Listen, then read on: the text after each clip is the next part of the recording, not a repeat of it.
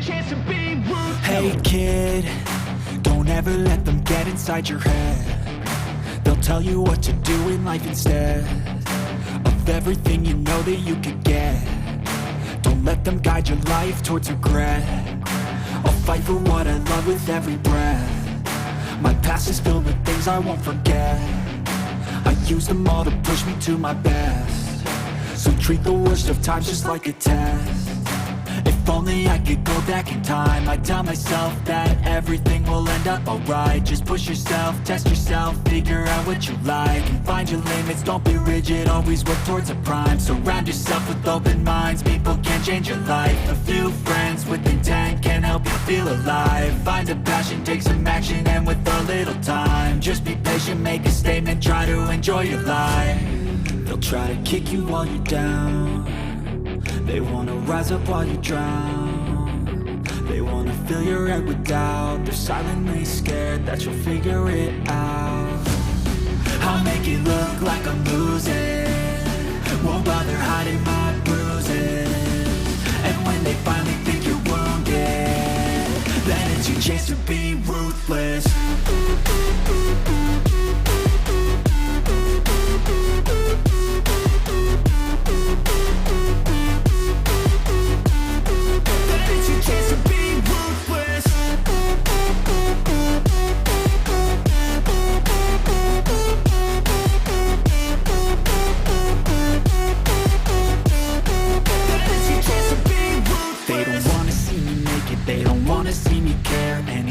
Make some progress, I can see that they compare. I think everyone's against me, maybe something in the air. Am I paranoid? I swear a void is forming and they're scared. I walk a straight path, not many can say that. I like to play fast, cross me and there's payback. You better pray that I don't see your face at any place that I go. I know you hate that. I've been doing fine, I'm not wasting any more time. I live for the fight and the climb. And I think that the pain that's deep inside is what defines. So I won't give up, I'm gonna make it to the top. I don't care what's in my way, I swear I'm never gonna stop. I could fall flat on my face and I swear I will get back up. Cause I don't deserve a thing and the road ahead is tough. They'll try to kick you while you're down. They wanna rise up while you drown. They wanna fill your head with doubt. They're silently scared that you'll figure it out. I'll make it look like I'm losing, won't bother hiding my bruises. And when they finally think you're wounded, then it's your chance to be ruthless.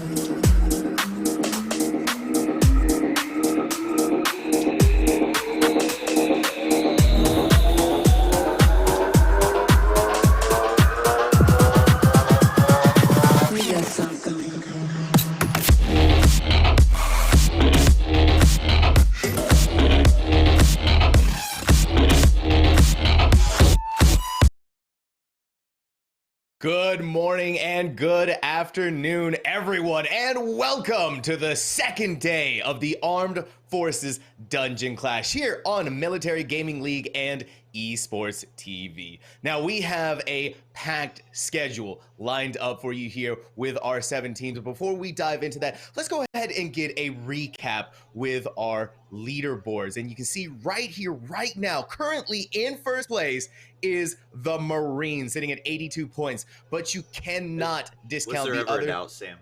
Was there ever a doubt? Was there ever a doubt? But I don't know. Listen, okay, because you got to look at the Air Force Gaming. They're at 81, and the Coast Guard is at 80. So literally 2 points separating first and third. But most importantly here, for the U.S. Army in fourth place, they are the only team so far who has a 23. Not only that, but a big 25.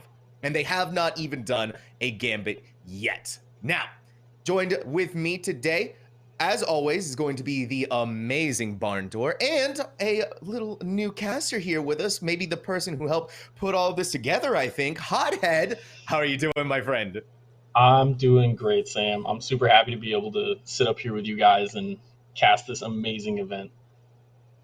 Yeah, I mean, it's an absolute pleasure to have you.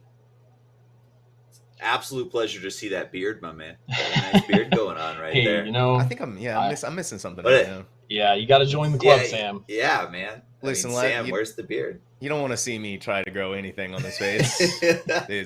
That's bad. It's bad. We've seen it so many times before. Anyways, so right down below, you can see our leaderboard. And Barn and Hothead, today is a new day. And with a new day comes a new dungeon. A new crucible for these teams to fight against. And that dungeon today is going to be Spires of Ascension. And the affixes for it, which you say are pretty easy, Hothead, I say are pretty cruel. It's going to be fortified, bursting, and storming. I don't think that's too bad for them. It's not like, Gambit or Halls where you have these giant pulls. There's some big pulls in Spires, but overall, the bursting isn't going to be too bad. And for the most part, you can, have a Priest Mass to spell it, or Shaman being, my main, so totally no bias. But the Shaman just power heal through it. If you do a big one, Spirit Link it, cleanse one, and go. Well, it's also fortified, right? So my thought when I hear bursting is, like, the worst case scenario when I hear bursting is just, big giant pull, a lot of Murlocs, and you kill them all at once and then you die, right? But because it's fortified, it's going to be a little harder to do that. So, Sam, bring us in here. We have got Marine Corps Gaming on the top left-hand corner. We have got Royal Air Force in the bottom right. We've got the Air Force in the top right, and then we've got the Coast Guard in the left. This is day 2, Armed Forces Dungeon Clash here, Sam. What do you expect for today? I expect today to be absolutely crazy, especially with Spires of Ascension being thrown in, and you can see your beloved Marines Barn have already cleared out the first boss. They're going to skip this little trash pack right here. These two, it's not really worth to fight them, not worth the percentage, nor worth the time that you waste on it. Just go ahead and jump down here. That's it. What? Sorry, I thought the Coast Guard all jumped off the edge for a second. No, that's a strategy. That's the strategy here for Spires of Ascension, because he's a little bit quicker than taking the Kyrian Angel that brings you over onto the other side. It's just a little time-saving maneuver that we realize here with the MDI. And actually, funnily enough, for the Coast Guard Gaming, they're just going to sneak right by that using Shroud, but going right back into it to pick up the mobs. I think someone was a little bit left behind, so they have to engage in on it anyways. Now, Barn Door and Hothead, I want you to take a look at the Royal Air Force right now. Because the Royal Air Force are operating at peak efficiency now. Where yesterday, they were able to complete a 16, a 17, and a 15 with only 4 players on their team. And now, they have their 5th player on the field. And you can see how quickly they are tearing through this necrotic wake. I mean, we take a look at it. They added another Warlock. Basically, they just grabbed the last Infinity Stone, So we have yet to see how high are they going to push. Are they going to be the next team that throws a 25 on the board?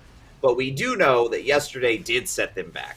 That is for sure undeniable. They had a great effort yesterday with 4 players. My hat's off to them as well. But they are on the back foot here. So they're going to have a really big day today, Hothead, in order to come back and be in the driver's seat to or be within striking distance of the podium.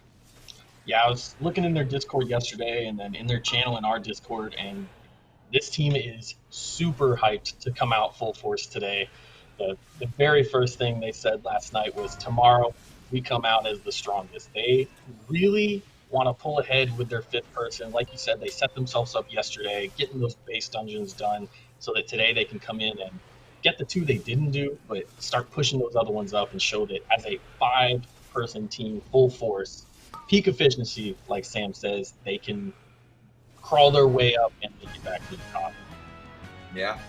We take a look, we see the the second boss being just plowed through on this 15 Spires of Ascension for the Marine Corps Gaming. I think when we take a look and we see, the Marine Corps Gaming, the Coast Guard, they were 2 of the teams who had the strategy yesterday, Sam, where they went through and they just wanted to get all the dungeons done and then periodically raise all of them around the same time, right? They'll do one dungeon, then jump to the next, then jump to the next, and then go back, raise this one to a 17, then raise this one to a 17, then raise this one to an 8, and then go back. And I mean, look at their scores, right? 21, 21, 21, 19, 21, 21, 20, 19, right? So that's what they're doing. So I'm imagining we're going to see them kind of bolster Spires of Ascension all the way up to maybe a 2021, and then start working on maybe their 19s. I could see them definitely doing that, or just continuing to push maybe the Mist and the Necrotic Wake. Maybe even the Mist go back onto there, because that's a little bit of an easier key. And we don't have them on the screen in the quad at the moment, but the U.S. Army are actually doing their Gambit finally. So, finally. Not only that, but they're already on Solia. So they're about to get a 15 done, and with that 15, that's going to catapult them closer to first place than they were yesterday. But you also have the Marines and you have the Coast Guard who are about to get this Spires of Ascension done. So it's kind of like they're going to be in a little bit of the same position that they were yesterday. They're gonna be pulling ahead for just a second and then go right back down once the Marines and the Coast Guard finishes these keys. But I have a feeling they're gonna do kind of the same strategy that they had yesterday for the U.S. Army and just continually go back in and work on Gambit, get it up really, really high, and then move on to Spires of Ascension. Yeah, I know it's good to see them. Today they mustered the courage. They were a little afraid of Gambit yesterday. And today they, brought it up, and we'll see how fast they're able to take care of it. Looks like they're actually set to 3 chest this Gambit right now, which will put them immediately into an 18. And then that'll be the play. Do they 3 chest the 18? Do they continue to push that key? Do they go to Spires of Ascension? We'll see. I mean, Hothead, what do you think as far as the Air Force's strategy versus, like the Marines and the Coast Guard? Do you think one's better? What would you do? I think the Air Force, they did take a little bit of time Thursday before coming in Friday, or yesterday and going in, and they have some good routes, whereas Marines, they're more brute force it, go through. I mean, it's typical of the Marines and the Air Force, one plans and the Marines are just going to force it. But honestly, it's kind of paid off for both, being neck and neck, though. They proved that both of their strategies can work. And I mean, like you guys said yesterday, both of these teams, really all of these teams in the top 3, Marines, Air Force, Coast Guard, they came in and wanted to push each one, and it's honestly paying off for them so far. They just have to watch out for Army pushing those 23s and 25s yesterday. We talked about it yesterday. It's a marathon, not a sprint, right? You may be behind today, but that doesn't really matter, because it all comes down to the wire tomorrow in the last few hours where your keys need to be done. And of course, the extra dungeon that we do not know about yet that will be thrown in there too, to make things a little bit more interesting. And for the Marines, they are going to take down Orifrian and make their way over onto... On a 15, it's not too big of a deal right now, but since you were cruel enough to put it on Fortified Hothead, the Angel pack up above, the strategy of how they're going to handle that, if they're going to do it one at a time, or if they're going to go for the really bold maneuver and take all three down with them. I think in a 15, you can do all three, especially if you have the spear and if you still have your lust available, which I don't think they do, but I think they should be able to handle it even on a 15. And they're also going to take on this pack right here, something that we've been seeing a lot in the MDI routing. Do you take on this pack? Usually you would bring the other pack into there just to save on percentage-wise, because this can be a really scary pull, especially if you're not able to get your interrupts off correctly. But with not having to worry about Sanguine or anything like that, the Marines should be perfectly fine here to take them down, pick up and then just burn down the rest of them. And you can see just how they have to dance around the pulls, they have to dance around the swirlies on the ground to make sure that they don't die. So yeah, the Marines are doing a really good job so far, though. And if we take a look at the Coast Guard Gaming, they are actually taking on 2 of the Angels right now, I believe. Oh, so they are electing to go for that that strategy that you just said, where they bring 2 of those Angels together. Interestingly enough, unfortified, I think that this is because it's a 15, Sam. I don't think this is going to be their strategy once they're up into the, the 2021 range. I don't think that unfortified you're going to have that ability to really drag them all together. I think that's just because it's on the 15, Sam, honestly. Yeah, it is. And you can see, too, that they only took down 2 of the Angels with them just to be safe, because these Angels can have bricked so many of my keys where everything was going perfectly fine, and then it all falls apart here. I don't know about you two. I don't know about you guys, but these Angels have been a big sticking point over and over again. Yeah, for sure. I would say the boss is easier than these Angels. I'm relatively, I mean, even on Tyrannical, like the boss is pretty, straightforward, right? I mean, of course, as long as you don't have somebody who misses the spear throw, like it's not exactly the hardest boss that there is. It's not the easiest boss, but of course it's not, there. But we do see that as we're talking about this, I want to point this out real quick. Air Force going for the 20 Eye of Azshara. Now, we've seen a number of Eye of Azshara keys that have happened, but at the same time, 20 is kind of on the higher realm for the Eye of Azshara, right? I believe that the highest that we've seen was the 2021. And we were just talking about this before, Sam. This is that Eye of Azshara, we believe, is going to be the most difficult key so far in this rotation. I mean, Spires of Ascension, is it's an added bonus on here, right? It's an added key, but I don't believe that it's going to be as difficult of Eye of Azshara. So, I mean, Hothead, do you think that anybody really is going to push above a 20 for Eye of Azshara, or what do you think? No, that it's a pretty tough dungeon, and I know some of them were upset when we announced we picked it, but if you have a good route, like we saw one yesterday, I don't remember who it was, but one of them had a decent route and they were pushing it pretty well. But it's a tough dungeon. I think maybe 22, 23 is where we're going to start to see everybody really struggle with Eye. I mean, we'll see. We'll see. So, for everybody who is just tuning in, everybody who may not have caught this event yesterday, what's going on is, hello and welcome. This is the Armed Forces Dungeon Clash Day 2.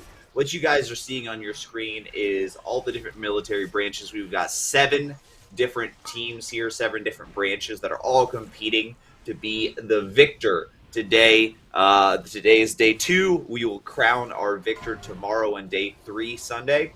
But basically, this is kind of a great push format. The format that we see is, so far we have 5 dungeons, and the best team that has the highest combined score at the end of Sunday will be the winner. How do you combine that score? How do you get a higher score? Well, you go into these keystones and you push them as high as you can go, right? But it's not just how high can you push one keystone, how high your score is collective throughout all 6 of these dungeons. So one team, say the U.S. Army, could push one of the keys all the way up to 25, which is higher than anybody else. But if they can't stay consistent across all of the keys, and somebody like, say, the Marine Corps Gaming is able to consistently pull off the 21s, 22s, right, and they are able to put more points on the board, that's where we see, right now, Marine Corps Gaming is in the lead. They are, right? But the U.S. Army is finally,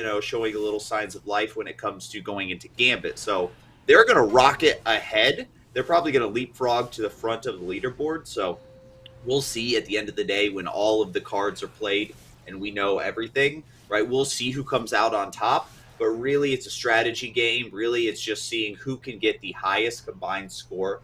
And right here, we've got a pretty spicy 20 Eye of Azara pull coming out here. We actually have the Hunter goes down, Shaman goes down. There's the reincarnation. And double Hunter is dead. Deepbeard at 20%. Blood DK going to do everything they can to solo this boss with that healer available, but he's taking so much damage right now. Pikasham, she's doing a great job of keeping her team alive right here. And of course, that Warlock is pumping 38k DPS right now. This is a great effort coming out of the U.S. Air Force here to take out King Deepbeard. Looks like he is going to fall with the lieutenant available. Sam, that's on a 20. That's pretty impressive. That is pretty impressive. They just decided to go right through it, even though they lost both of their hunters, to still be able to recover that. Just goes to show you the power of, first of all, a Blood DK and their own self-sustainability. And thankfully, Pikasham had the reincarnation to bring herself back alive and help to make sure that the key was saved here. And you see a little you see that bursting damage happening for the Coast Guard, and with no priest to mass dispel that, this is going to be, they're gonna have to be careful with how they make these big giga pools. If they decide to do these big pools, how they're going to be able to handle this. They either need to stagger out the kills, or just be ready. Their healer needs to be ready to pop some big heals. And same goes for the rest of the group. Make sure that your potions are ready to go. Make sure that your defensives, your self heals are ready to go to keep yourself going and keep yourself alive. You have your lock rocks that you can use. A lot of different strategies here. They're burning right through these mobs still, though, because I think they're on an 18, I believe. They probably should have 3-chested that 15. And if they are, this 18 should still also be done really quickly. But before we go on any further with the rest of talking about what's going on in these dungeons, and as we see this big pool happening right in front of us, I want to go ahead and talk about some of our sponsors, which you might have seen a couple of them. Yes, right, Barn. First of all, we have sponsors. The sponsors, the amazing people who are helping to make this event possible. And of course, we have the amazing SquadOV, which has a fantastic program. If you run an add-on called Simple Combat Longer, enable advanced combat logging, and run SquadOV in the background, it will automatically record video and stats of your arenas, keystones, and raids. That way, you can go back and watch your runs, see what you can improve on, and make highlights along the way, which I so desperately need in my own keys. I mean, Hothead can attest to that, right? You've seen Mike. No, Sam, I've never had to heal you through weird mechanics that you can totally avoid. Listen, okay. If you expect me to get out of the mechanic and sacrifice DPS, you got another thing coming, all right? Yeah, it's stand and fire DPS higher, right? Yeah, exactly. I mean, come on, it's just genius. And of course, to the amazing Military Gaming League, who you are watching us on right now here on Twitch. Our mission is to bring the military family into the world of esports while providing a community in which members from all over the world, each with their own military experience, can game together, compete together, and become the next esports legend together. And of course, Esports TV. ESTV is the first ever dedicated channel for esports and gaming personalities. 24/7 leader in esports, owning and operating 4 live linear channels: ESTV, Racing, College, and High School. And we have the amazing people over at Generation Esports, Chaos Creative, who is helping to produce and make this possible, RaiderIO for the absolutely amazing leaderboards that we get to see and get to keep live tracking of how our teams are doing as they progress through these dungeons, raid bots, and Warcraft logs. And finally, everyone, we have our 2 charities that we are working with to raise money for: Hire Heroes USA and Walking with the Wounded. Hire Heroes USA empowers U.S. military members, veterans, and their spouses to succeed in the civilian workforce. And Walking with the Wounded, we can do 4 things: employment, mental health, care coordination, and volunteering, which are saving jobs, homes, relationships, and lives for the veterans who are struggling since leaving the military. And so, Hothead, I have a question for you. How much have we raised already for these amazing charities? So we are at $1,525 so far. Oh my word! And Wow. I think yesterday, Hothead, I promised. I actually don't remember this. You guys tell me I did, but I don't ever remember making this promise. Something about Pilk and Tabasco. Yep. When we The got to spicy 1,000. Tabasco pill. Yeah. I don't remember. I don't remember ever promising this, but you guys said I did, so I guess I got to do it. Okay. Yeah, you said you love the Pilk, and you know what better way to make something taste great than a little bit of Tabasco in it. Oh boy. Yep. Okay. So speaking of creative chaos here, I mean, one of our amazing sponsors, we've got some creative chaos that's happening here with the Air Force finally taking down the Wrath of Ajara. I don't know if you guys were able to see that. They brought the lieutenant into the final boss again. So they just keep bringing these mobs into the bosses, going for these MDI type level pulls, and it's paying off for them. They keep losing 1 or 2 members, but it's really paying off for them. You know, I talked to him last night about it. I managed to get in some of the team's chats last night after the broadcast, and that was one thing that Air Force said was that it's a really tough pull, but it saves a lot of time, and it allows for that Warlock and that Survival Hunter to ramp even more up on that boss. And it just helps them in such a huge way with damage. And they're going to lose somebody because it's a lot of crazy damage, not only from the boss, but those lieutenants. But any strategies like that these teams have just saves them so much time. Yeah. Oh, yeah. Undeniably saves them so much time. And with the Gambit done for the Marines, they are now sitting pretty at 97 points. But here we finally have the U.S. Army, which, by the way, did finish their 15 Gambit a little bit earlier. They +3'd it. Now they are sitting at 82 points. So, with Time Captain Hooktail dead, they are blazing their way forward onto the final area, the final section of Gambit. And once they take down Solia, they're going to get this 18, and I imagine they're going to continue pushing this as high as they possibly can before turning their attention over to Spires of Ascension. Hothead, I think that's a play here for the U.S. Army. Yeah, you know, it's funny seeing in the chat yesterday and just throughout Discord these teams interacting with each other, and Marines and Army going back and forth about, they got that 25 done, but like you guys said, like Barn loves to continue to remind us, Marines are sitting pretty at the top because they got all the dungeons done at a decent level.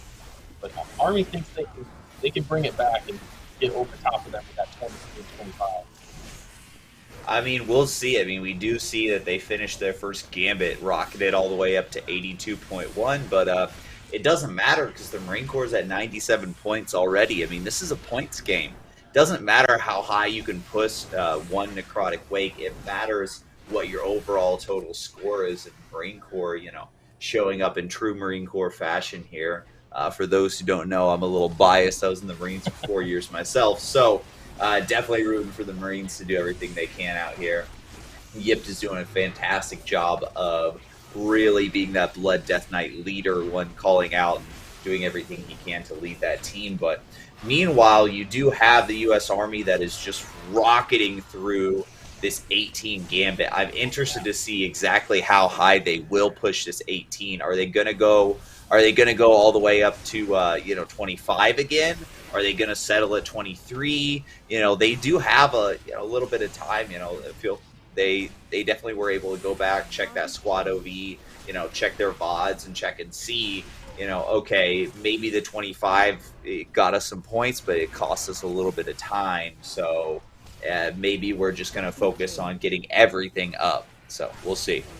Right. And listen, Barn, you brought up Yips, and we've talked about Pika Cali a little bit here. We want to say thank you to the amazing talent who has joined us today to help make these, and yesterday, and this weekend, as a matter of fact, it's all 3 days.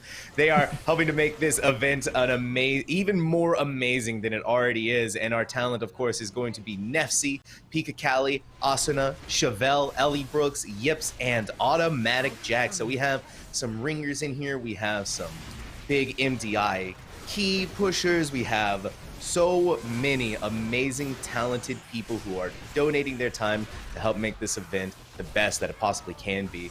And we just, big thanks to them. Big thanks to them for joining us, and big thanks to them for being a part of this. Yeah, I managed to talk to a couple of them. They actually not only love the chance to get to do something like this for the charities and for these teams, but they're having a good time interacting with these different teams and these players, because a lot of these players on these military teams don't get a chance to go out and play at these high levels, but getting the chance to interact with these high tier influencers and, like you said, NPI players, great push players, it's a really cool experience for them. They're all having a really good time together. Awesome. I mean, that's one of the things is that when you're in the military and you're gaming and you love this or you love that, it really is it kind of splits your concentration, because yes, you want to be able to push, yes, you want to get your Keystone Master, yes, you want to get a 25, a 30 done, right? But at the same time, there's things that have to come first, right? And that's the reality of being in the military is, if it's time to train, it's time to train, right? If it's raining out there, then the Marine Corps is out there training, right? So it's just, it is what it is, right? Mission does come first. And so when these players do get a chance and they do get free time and they are able to game, it's nice to see that they're able to interact with some of these professional players, some of these MDI players, and really, get a chance to, cut loose a little bit, relax and have a little fun. I'm kind of liking this between the Marines and the Coast Guard, how they're both on the Spires of Ascension. I believe they're both on an 18 as well. But it looks like the Coast Guard has actually pulled ahead just a little bit. They're already on the second boss, and it looks like they've also taken Vintinex down to about half of their own health. Meanwhile, the Marines, I guess, are trying to decide what they want to do, if they want to engage onto this mob pack or use their Shroud to go right by it. But with the Coast Guard gaming, it's kind of interesting to be able to see how they're approaching this versus the Marines, and how much further ahead they already are, because this second boss is about to be done, and then they get to move forward. As long as they make sure to avoid the orbs, don't get hit by the blinding flash and anything like that, it'll be a super easy key for them here. And we go take a look in the top right corner for the British Army. They are engaging on the first boss. They've popped their lust, they've used all their cooldowns, they're about to take them out. Drollmon Ulfrin can be a little bit annoying, but they are cleaning and making sure that they're getting it taken care of in a pretty decent amount of time, because this is a higher key for the British Army. I believe they are in the 20s for this one, or maybe they might not be. I don't think they are. Wait, for the British Army? No, they're in this is 17 mist right now. Okay, so this is 17. So still pretty decent timing for them, but yeah. And then we have in the bottom right corner the US Army. They are working towards finishing the Solia's Gambit. They have taken down the final boss, and I think they've gone with the strategy where they get rid of the Murlocs at first, and then they're actually engaging this mob right here. We don't actually get to see this very often. They have 45 seconds left to 3-chest this. And they might just do it. Yeah, and that's not an ad you usually see people pull. It's got a lot of health. It's worth a lot of percent, but it's a real challenging mob. I mean, after they down it, that's it. They 3-chest right there. Yep. 30 seconds to spare, 3-chest on the 18. They're not playing around. No, and they got to feel good about that 3 chest anyways. Missing that 1 mob worth of percent's not a big deal. It's, you know, a small pack of Murlocs in the beginning that they might have missed over or something, but to still get the 3 chests after missing that is awesome. Well, I mean, you know, they have had interesting pathing here, and what's to say that that wasn't part of their plan, right? And I mean, maybe they missed it, maybe they didn't. I do see a lot of these interesting. I do see a lot of these very, very interesting strategies where, you know, like in Mist of Terran Scythe, where most teams will kill Ingra and then go finish their percentage.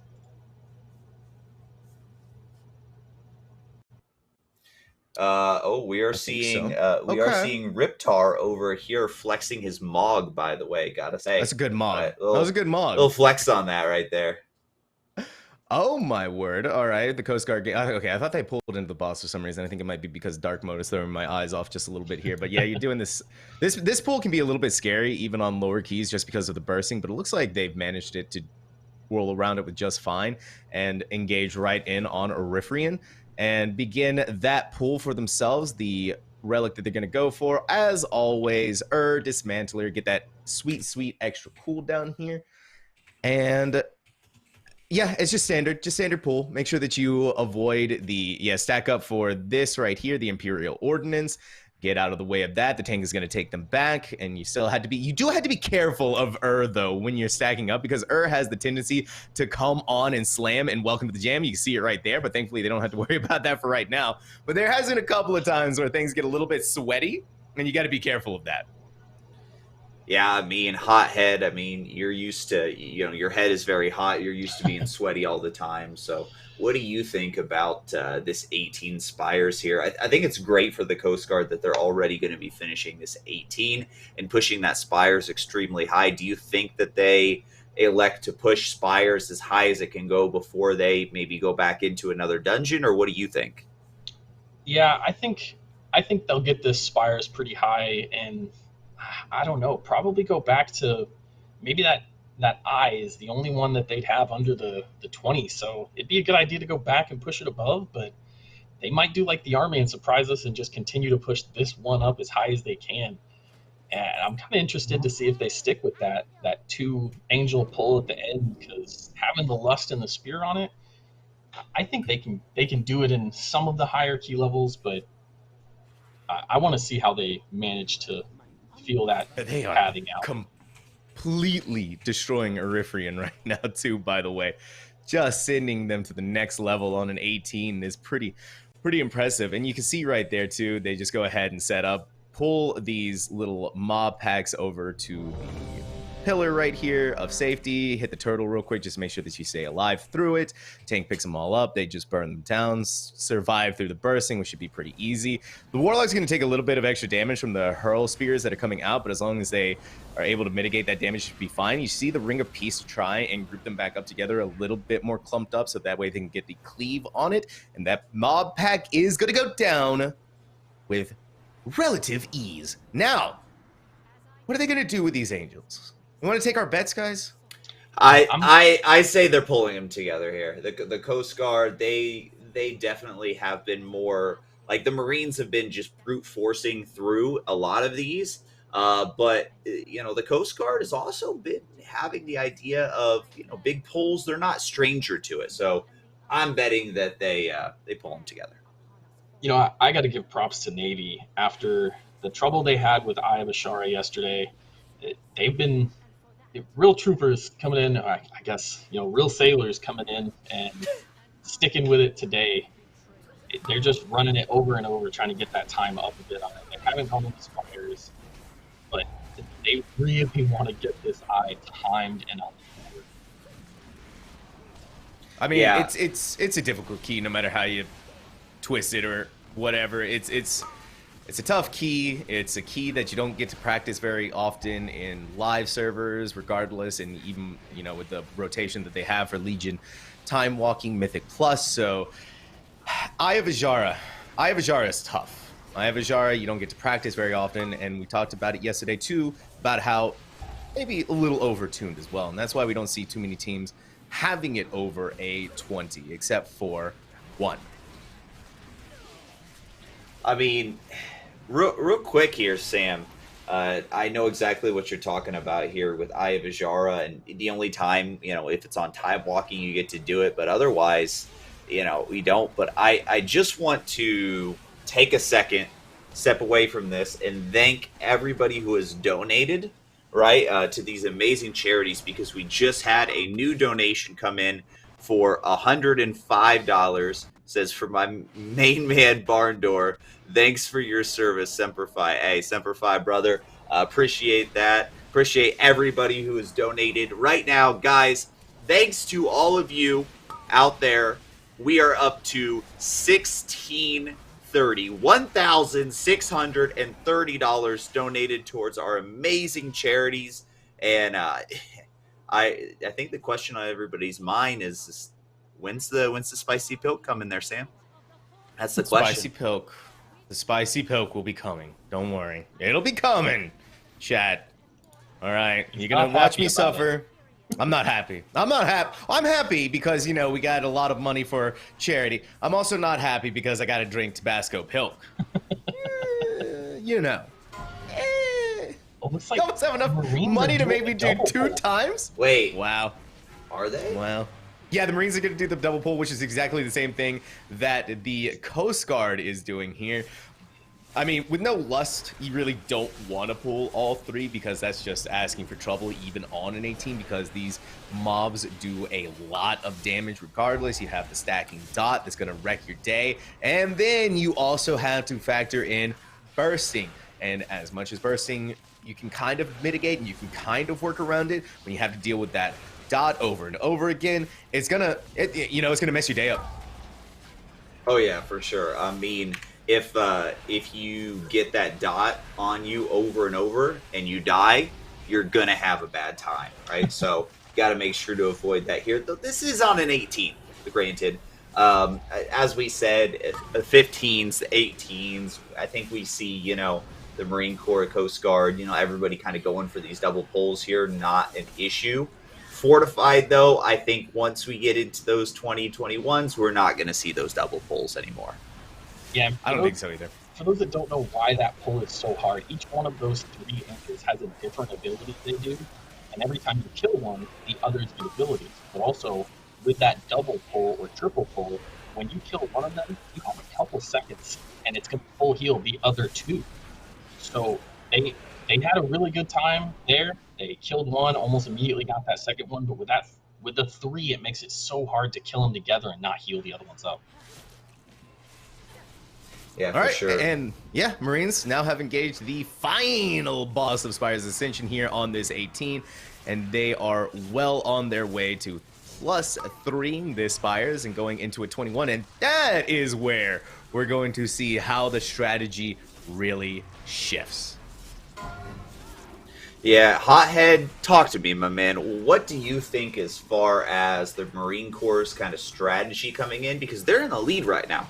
We're looking at the #1 spot here. So what do you think as far as the Marine Corps coming in and just, how they worked yesterday versus how they're working today? Because we do seem to have a little bit of shift in kind of what they're doing right now.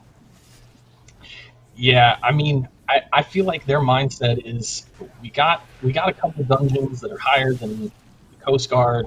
Yeah, they're right under us, but they'd have to complete 2 more dungeons in the time we can just keep pushing the Spires right now, which with the Coast Guard doing the same thing, as long as they don't miss a double or a triple chest there, they can keep that lead over them.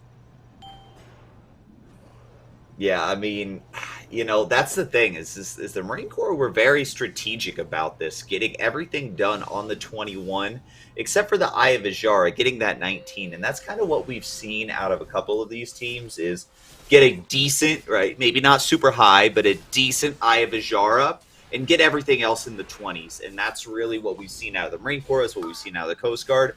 Guys, feel free to type !point leaderboard right now. Of course, it will be updating periodically. Not everything is, recorded just instantly, right? A big shout out to RaiderIO right, for helping to make this leaderboard and helping to make the widget. Of course, there are some updates that will keep rolling in, but if you want to watch those updates, you want to stay, on top of what's going on, and you want to see the Marine Corps in their good place here at first place, feel free to check it out, guys. Okay, and now for the Marines, they are almost done with Devos. It is the final phase that they have to worry about here. Just gather up the orbs and make sure that they don't miss these skill shots. And yeah, it's going to be easy peasy for them here. This has been a clean textbook dungeon for them.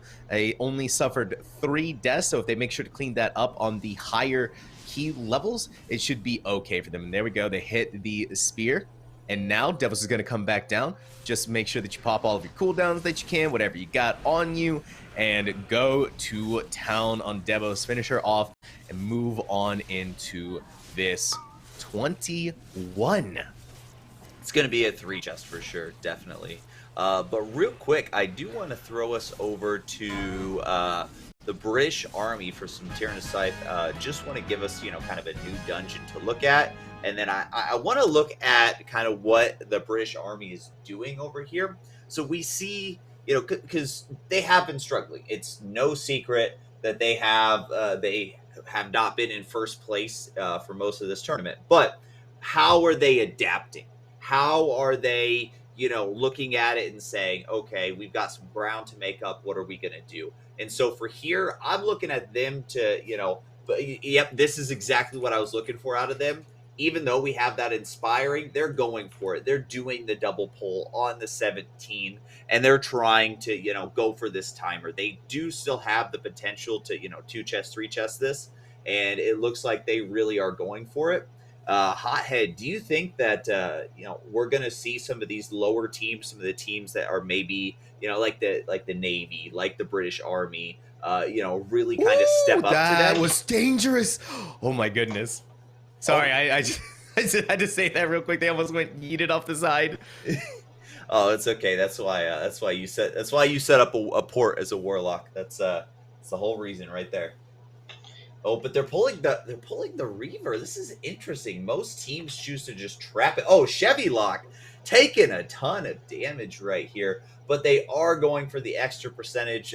Looks like they are trying to just take it before they're taking care of Tredova. But the healer goes down and Cream goes down.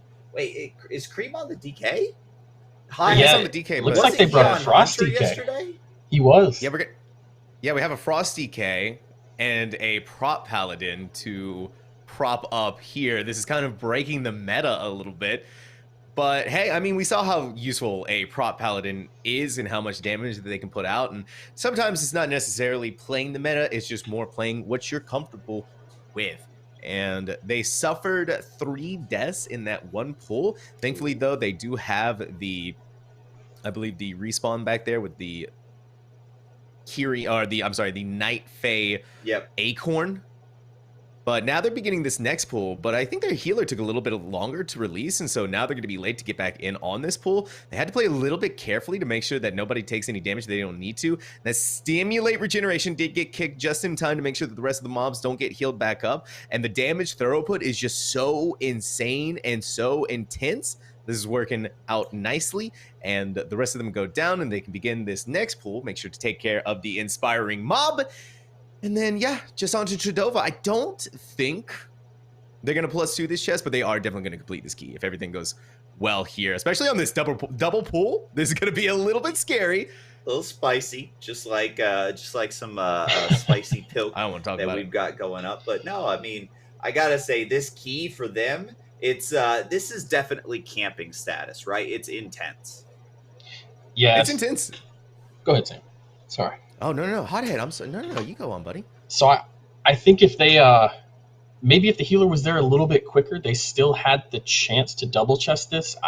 Missing the percent, they still have a chance because it is a fortified boss on a 17. So as long as they have that damage, they can still pull this double they off. Have 2 minutes and 17 seconds, right? What if they pull Tredova and then pull like one mob into them, right? All they need is like a little over 1.5% here, but they need to pull Tredova. What are you waiting for? Pull Tredova. There it is, right? They got 2 minutes here.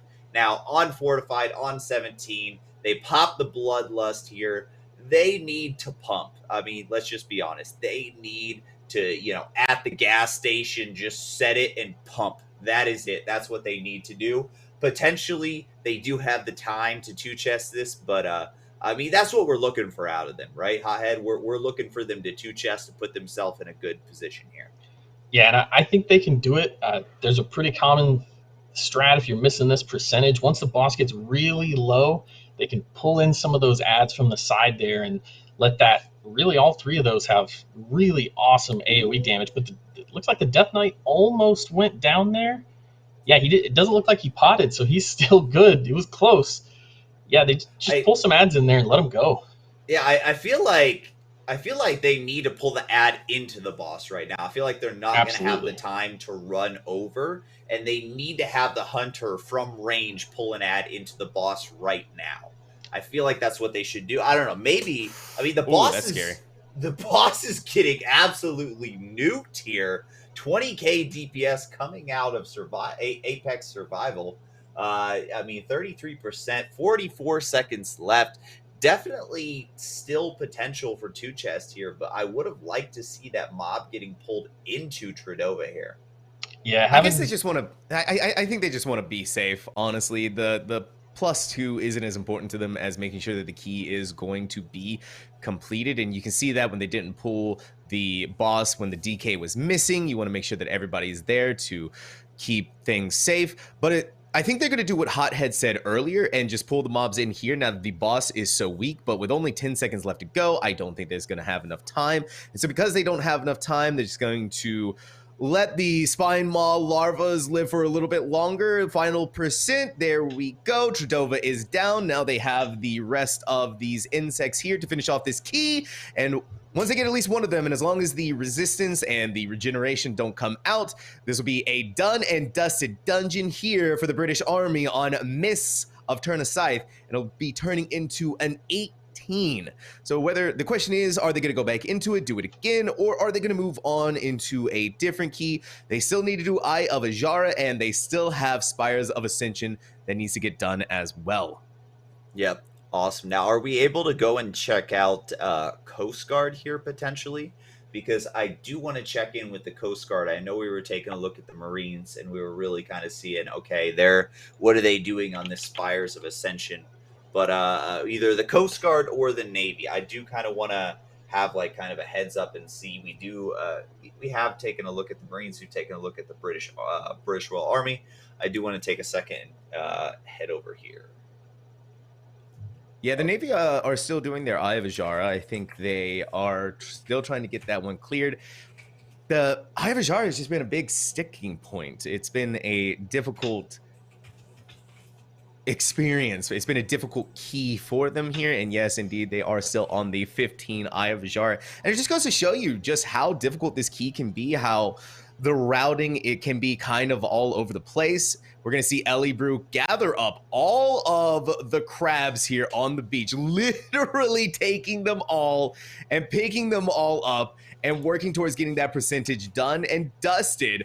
But you had to be careful because there is still Sanguine that you need to worry about on top of Quaking, and these are fortified mobs too. They're just picking up all of the crabs though. Insane. That's a lot of crabs for sure. You know, with the Brewmaster though, that set bone is healing for all of that keg smash damage and the keg smash being uncapped. Brewmaster is really strong in these bigger AoE pulls, but that is an insane pull. That is an insane pull. Look at all of those crabs, and they're just destroying them. Making sure to get the Sanguine management too on top of that. The Ring of Peace was placed down. It did push forward those 4 final mobs, and with the rest of them gone, that is a huge boost to the percentage. I think they got over 20% right there. Pick up this trash, move on to the next area as you make your way over onto King Deepbeard. You obviously don't want to get that giant right there, nor the clackers right over there, the Mercaros. But still, though, straight up crab rave, guys. I'm getting flashbacks to Race to World First with Halandris now. Maybe that's why Halandris is so angry. You know what? That's probably it. They're getting the revenge on Halandris right now. Yeah, I mean, he definitely took the teams for a couple thousand pulls there in that first week. So, that's just what has to happen, right? You got to take care of those crabs. Yeah, you got to watch out for them. You got to get them out. And of course, it was an easy pull too. And the way that Brewmaster Monk, and I think that's might be one of the reasons why Ellie wanted to go on to Brewmaster, is because first of all, she's comfortable with it. But that set bonus, like you said, it is insane how powerful that can be. And that honestly, that was one of the reasons last night too why she was able to solo King Deepbeard when everybody else was dead. She was the hero who helped to save that particular boss fight. And even though they didn't time the key, it was still really impressive to be able to watch such skill and such aptitude for how to be able to play a Brewmaster Monk coming out of Ellie. And you can see the refinement every single time that they do this key. They're getting a little bit faster. They're getting a little bit more knowledge of how they want to take this key and how they want to get it done. They are on their way still. They still have a decent amount of time. They're still over 15 minutes to be able to finish off this Eye of Azshara. And where they typically get to King Deepbeard, they're already 10 minutes away from finishing the key, the timer being done. So the improvement coming out of the Navy, coming out of Ghosts and Glory, is one to keep an eye on. Yeah, she's not the hero. Warrior? Yes, yeah, not the hero that the Navy asked for, but she's the hero that they deserved. the Ellie hero. Hothead, have you seen many Fury Warriors here? I know we were talking about it a little bit yesterday, if you were around. But I know Fury Warrior isn't exactly the meta choice here, Hothead. Do you think that this puts them a little bit at a disadvantage? I want to say no, but there's so many dangerous things that they can do with that Spear of Bastion from that warrior in this Sanguine. If one bad spear and your whole group is just going to stand in that Sanguine and survive. But it honestly looks like so far they've done pretty well with not doing that. Yeah, I mean, when you take into effect that they have the Ring of Peace there, I think that's one of the reasons why that they're doing so good on this Sanguine. We've all experienced it. A mob's casting or a mob just doesn't want to move, just says, nope, this is my spot, and got to wait for the Sanguine. So having that Ring of Peace at their disposal is going to be good. So this is going to be a question. They're going to take out these Infernals here. They're going to take out that Lieutenant, go right into King Deepbeard. Sam, 94%. All they need is Wrath of Azshara and King Deepbeard at this point, really, because of course they'll have the lieutenants and then those mobs just before the Wrath. Do you think that this is going to be a 2-chest for them? I mean, they've got 6 minutes left. I don't know about a 2-chest. I do think they are going to finish this key off and get it on the board for themselves and maybe want to move on from Eye of Azshara, get into something that they're a little bit more comfortable with, like Spires of Ascension. I don't think they're going to 2-chest. Like I said, they're still obviously taking on the Infernal Lieutenant that we've seen just how deadly that can be even on a 15. But with how they're going so far, I think at the very least they want to just focus on getting this done. They've had a tough time with this key over and over again. So rather than just trying to push forward, maybe taking a little bit more risk that they shouldn't be, they just get it done. Just get it done, move on, get to the next key, at least get Eye of Azshara on the board and just be done with the dungeon for now. And so I do want to point out to everyone, this is a 15. All keys start out at a 15, and it is up to the groups themselves to push them forward. We have already seen on this broadcast a 23 and a 25. So one team has completed, that is the U.S. Army, a 25. So it's up to the teams how far they want to take these keys, and then it becomes Hothead, it becomes a strategy at that point, right? Yeah. Where do you want to go? Where do we want to keep pushing this key as high as possible, or do we want to move on and maybe save some of the more difficult stuff for today, for tomorrow? I think they saved the harder part for tomorrow. I think that's a good strategy, getting the easier stuff out of the way. The Gambit, even though it's explosive and bolstering, it's a pretty good key to be able to try to push up.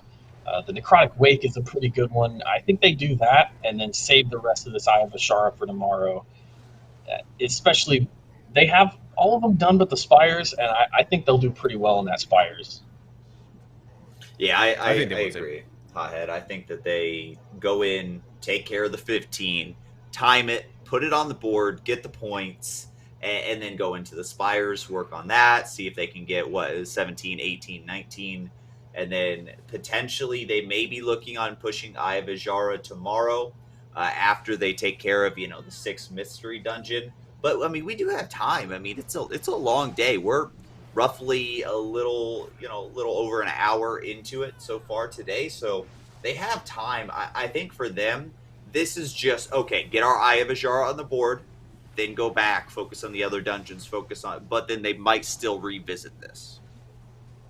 Oh, yeah, 100%. They do want to come back to this, especially, I mean, the Air Force are the only team so far with the Eye of Azshara that has a 20 done and dusted. So that is going to put them in a nice little bit of a lead, especially if the other teams decide not to go back for Eye of Azshara and just keep it at the 19 level that they have so far. Not a bad idea, by the way, just because we've said it time and time again how dangerous this key is and just how annoyingly rough it can be. And we already have Goats and Glory for the Navy pulling the Infernal Lieutenant. They haven't taken care of the final 2 as they need in order to start the boss, and I think they just want to make sure they get it out of the way, get it done and dusted, stay safe. It's all just about keeping that mindset of, we don't need to go fast. We don't necessarily need to +2 this. We just need to get it done. That's the most important thing, because score at the end of the day comes down to a completed key. Does not matter how fast you finish it. Obviously it does if you wanted to push the higher keys and everything like that. But more importantly, if you're not feeling comfortable, just get it done. Hey, Sam, is it Thursday where you're at? It might be Thursday. Because you're doing a lot of dusting here, buddy, and I don't think it's field day. You don't think? Okay. Okay. He doesn't get it. Okay. He doesn't get it, but it's okay. You out there, somebody out there, you're sitting there, you're behind your TV, you're behind your monitor, you're laughing. I know you are right now. You get it. It's successful. I'm not going to at least explain one it. person You get laughs, right? Yeah. Okay. I mean, we have a facepalm in chat, so I think you're successful, Barn. I think you did the good work. That look at that, you're making people spit out their drinks now, Barn. Yeah, well, I mean, speaking of spitting out their drinks here, we can take a look at the Coast Guard here. I actually believe they just finished up Devos, I think, where they're at. They're on that Spires of Ascension. Looks like Empyrean. Oh, okay. They just finished up, Empyrean in there, working their way over towards. Okay. So they're looking. Yep, they're working their way towards this next boss here. They are on 21 though. I do want to point that out. I mean, we've got a 21, a 20, a 20, a 19, and then putting up another 21. The scoreboard, if we go and take a look at it really quick, exclamation mark leaderboard. Right, you can see we actually have the Marine Corps Gaming, who did pass 100 points, I believe, at the scoreboard. Okay, I'm taking a look at it right now. The Marine Corps Gaming got that 100 points even, keeping themselves in the lead. They were the first to finish that 18 Spires. Of course, we've got a couple other ones that are working on it as well. The Army did rocket themselves into 4th place, which is actually where they were, so they didn't go anywhere. But they are they just solidified. They solidified their 4th place here. But I mean, the story of the day here, Hothead, is yes, we've got some flashy keys. We got some 25s, we got some 21s, we've got some good stuff coming. But we're an hour into day 2, and Marine Corps is still on top, Hothead. I feel there's no bias in that at all. I can feel that that's genuine cheering for the Marine Corps right there. It's nothing at all in your past that would drive you to see how awesome it is that they just passed 100 points. Yeah, I don't know what you're getting at there, buddy, but yeah, of course, absolutely no bias on the desk here. None at all. I just want to see these teams, show up and do their best. But I will say, I have been surprised by some of these teams, right? I've been surprised by the Coast Guard. I've been surprised by, kind of the difficulties that the Navy has had to deal with and how they're coming back kind of strong today. And, I mean, as far as, like, the British Army as well. And then the Royal Air Force, the talk of the day here, we've, we saw what they were able to do with 4 players, right? Now they've got 5, and they're already on the 21 necrotic wake. So they are showing up, putting their head down, putting the nose to the grindstone, and they are here ready to go. We're on a 21, about to time their first 21, and they're RAF. They are killing it now that they have that 5th member. Real quick though, the US Navy did manage to time that 15 Eye of Ajara, so they have that done. They have that out of the way now, and they can focus their attention to another key if they so choose. But anyways, back over to the Royal Air Force. They are on Stitch Flesh and completely and utterly burning through that health pool. And I want to point out something. They still have Lust available. I think they're saving it for yeah, I think they're saving it for Nalthor. Yeah, it's a pretty good strat. You can use a few weapons on Stitch Flesh, and then you have a couple more weapons, or one other weapon. Looks like they actually have 4 weapons, 3 damaging ones, and Lust going into that last boss. Losing that DPS to, as you call it, the Shadow Realm. They activate their trap card with all 3 weapons, and they can just down this boss with the Lust. Yeah, just get it done as quickly as possible, because Nalthor can be a little bit tricky when he obviously sends you down into the Shadow Realm. You activate the trap card, obviously, and everything like that. But to be able to sit up here, just get them done, you have to watch out for the swirlies on the ground. You have to, so many different things that you need to keep an eye on here. And there we have it. The Lust has been popped. The Kyrian weapons are out. And already, just a couple of seconds into this pool, wow, Nalthor is already at 75%.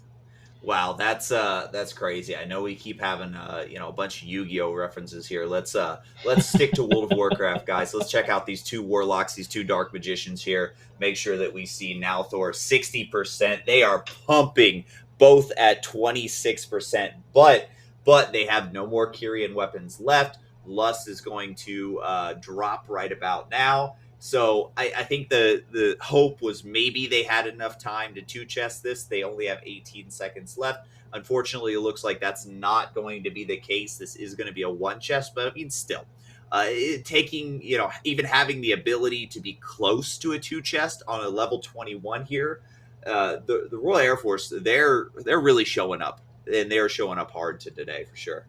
They have a lot of ground to cover, Barn. They gotta go. They gotta put the pedal to the metal, and that is exactly what we are seeing here from them. That extra, an extra warlock. This is also a demonology warlock too. On top of that, like I said, it's just gonna add so much damage to this team, and where they were already completing keys at a 17 with just 4 people, that extra person has been making all of the difference for the RAF, and being able to go through Nalthor, being able to go through this 21, timing it. They only suffered 5 deaths throughout the entirety of this, and someone brought it up. They had 3 creations on Tyrannical taking on during the end of Stitch Flesh, and for the tank to be able to survive through 3 creations and Stitch Flesh themselves, it just goes to show you how well this team is coordinated and how much of an understanding they have of their tank class, their tank spec, and the synergy that works between the classes that they have chosen.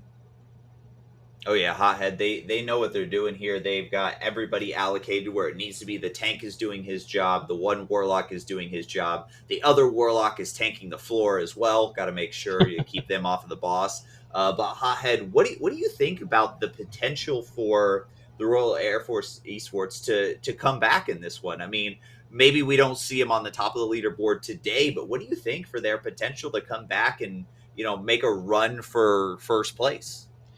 I think they're playing the long game. They got their 5th person today. They got a couple keys in with them, and they're just adjusting to having that extra person and the different things they can do. And they're going to make a few mistakes along the way, trying to, get an extra pack in there to adjust for more damage or, extra off healing going out. But I mean, they're doing a good job of it so far, and I think they will play the long game, climbing up the leaderboard. All right, 5% left here for Nalthor, the Rhyme Binder. Not long for this world against the sheer power of the Royal Air Force Esports. And with them down, they have completed a level 21. They still actually have a few more percentage to go for. Never mind, I take that back. So not quite yet done here, but they just need to fly back down, go and get that done. Oh. Now here's something interesting. Can we take a look at this here? The Marines and the Coast Guard are neck and neck in the same key level against these Angels right now. So it's kind of like we have a mini race going on between these two teams. I mean, as we say that, we do have one member of the Coast Guard going down here. And this has been the story for a lot of this tournament so far, is we have Marine Corps rank number 1, and we've got Coast Guard rank number 2. Obviously, you can see score 100 to 98. This is just neck and neck right now, but losing that additional player going to cost them valuable time before they can pull, and it does look like the Marine Corps are just one mob ahead of them so far, I believe, unless I'm not seeing the They still have one here. more left. They still have okay, they have one more left. So actually the Coast Guard are just a little bit ahead. I'm trying to take a look at these timers. Looks like both of them on par to 2 chests this 21 right now. Yeah, it looks like the Marines, so they got up there and landed at the same time. They pulled at the same time, but it looks like the Marines had happened what I was talking about earlier. They didn't down that second mob quick enough after the first one, and it full healed, and they had to go through another full health bar on that mob. So it put them behind Coast Guard just a little bit with that loss. Well, actually, so if we take a look at the timers here, they got up at the same time, right? They're on the same, bosses. But the Marine Corps are 22 minutes, right now, 23 minutes into this key. And the Coast Guard are 26 minutes and 30 seconds into this key. So the Marine Corps is actually 3 minutes ahead of the Coast Guard at this point. Yeah, that's a pretty big advantage there, especially going into a fortified boss where they're going to should be able to just nuke him right down. Yeah, that's exactly what's happening. I mean, the Coast Guard Gaming is nuking, destroying, eliminating Devos here. She's not going to be flying around for too much longer, and the Marine Corps Gaming are going to start their own pool. Look at that, bringing them back over here, making sure that they get inside of the dome to stay safe when she does her AoE attack. We have the Coast Guard Gaming ending towards the phase 1 and starting phase 2. So she goes up in the air. Make sure you pick up all of the orbs and then land the skill shot. Yeah, Hothead, real quick, I wanted to take a look and see we got to ask, who do you think is going to kill this boss first? Who down? Is it the Coast Guard? Is it the Marine Corps? The Coast Guard started it a little bit earlier, but will the Marine Corps have more damage? I mean, we're looking at 61%. We're looking at, in the 70s over here for the Marine Corps. Actually, about 83. What are we thinking? As we're watching it live-wise, I think Coast Guard will get it down. But as you said, time-wise, the Marines have that advantage. I think they'll get the boss down time-wise first and get a better time on that dungeon. They have the damage for it. They have the coordination for it. And like you said, Yips and Rignaros in their ear a little bit. They've got some experience showing them some great pathing through this dungeon, and they are pumping damage. I mean, yeah, the real strategy here, Sam, is the Marines are definitely have 6 minutes to kill Devos. They're gonna 2-chest this, but the Coast Guard 36%. They've got 2 minutes left. Now, it looks like they're both going to get the 2 chests and keep themselves, but this is more for pride at this point. They want it down at first, right? Oh, yeah, absolutely. Who doesn't want it down at first? Because if you down it first, too, then you're able to move on. You're able to start your next key. That's the most important thing here. And for these two teams to have already gotten the Spires of Ascension to a 21 here in just over an hour, because they had to start up. I mean, they had to start at 15. So they've already gotten this key up 6 levels. And Spires of Ascension is a little bit of a longer dungeon. So to go through all of the way through this, to handle not only the affixes that are put in front of you, but handle Fortified, the 3 Angels that can be a really big sticking point, the Goliaths that you had to make sure that you interrupt their Rebellious Fist. It is a impressive feat from the Marines and from the Coast Guard to already be here on a 21, not only to be here, but now to time it, as the Coast Guard is about to finish off Devos, just a few more percentage, and there we have it. The Coast Guard game, and coming up, Aces. Yeah, the Coast Guard going to two chest this one here. And then it looks like the Marine Corps Gaming still have about 20-something% here left to take out. I do just want to see exactly, what the Marine Corps are going to do coming from this, right? Are both the Marine Corps and the Coast Guard going to continue to push that key? Are they going to, maybe elect to go into the Eye of Azara again? They both have a little bit lower of Eye of Azara keys so far. But real quick, before we do any of that, Hothead, I just got to ask, because Hothead, Sam, this was an event that, we were both reached out to a while ago, right? This has been in the planning for some time. So, I mean, Hothead, how did this event get started, right? I know you reached out to me, you told me a little bit, right? But how did this event get started? What is the goal? I mean, what's the whole, why are we here? Yeah, being a vet myself, the causes themselves, the charities mean a lot, obviously. But to get it started was being a part of Air Force Gaming, seeing a lot of the different militaries facing off in games like Splitgate, Halo, Call of Duty, Rocket League. We have all these cool events for armed forces, but nothing for the MMOs or anything along these lines of this type of event. And being a big avid WoW player myself and a fan of the MDI and Great Push, KSM, all these great events, I reached out to, the WoW Esports staff and said, hey, we want to do this. And they thought it was a great idea, a great cause. So they gave us Tournament Realm. We got the charities involved. I reached out to you guys, and we were so excited to have you guys on board casting that it's honestly progressed more and more. We were reached out to do just like some of Activision's Code Bowl stuff and get some talent players on board. And they were all really excited to do it. And now, honestly, I want more. Awesome. Exactly. We're day 2. I can't imagine what day 3 is going to feel like, but I want more too. Sam, you want another scoop of AFDC there, right? Of course, maybe not dry like Barn, but I'll definitely take a scoop of AFDC and mix it up with some delicious pilk. Okay. Ooh. All right. Ooh. But yeah. Okay. So the Coast Guard, they're going back in though, guys. They're going back in. So this is got to be 23, right? Because they two chested, so this has got to be a 23. It looks like they're actually trying to figure something out before they put the key in. Yeah, because that's what I'm looking at. They don't have the key entered here. I don't know what they're trying to do here, but some Therio crafting. These teams were not allowed to, have the Tournament Realm to practice last night after the event was done. That was one of the rules here. Is that you're not allowed to have your team in practice, right? You have to come into it fresh. So, of course, doing a little Therio crafting, right? This may be exactly what they need to do right now in order to figure it out. But at the other time, I do want to see, okay, they're about to start this, right? They're about to start this 23. Where's the Marine Corps at, right? What's the Marine Corps doing right now?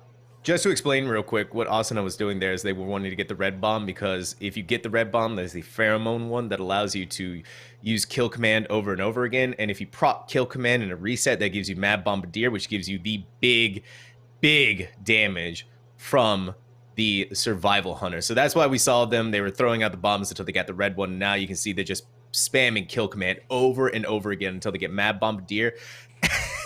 And now they have felt the pain. But you can see just how much damage Asuna was able to do with the red bomb, being able to start off with that. Scotty's the one pulling 88k DPS right now. So did Asuna just die again? Yeah, it looks like the rebellious fist went off. Yeah, that's definitely going to be a bad day if you sit there and tank that rebellious fist to the face. Definitely not recommended on the list of things to tank to the face right there. But 23 Spires of Ascension here. Sam, do you think that the Coast Guard, let's say they time this, right? For one chest, two chests, whatever it is. Do you think that they continue to push the Spires as high as it can go? Maybe try to hit a 25? Or do you think that they maybe try to raise the keys of some of the other keys up?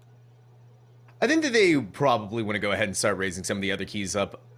They do have to go up against the U.S. Army, who does have a 25 Necrotic Wake. So depending on how comfortable they are here with the key, with the Spires of Ascension, which I'm actually surprised they're still continuing to go on with this rather than starting over with the deaths that they've already had. I mean, it was an early pull, so the fact that they're still going on with this, I think is just exuding confidence. And the fact that it's a 23, I don't think that's bothering them. And just get it done, get it started. And I think it's the idea that they want to keep pushing through this 23, maybe keep practicing it as well. Yeah. Yeah, Hothead, I mean, I know you've done a number of keys this season as well. When you walk into a Spires of Ascension, whether it's a 23, whether it's a 18, whether it's a 9, right? When you walk into Spires of Ascension, this is one of our longer dungeons. What are you really thinking, as far as like, is this a war of attrition? Is this just go in and just get it done as fast as you can? Or, what's the strategy behind this dungeon? Rebellious Fist. That is the first thing I think about. Yeah. So this dungeon, like you said, it's a really long dungeon, and the packs are pretty spread out. Like I said earlier, it's not like Halls of Atonement or Gambit, where a lot of the mobs are just stuck together, and you can pull a whole bunch and then go to a boss. Pull a whole bunch, go to a boss. You can kind of do a couple pulls like that, but overall, it's a long game boss.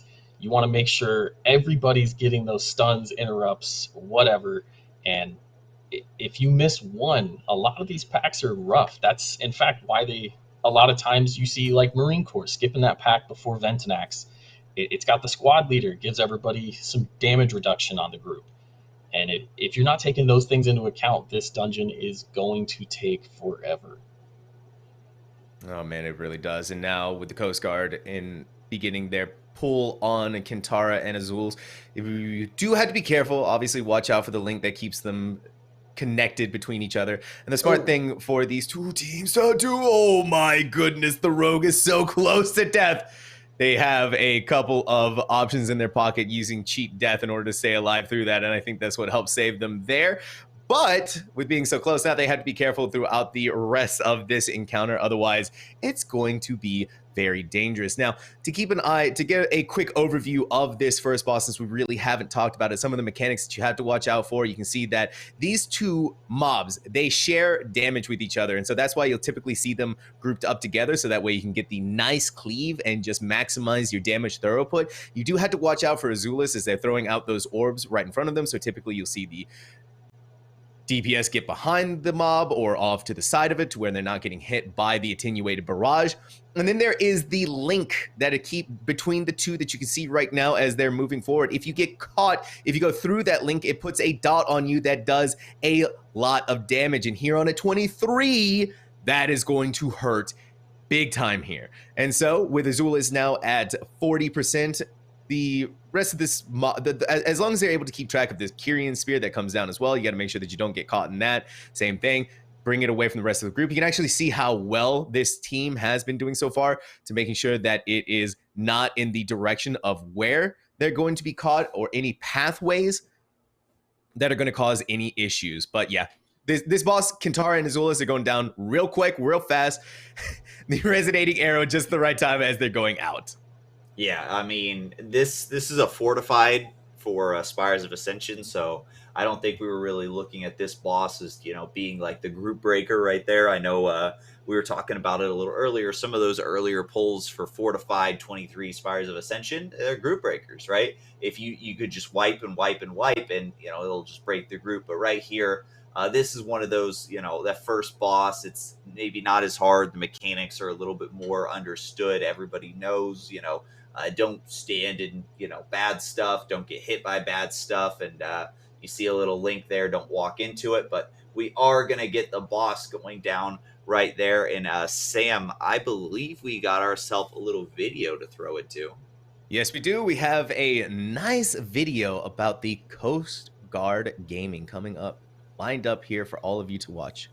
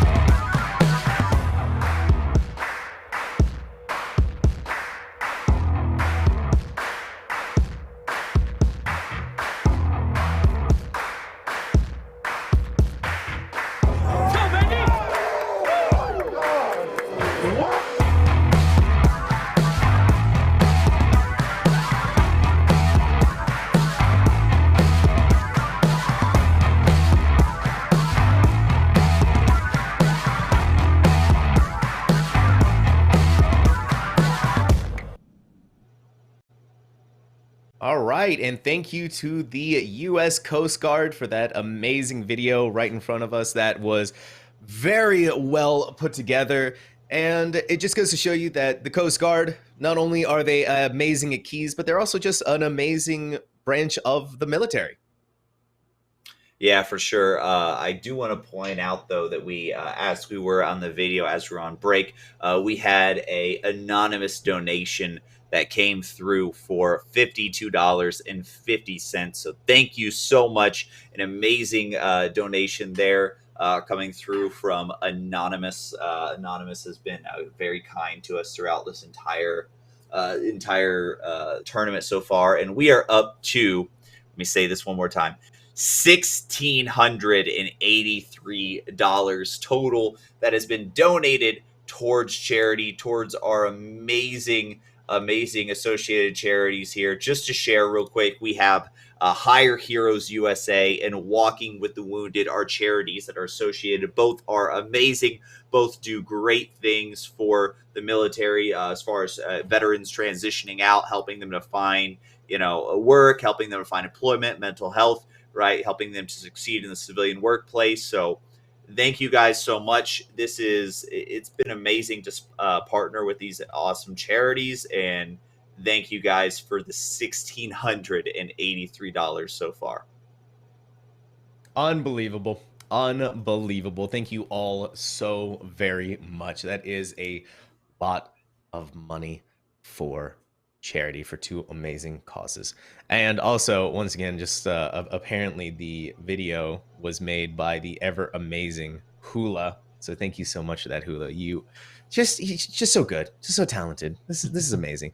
Anyways, this pool right here for the Coast Guard Gaming, this is one of the scarier pools of the dungeon because you have two Forsworn Goliaths along with that Praetor right there that likes to jump all over the place. But the most important thing is making sure that your interrupts are coordinated, because you need to land it on these two Forsworn Goliaths. They're going down real fast, and it looks like this team does have their interrupts coordinated, because if any one of those goes off, it's pretty much a wipe. Yeah, I mean, go ahead, Hothead. Oh, I was just gonna say that's the downside of a lot of the healers is not having an interrupt. If one of the DPS misses it or the tank misses it, and now you don't have any of those interrupts, being fortified, starting to get into these higher keys, that Rebellious Fist can one-shot this group at certain levels. And, not to be biased again towards Shaman, but I think that's another reason Shamans are pretty awesome, is having that interrupt. They can get one of those Goliaths the whole time. Yeah, it's all just about making sure that you don't double up your interrupts. Yep. And I also like what the Coast Guard is doing here to try and save some time. They pull in the Ether Divers with the two Goliaths before they go down, and you're still taking care of the Praetor, because you kind of had to go over to them. The Praetor, like I said, likes to jump around, goes over to all the different places of the map. So you kind of miss out on a little bit of the cleave, and you can see it right there. That's exactly what they're going to be doing. But the tank so far has been doing a really good job at keeping them grouped together, allowing the rest of the group to be able to maximize their AoE DPS. Yeah, I mean that's one of the things is we're seeing with a lot of these groups is they're making these big pulls even on these high keys. They're making these big pulls. I believe Sam, you were the one who pointed it out earlier. Is that these may be dangerous, right? Especially doing something like bringing the lieutenants into the boss.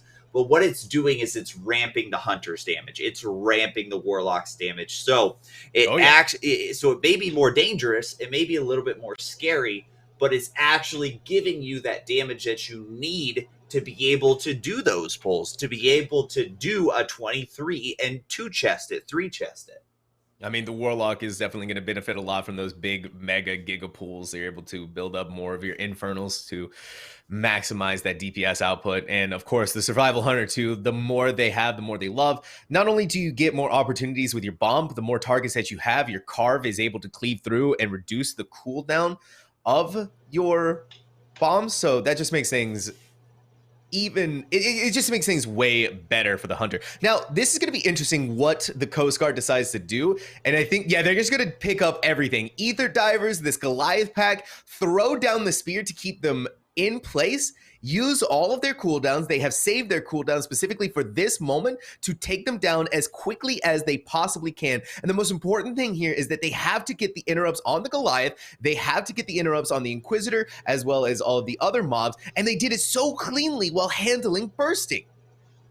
Oh, I mean, their mastery of this 23 Spires of Ascension, just so clean. I mean, 4 deaths. That's it, right? So far, 4 deaths. And I believe all 4 of those deaths actually were maybe, like, they weren't wipes, right? It was just a death here or a death there to accidentally getting hit by the fist. So it was at the very beginning of the dungeon. They haven't died since.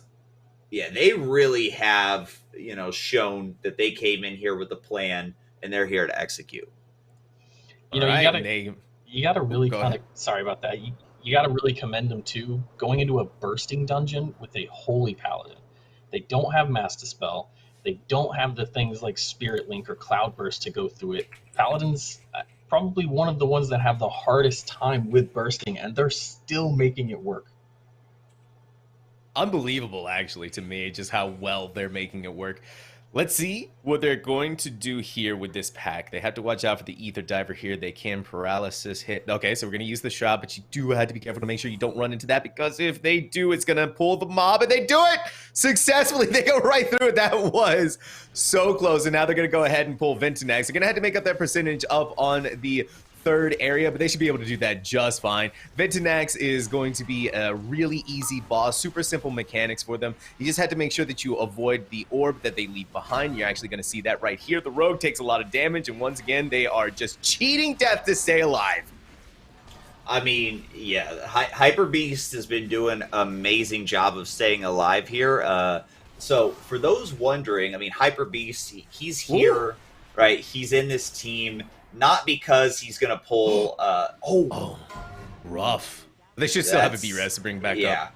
So Hyper Beast is really here to help with the utility of the key. Why do you bring a rogue, right? A rogue isn't going to do as much damage as the hunter. A rogue isn't going to do as much damage as the warlock. We know that. You bring a rogue for the CC. You bring a rogue for the utility, for the shroud, for all the different reasons, right? All the different utilities, so that, maybe the DPS, like, a little bit lost, right? He's pulling 15k DPS right now.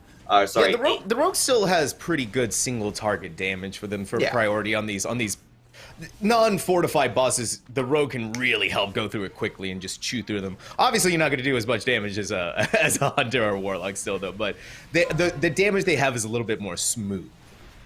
Yeah. Yeah, I mean, Hothead, you played a couple different classes. What do you really like seeing when you're looking at different comps, as far as, because we've seen Windwalker, we've seen Warlocks, we've seen Hunters, we've seen Demon Hunters as well. What do you really look for when you're looking for the winning team here? I like the comfort picks. That's probably my favorite part of this over the MDI. I love the MDI. Great program, but I like the push style, because if you're more comfortable with something, when you get into those higher keys and things start to do more damage or require more healing or whatever, if you're more comfortable, you're going to do better. And seeing the Fury Warrior, seeing the Resto Druid, the Holy Paladin, I like seeing those things. I like seeing people get out of the meta and into the comfort and still be able to do these types of things. It's Buttersworth. Gotta feed the cat.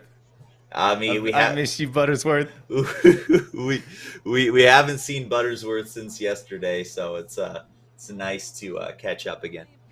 It is nice. Okay, so Ventinax is down and out. So, with our group moving on into the final phase of the Spires of Ascension, they still have to take down 2 bosses, Orifrian and Devos, and they have 71% of the mobs taken care of. So, now that we have that out of the way, we got to figure out what the routing is going to be for the Coast Guard game, because typically what you're going to do is that they have an encrypted mob pack up here with a single trash mob that they need to take care of. You pick up you go through and you skip your way towards the rest of the dungeon, but they skip the pack below, and it actually looks like they're not going to engage in on that. They're just going to go right through it.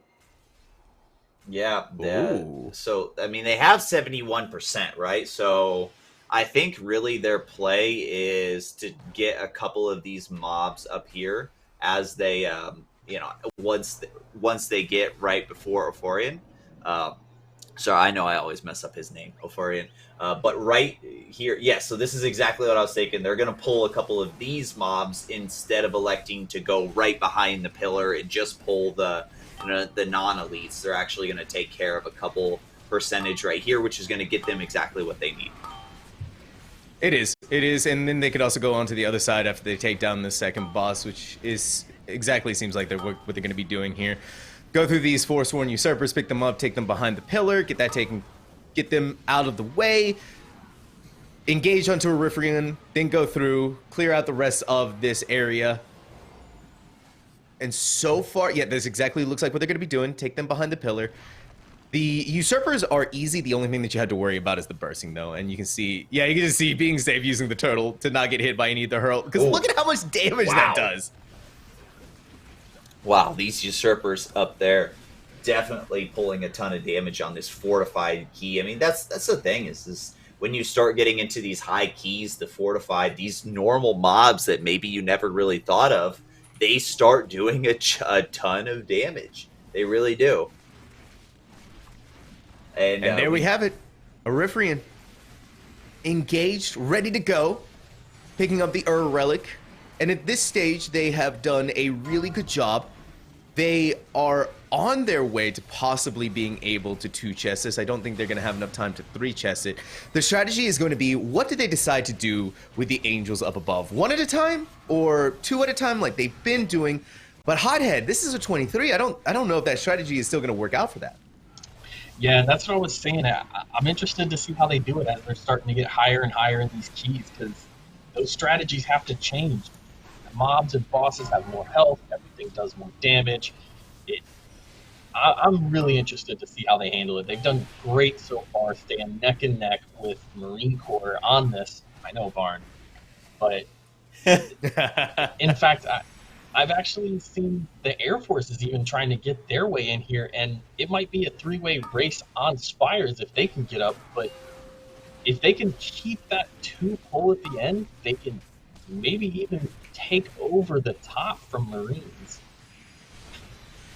I mean, when we take a look at it, if you type exclamation point leaderboards, you can see that the Marine Corps are still in the first place with 103 points here.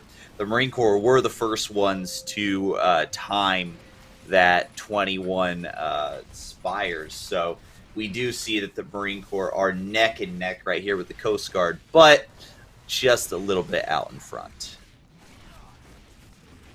Now they have the Orifrian. They took care of the phase where you had to make sure you soak up the orbs. Imperial Ordnance coming down once again. The good stack right there from the team. Tank is going to bring them forward to make sure that you bring that up in the line. It's very important that you get into a line to make sure that the orbs are going to be taken care of by the tank. Typically, you would have the Hunter turtle and pick it up.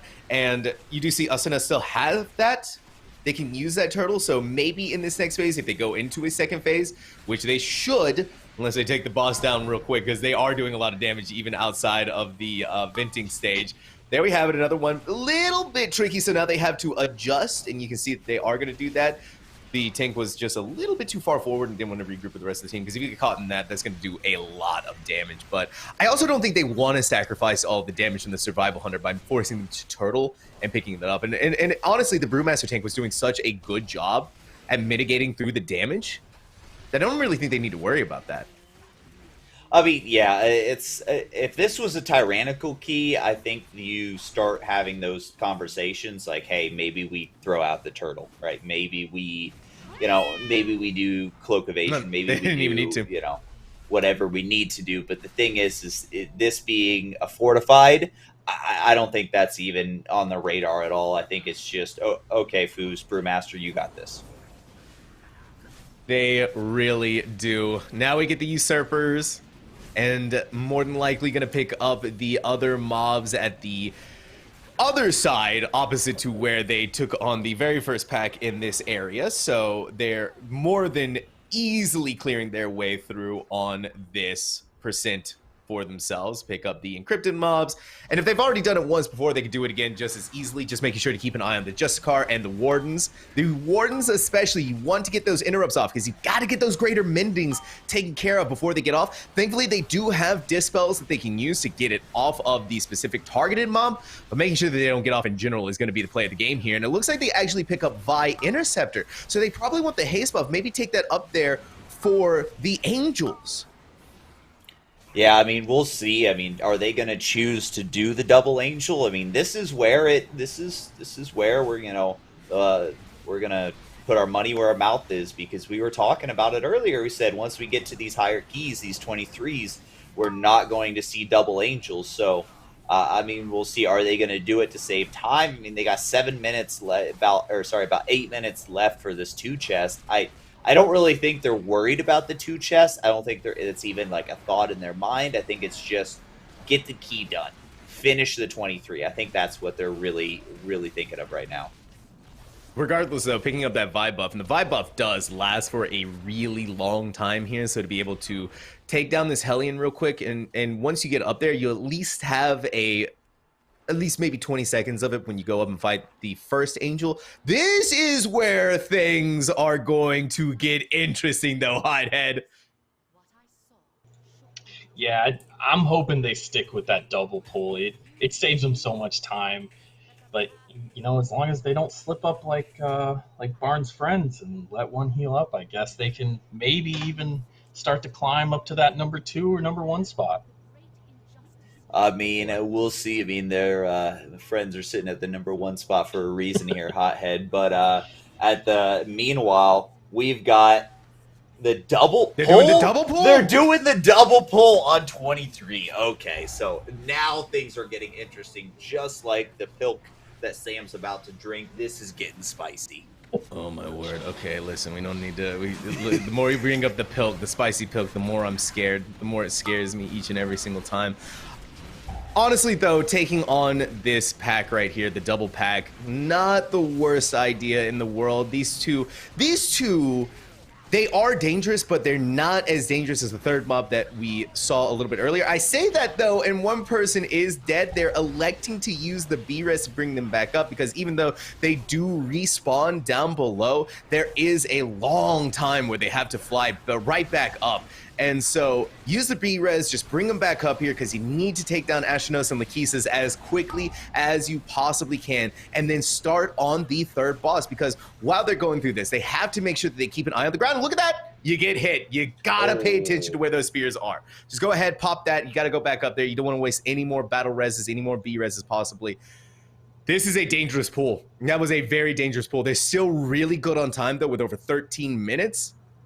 Should still be an easy dungeon for the Coast Guard. Yeah, they definitely have the ability to time this with relative ease, but I have to, my hats are off, man. I really didn't expect them to do the double pull, and I mean, they're gonna do it, right? I mean, you can see 16%, 25%. They do have a couple deaths going, which is gonna hurt them a little bit. 9 deaths in the dungeon so far. But of course, right, relative ease. When the healer goes down, as I say it, relative ease there may not be. this just got a little spicier. Foos is going to have to stay alive without healing right now. The DPS are going to have to show up. 5% left. Foos is sitting at 20%. Is he going to go down? The tank goes down. And Astros get the full heal. No! Oh, no. Oh, no. The double pull got a little too spicy for them. The pilk pull is dangerous. Oh, man. The pilk pull? Is that what we're calling it now? That's the pilk pull. That's what it is right there. Okay, all right. We'll go with the pilk pull. But yeah, I mean, Astronos got healed right there at the end, back up to full. Heartbreaking for the Coast Guard Gaming. That's going to cost them a lot. They still have 11 minutes for themselves to be able to take down this mob, but I think the idea might just be go safe and do one at a time, and that's exactly what they're going to do here. The double pull may have been a little bit. It was almost there to working out, but I think when they got hit by the spear, they just lost a lot of DPS because it was, like I said, as you have to make your way back up top, and in that intermission period, there's still a lot of damage going out, and the more spears that you have to go that are on the ground, the more that you have to watch out from the pulse that it happens right there that you have to dodge, and it's just over and over and over again. The more the arena starts getting filled up with that, the harder it becomes to dodge and to stay alive through. And you can just see, even with one mob, just how much damage this tank is taking. Yeah, I mean, Hyper Beast goes down again, 14 deaths in this, and you really have to think, I mean, 10 minutes left, right? I don't think they're in danger of not timing the key whatsoever, but I think that the 2 chests is definitely off the table here. Oh yeah, 2 chests is off the table, but I mean, still being able to go in and get first of all, a 23 Spires of Ascension done is nothing to sneeze at, and then if you're gonna go for the 24, that is also really, really good for the Coast Guard. Now they've taken down Astronos. They go on to the second mob. They're actually going on to Klotos, which is one of the more tougher ones because they put a stacking dot on you that you need to get clear as quickly as you possibly can. And you're going to see that's exactly what they're going to do here. They're going to take down, they're going to pop Lust, they're going to use the spear, and they're just going to bring her down as quickly as they possibly can. You can already see that she's under 40%, not taking a single risk. And I take that back. I think they actually did take down the second mob Lachesis when they all went down. Yeah, I think that mob did die. It's just the one that didn't. So we do see that there are, in case you guys don't know, there are 4 mobs up here. These are some of the hardest mobs in the entire dungeon, especially on Fortified, right? So right now, we do see 95.79%. I believe there's going to be one more mob they need to take care of here. One more pack they need to take care of after they kill Devos, so they're going to have to jump down. The forces just didn't update when I was looking at it. Nope, they got all the forces. All they got to do is take care of Devos now. And that's going to be easy. I mean, Devos is nowhere near as difficult as the 3 angels up here, as we just saw. Those are basically a boss in and of themselves. As long as you make sure you're inside of the dome when the abyssal detonation goes off. I say that, though, but we've lost the rogue. Probably got hit with the run-through from the spear, maybe. Or they just weren't inside of the dome when the abyssal detonation goes off. You got to make sure that you do those mechanics carefully. Thankfully, they have a B-res. Yeah, 15 deaths, Hothead. I mean, a 23 is impressive. Don't get me wrong. A 23 is very impressive, but Hothead, are they showing, a chink in their armor here? I mean, Coast Guard have been trying to make a run at that first place, trying to make a run at the Marine Corps here, right? We also have the Air Force. We also have the Army, who are waiting in the wings to take that first place position whenever they can, but do you think this is showing a little sign of weakness for him here, maybe? I think it's the pressure. I think being in this 23, they were on top, neck and neck with the Marines in this, and they thought we can take this top spot from them. And then I think they just got a little complacent, and now they know going into this 24, sometimes you just gotta drink your pilk, strap on your boots, and take it slower. Keep bringing up the more we bring up that pilk. Wait, bring it up. I mean, what pilk? What do you? Okay. Are you? Okay. I mean, Sam, are you referring to how within the next, hour or so, we're going to see you put Tabasco sauce and Pepsi and milk into a glass and drink it? Is that what you're referring to right now? That is exactly what I am referring to, Barn Door.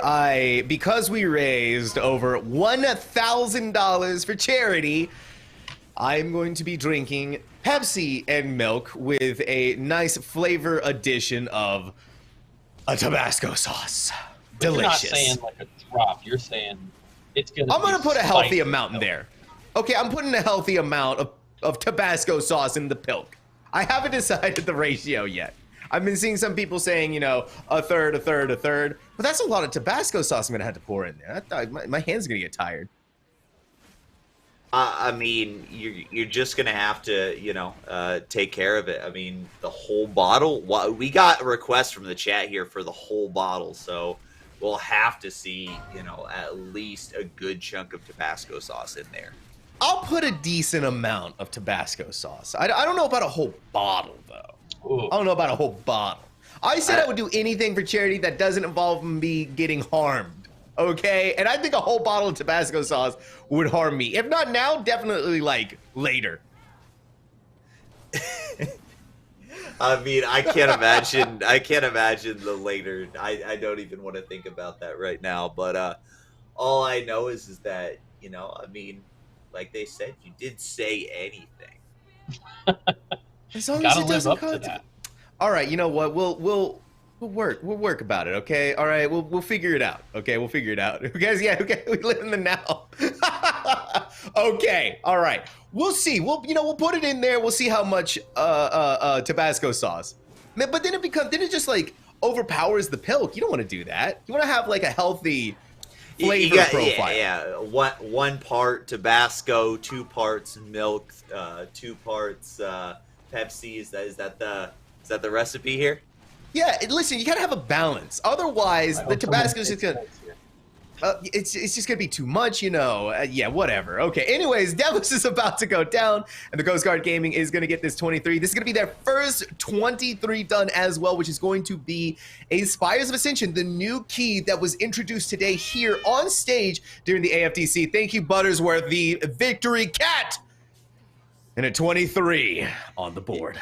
Yep, we do have a little update. The Marine Corps Gaming are in their 23 as well, and it looks like Devos is sitting at 2%. So neck and neck, Marine Corps and Coast Guard right here. Looks like they are going to one-chest it as well. So they are going to increase their score equal point as much as the Coast Guard did, which means they are going to stay in the leader position after the score gets added up. You gotta love the dedication from Army. Oh, 100%. Everyone has been having a lot of fun, Inspires of Ascension. Let's push that key as high as we possibly can. Meanwhile, the U.S. Army, they've been chilling out all day in Gambit so far, and they've already completed a 21. I think they're doing is that a 20? That's a 24. That is a 24. That's a 24 Gambit right there. So they 3-chested a 21, or 2-chested a 22. More than likely 3-chested a 21. No, they one-chested the... Okay, so we do have an update here, guys. Army, they one-chested the 23. So they had, I believe, the 21, 2-chested it, went into the 23, timed it, and now they're into the 24 as well. So they only were able to one-chest the 23, so that means that they might be in danger of not timing this key. Now, when we take a look and we see they only need Solia, they already have the forces. It looks like they are, on track to time this, for sure, but we will see. Same thing here, though, for the Royal Air Force, is they're getting the Spires of Ascension taken care of. They have not stepped foot in the Eye of Ajara. So it's kind of the same thing, maybe taking a play from the U.S. Army, just keeping an eye, doing one dungeon over and over again, getting it up as quickly as you possibly can, and then going back into a Eye of Ajara where things are a little bit more difficult, and then get that taken care of, get that done, and then come back in a different area. And same for the British Army. They have not set foot into the Eye of Ajara yet either. But these teams are all trying to push the Spires of Ascension, except for the U.S. Army. They're just chilling out right now in Gambit, and I love it so much. Like, we don't need to do Spires. It's fine. I think what they're doing is they're really taking half of the entire day today to push a Gambit as high as they can go. And I do think once we see them time this 24, they will push into Spires. I don't feel like they're going to have a need to, maybe push 25 on Spires. As long as they time the 24, I think that might be good for them. And I really do see them moving into that Spires after this Gambit. 100%. And the Coast Guard not the Coast Guard, the Air Force is going to go back into a Spires of Ascension. They're going to keep pushing that and keep trying to go up to the level of the Marines and the Coast Guard, who have both gotten a 23 Spires done. And I believe they both one-chested it here. And we see the U.S. Army taking on Solia. Already getting the stars out of the way, they bring the boss back towards the portal area, so that way when the shooting stars do come out, it's going to keep them a little bit safe. This is a 24. They are... Wait, is this going to be two-chested? No, there's no way they do this in 2 minutes, right? I want to say I'm surprised at who died, right, guys? But it ripped to Riptar again. They have the B-res for them to bring them back up here, but with the way that they're going, I mean, they still have 8 minutes left in this 24. I have no doubt in my mind that they are going to come back into this Gambit and do the 25. Absolutely. Do you think? 100%. I don't know. With how well these keys are going for them here, I mean, this is a 22-minute or almost 23-minute key that they are here on the final boss. On Tyrannical, they already have Solia down to under 70%. They're going to go back in and do the 25. I mean, I'd love to see it. I definitely want to see another 25 key being put up. I just think that I think they need to spend time in Spires today. I don't think, today being the second day. But, however, we're only, a little over 2 hours in. So exactly. They potentially have plenty of time. If they have a 24 done in 2 hours, Hothead, that is so fast. Yeah, if we learned anything from them yesterday, they're not going to take that break. They're not going to be like, all right, we have the 25. That's a really nice key. Let's save that. No, they're going to push through it. They're going to jump into this 25 and try it again, and they're probably going to improve some of those mistakes they made in this one. The good old floor POV from our great friend Riptar here. I think they're going to improve that in that 25 and have a nice cleaner. It'll take a little longer still because it is a 25, but I think they'll improve that and make that 25 look nice. I mean, we'll see. We'll see. I mean, they've got themselves a very nice score, 90.1, and that's only with 4 dungeons, right? So they are putting themselves in striking position to be able to time, a good Spires and potentially take the lead.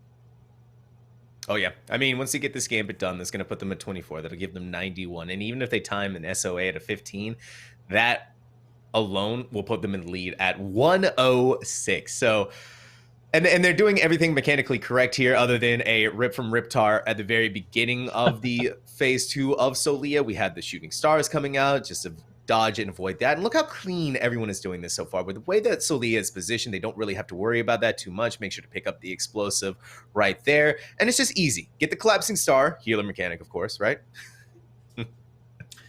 I mean, real quick, we got to talk about this. Sam Hothead, explosive. Is that a healer mechanic? Is it not? 100% a healer mechanic. As a healer, 100%. Yes. So for every healer out there listening to us right now, just so you know, if anybody tells you you don't have to worry about the explosives, they're wrong. That is a healer mechanic. They're lying to you. I'll give an exception. I'll give some wiggle room because paladins they have a harder time with it, but nope. Overall, judge, so close. Just judge. Yeah. I mean, they're judging us all the time. Might as well judge with the explosive too. But you know, One you got nice thing is Frost too is Shock, that survival. Moonfire. Ugh. Yeah, survival hunters can use Serpent Sting. That's really quick ability that you can use. So if things get a little dicey, the survival hunter can help out. I mean, I don't personally, but you know, a better survival hunter could. I wouldn't know that you don't help out. I would never have seen that. Exactly. See, there you go. All right, 24 done though. The U.S. Army, the only ones now with a 23, a 25, and a 24. I don't know why I didn't do that in numerical order. I was looking at the leaderboard. That's why. But still, anyways, insane play from the U.S. Army. I think it's important to note Navy is out of eye. Yeah, they're out of eye and they're in Spires of Ascension and blazing through Spires of Ascension as well. So they're doing a really good job. Did they not time They timed it. Okay, it just hasn't updated on their little scoreboard. They're doing it. They're doing it. The U.S. Army is doing it just like I thought they would. What are they doing? They're doing the 25? They're doing the 25? Another. I can't believe it. I can't believe they're going to go and put another 25 on the board. Insane from these gamers. These are gamers, right? These are gamers. I think it's a cocky thing. Oh, yeah? Bring down the morale of the other teams? Yeah. They're flexing for sure. Yep. Right? They must be on Instagram because they're flexing right now. Absolutely. Now, Hothead, do you think it's the meta difference here? The fact that they're playing these meta classes. I mean, we have the Survival Hunter, we have the Windwalker Monk, the Destro Lock, the Blood DK, and the Holy Priest. You know, I think it's a combination of that with the fact that, you know, some of these guys have played together for a while, whether it was on live or in other events with each other. And then they have automatic Jack coming in, like you said, with the meta pick, but it's automatic Jack. Holy Priest is his thing. He knows it. And as long as these guys are coordinated and do what they're supposed to do, pay attention to the mechanics and the kicks and interrupts, that I think so. I think the meta has something to do with it, but it's also a lot of these guys they're good. Yeah, I mean, when we're taking a look at it and we're seeing, you know, does anybody else have a 25 in the board? The answer is no, right? We've got a 25 Necrotic Wake. We do have a couple 23s coming out of some of the other teams right now. So I got to say, I mean, the Marine Corps, the Coast Guard, they are fighting back, right? They do see what the Army is doing, and they're trying to combat this by bolstering up all of their keys as well. We see some 23s coming out of the Coast Guard, coming out of the Marine Corps. We see potentially 24s coming out of them for some of these keys as well. Maybe, I think the one thing that might be a chink in the Army armor of the U.S. Army is the fact they haven't even gone into Spires of Ascension yet. We do know that they're going to, but and it's going to give a big boost, but they only have a 19 Eye of Ajara. So real quick, with only having a 19 Eye of Ajara, we take a look, the Marine Corps, they also have that 19 Eye of Ajara, so that's not going to give them any edge. But the Air Force does have a 20, right? The Air Force does have a 20. So if the Air Force can, you know, keep that 20, keep a little bit of, you know, potentially matching some of these keys, getting them 23s, 24s, they may have a chance there. Oh, yeah. I mean, it's still too early to call and see what these teams are going to do. I mean, obviously, the Marines have got a really good spread across the board, along with the Air Force and the Coast Guard. So they could possibly start putting 25s on the board.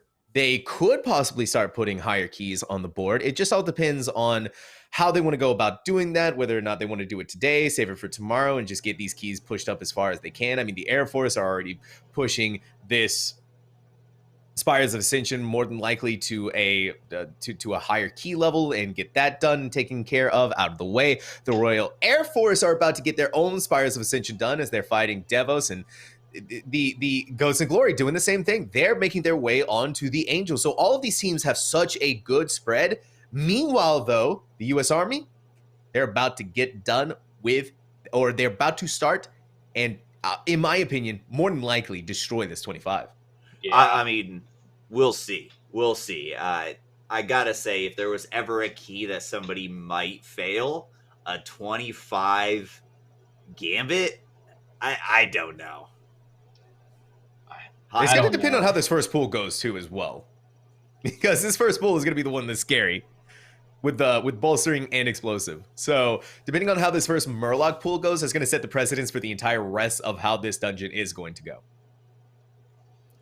I mean, yeah. I mean, Hothead. What do we think here coming out of, real quick? I do want to change scope here, Hothead, and ask you about the British Royal Army, because they were struggling a little bit, right? But they do have the 20 timed, right? They do have a couple 18s, and right now they're working their way through the 17 spires. Do we think that we're going to see them go into Eye of Azshara today?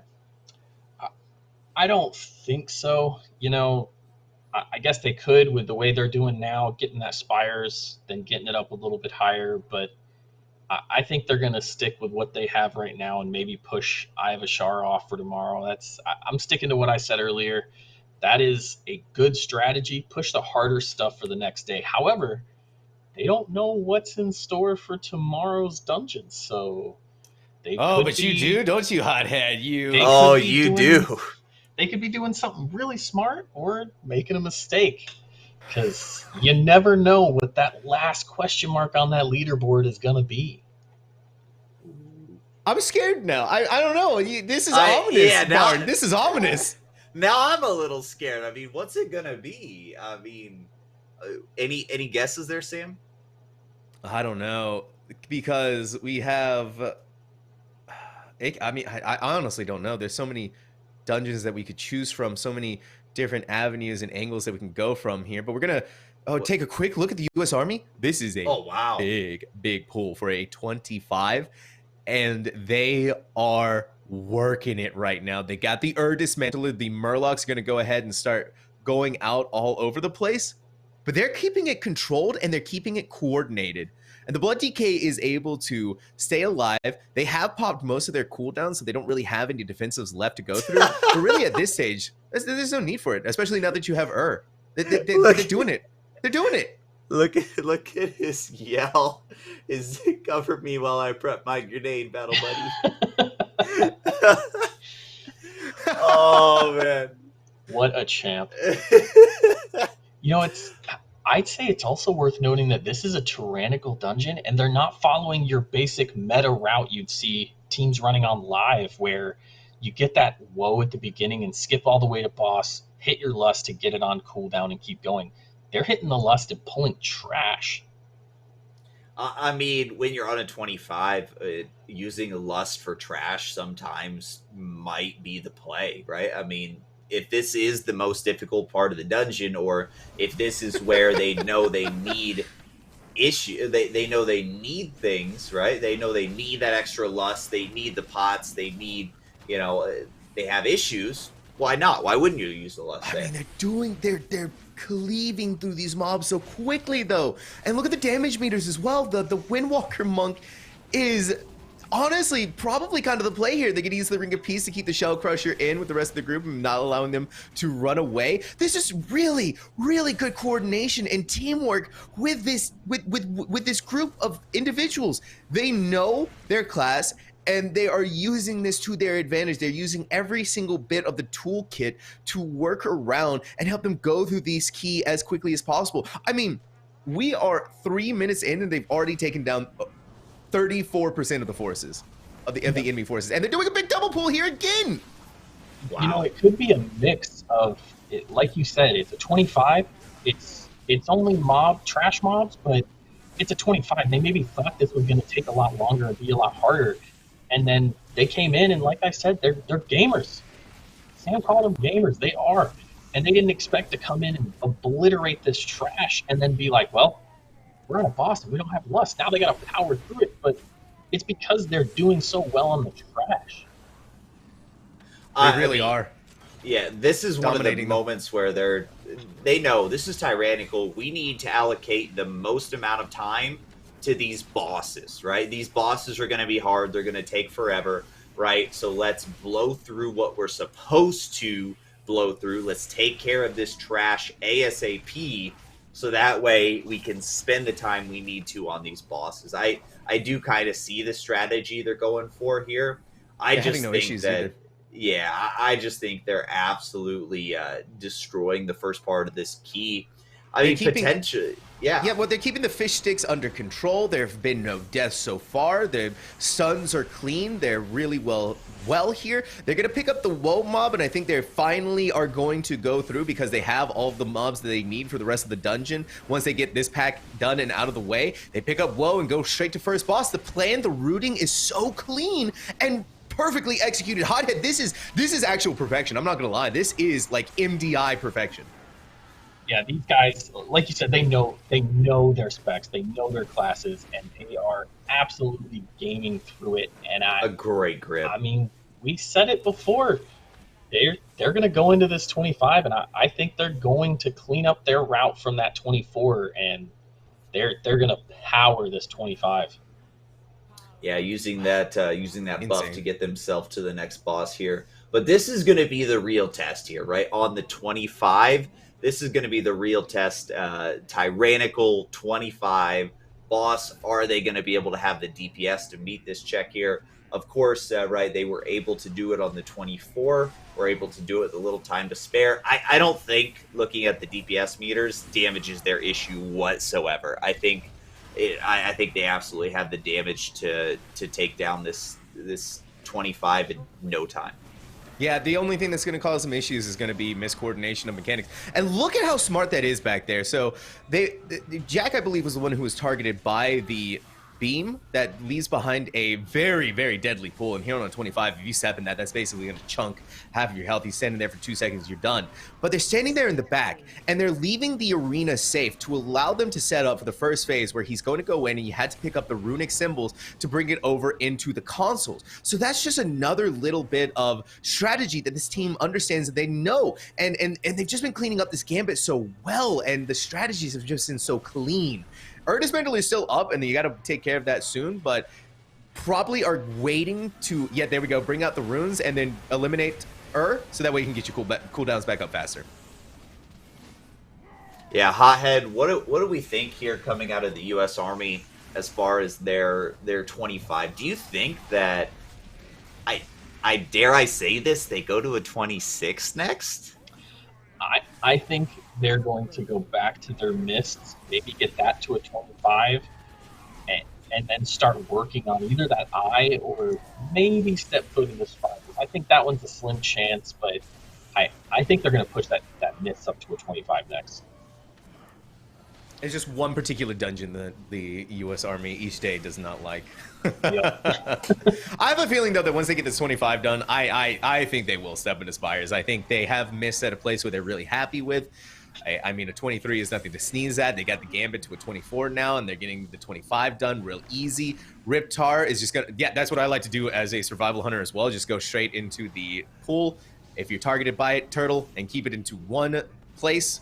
So that way you're just not spreading it out and causing any issues.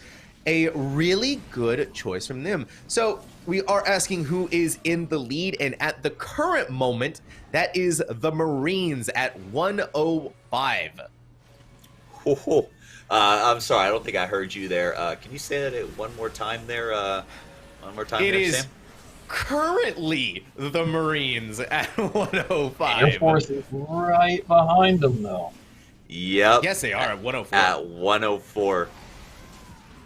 And we actually have Coast Guard at 103 as well. So we have got ourselves right here, 105, 104, 103. The Marine Corps are in that first place position with a 21, a 19, a 21, and a 23.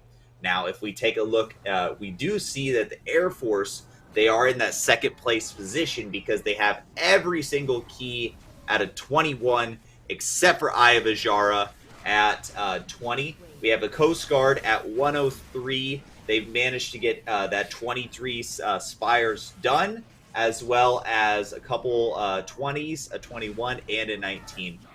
But really quick, I do want to point out, Sam, that we did just have another donation come through from the man, the myth, the legend, Michael Todd, with $52.50. He says, "Till Valhalla, brother," and till Valhalla for sure, my man.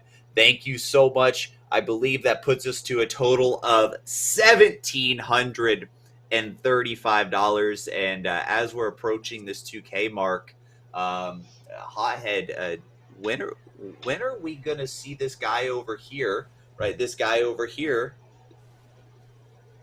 That way, that guy over there. Me here, me. Take care of the pilk. I mean, we've been talking about it for a little bit. When are we gonna see this here, Sam?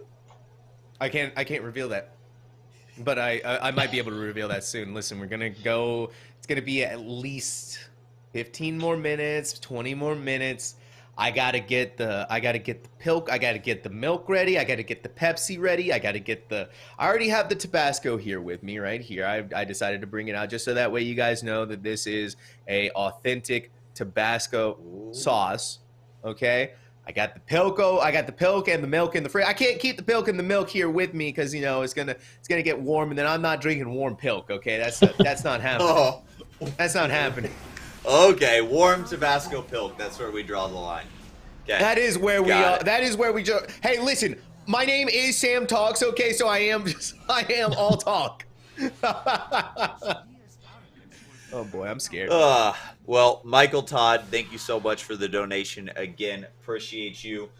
Going back here, we have the U.S. Army who are at 3 deaths for the total here. I'm going to say that might have been Riptar a little bit. He does need to tank the floor every now and then. But we do see they are working their way through. Hillebrand is taken care of here. Time Cap and Hook is going to be the next boss. As far as forces, though, Hothead, I think they're good, right? I think they're definitely on track to take care of forces in time here. Oh, yeah. If you go in the first boss, I think it's just over 51, 52%. You can skip that one ad as soon as you come through the portal after Hook Tail and just keep going and not have to go back to the beginning. They are set up. They are decimating these mobs too. You really got to keep an eye on the burly deckhands because the burly deckhands have that haymaker that can really mess your day up. And a good usage of the Ring of Peace to allow the Blood DK to sit in there and avoid the big damage that comes out from these guys because they do have a damage buff that, well, makes them very, very scary. Yeah, especially combined with, I don't know who put bolstering in there, but you put those on those deckhands. Yeah, who put that in there, Hothead? Whose idea was that? I'll have to ask around and find out, but whoever it is really wanted to see these guys go through a challenge. I guess. I think you should go ahead and name some names, Hothead. I mean, you are the creator of this event, so everything has to be run by you, right? That's confidential. And okay. I don't think you have the clearance to find that information out. We're just lowly casters, barn door. That's all we are to. That's all we are to this man.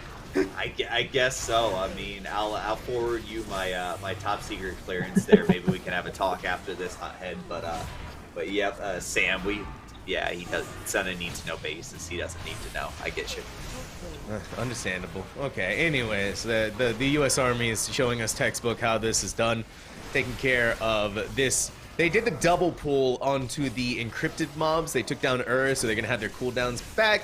You can already see that they're throwing down the resonating arrow. The biggest thing is just, make sure that you keep an eye on the burly deckhands. You have a lot of ways to control them, too. They use the binding shot to keep them in place for a second there and allow the Blood DK to, run away and stay alive, which is the most important thing. The big thing, though, is taking out the Tide Callers because they have a couple of really dangerous abilities that if they go through can one-shot any member of this group except for maybe the tank. Yeah, awesome. I mean, taking a look at it, there's been plenty of times where what you're talking about right there, Sam, is like the tank getting a one-shot.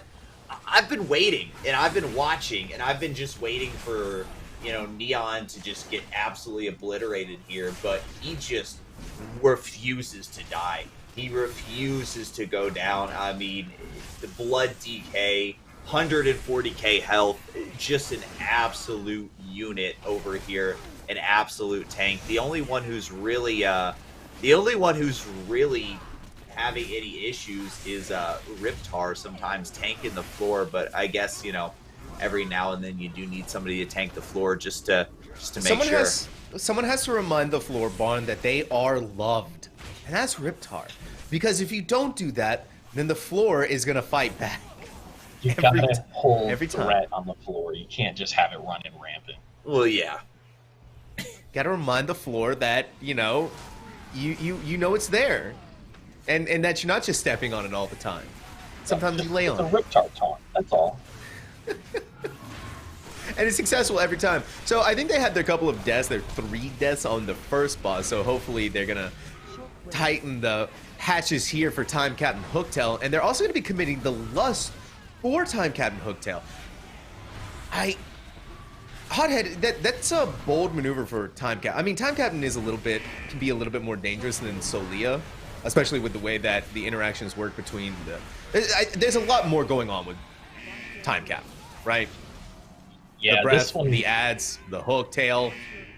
I see a lot of tanks have issues with this one. Just the placement of Time Captain and then the DPS. Not, I'm not going to say they like to stand in the fire a lot of times, but there's a lot of Sams out there that want to get those DPS meters higher. I mean, all I have is my DPS meters, okay? That's all I have, Hothead. Speaking of DPS meters, right? If you're Sam and you get beat in keys on DPS meters by Demon Hunters, you can feel free to check that ! Sponsor, check that SquadOV and go back and see exactly, where did you go wrong and how did you get beaten DPS by a Demon Hunter there. That is going to be an amazing tool in case you ever want to check it out, right? Definitely one thing Riptar will be utilizing after today's events here, right? Where you'll be able to go back, as long as you have Simple Combat Logger, right, with the Advanced Combat Log enabled, you'll be able to go back, check your keys, check your arenas, check your raids, and see where was this, where was that, having a replay at your fingertips, at your disposal is very important right there. If Sam had it earlier, he may not have lost to a Demon Hunter in DPS, and he may not have stood in the fire as much. So, Hothead, definitely a good tool, right? Oh yeah, I use it quite a bit. It breaks down so much. What abilities you used when, your deaths, if you stood in the fire, it'll show it on there, heals you got beforehand. You can look at it and say, well, maybe I should have life gripped Sam out of the swirly. Keep Riptar alive there. But it's an amazing tool for analysis and going back and bettering your gameplay. We do have a death coming out from Super right here. Very unfortunate, though. But Time Cap is down to 22%. I don't think they're going to elect to use a battle res here. I don't know that they're going to. I don't know that it's really necessary, though. They could potentially just hold on to it, save that battle res for Solia. Oh, no, the Riptar goes down.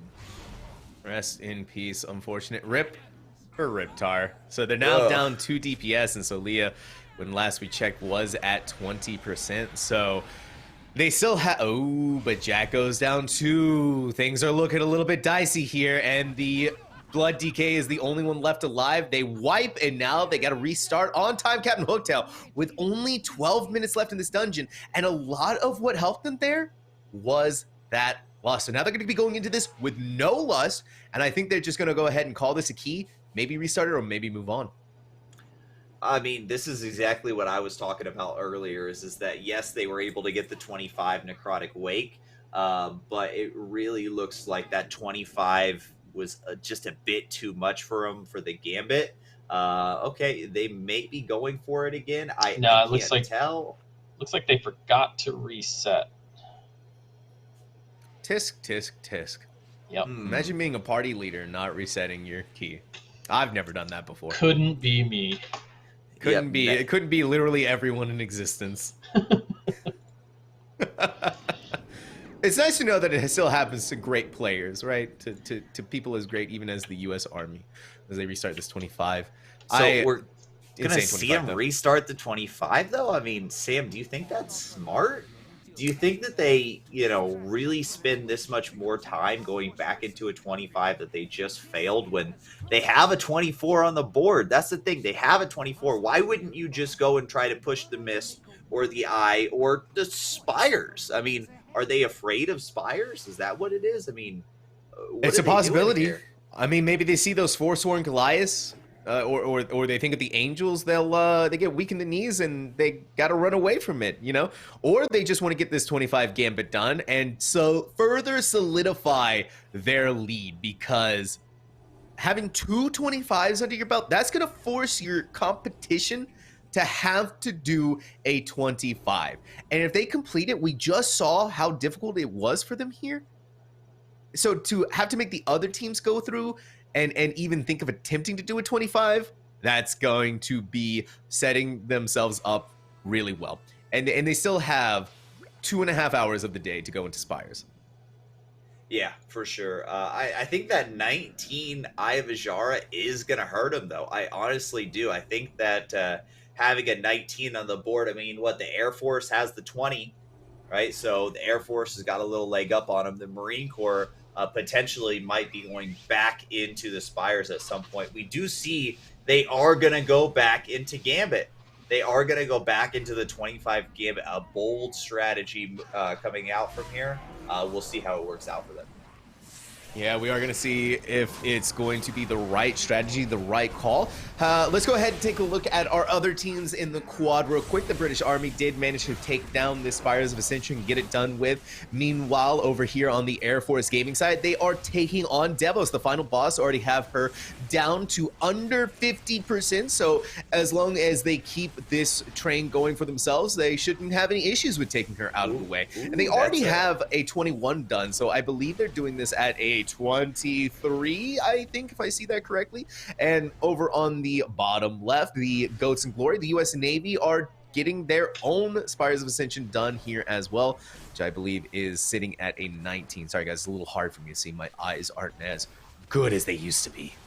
Ooh, speaking of 23s, we have the Coast Guard working on their 23 as well. But as we've got a couple 23s being worked on, as we've got some other stuff being worked on, guys, I hope you guys are enjoying yourself. I hope you guys are having fun out there. Just so you know, it is mandatory. You will be having fun today. You have been issued a smile. Make sure you wear it.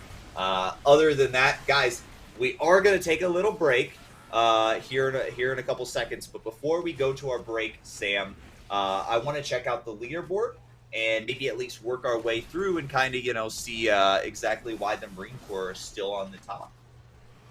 Oh, it's obvious. They got the 23 done, the SOA. That is still a really big accomplishment, especially for a Spires of Ascension with what they've been having to go through with Fortified, Bursting, Storming.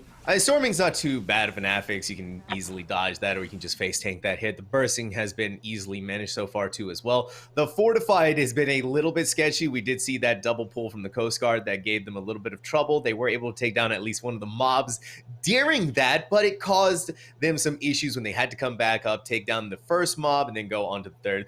It's been a really good run for all of these teams today. The Marines, though, are in the lead once again by 1 point. So the scoreboard, the leaderboard really hasn't shifted around too much.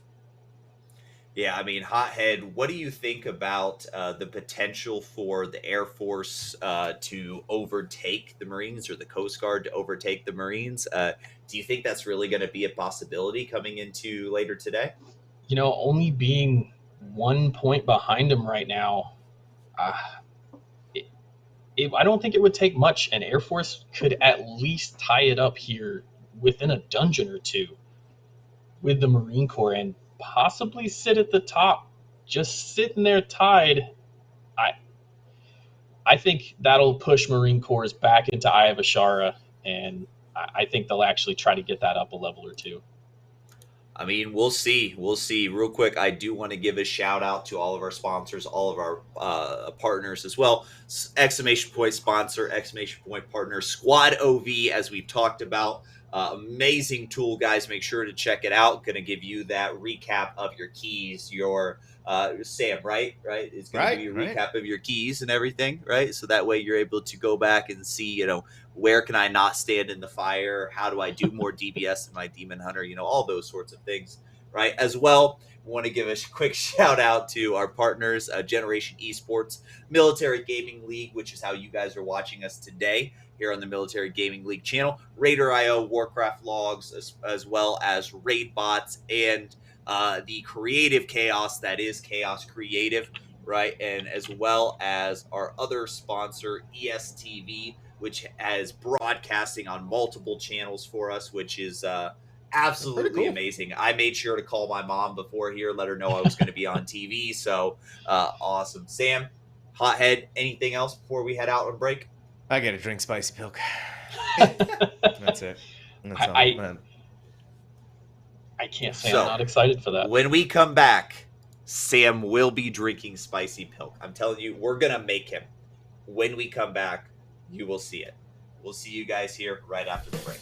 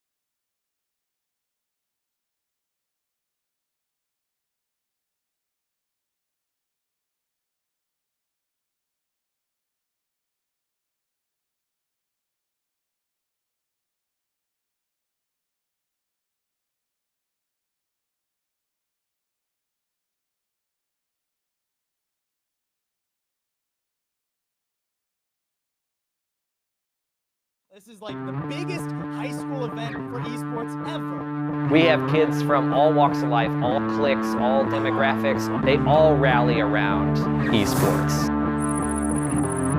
For our program, students receive access to resources and hear from industry leaders to learn how to match their academic pursuits to their future. Creating a new community within the student body. I think that esports and gaming already has this great capacity to create teamwork. Oh my goodness! $150,000 scholarship pool is up for grabs, and we are going to see 6 different titles. I got Counter-Strike, Minecraft, Rocket League, Valorant, Rainbow Six, chess, NBA 2K22, and Call of Duty Vanguard.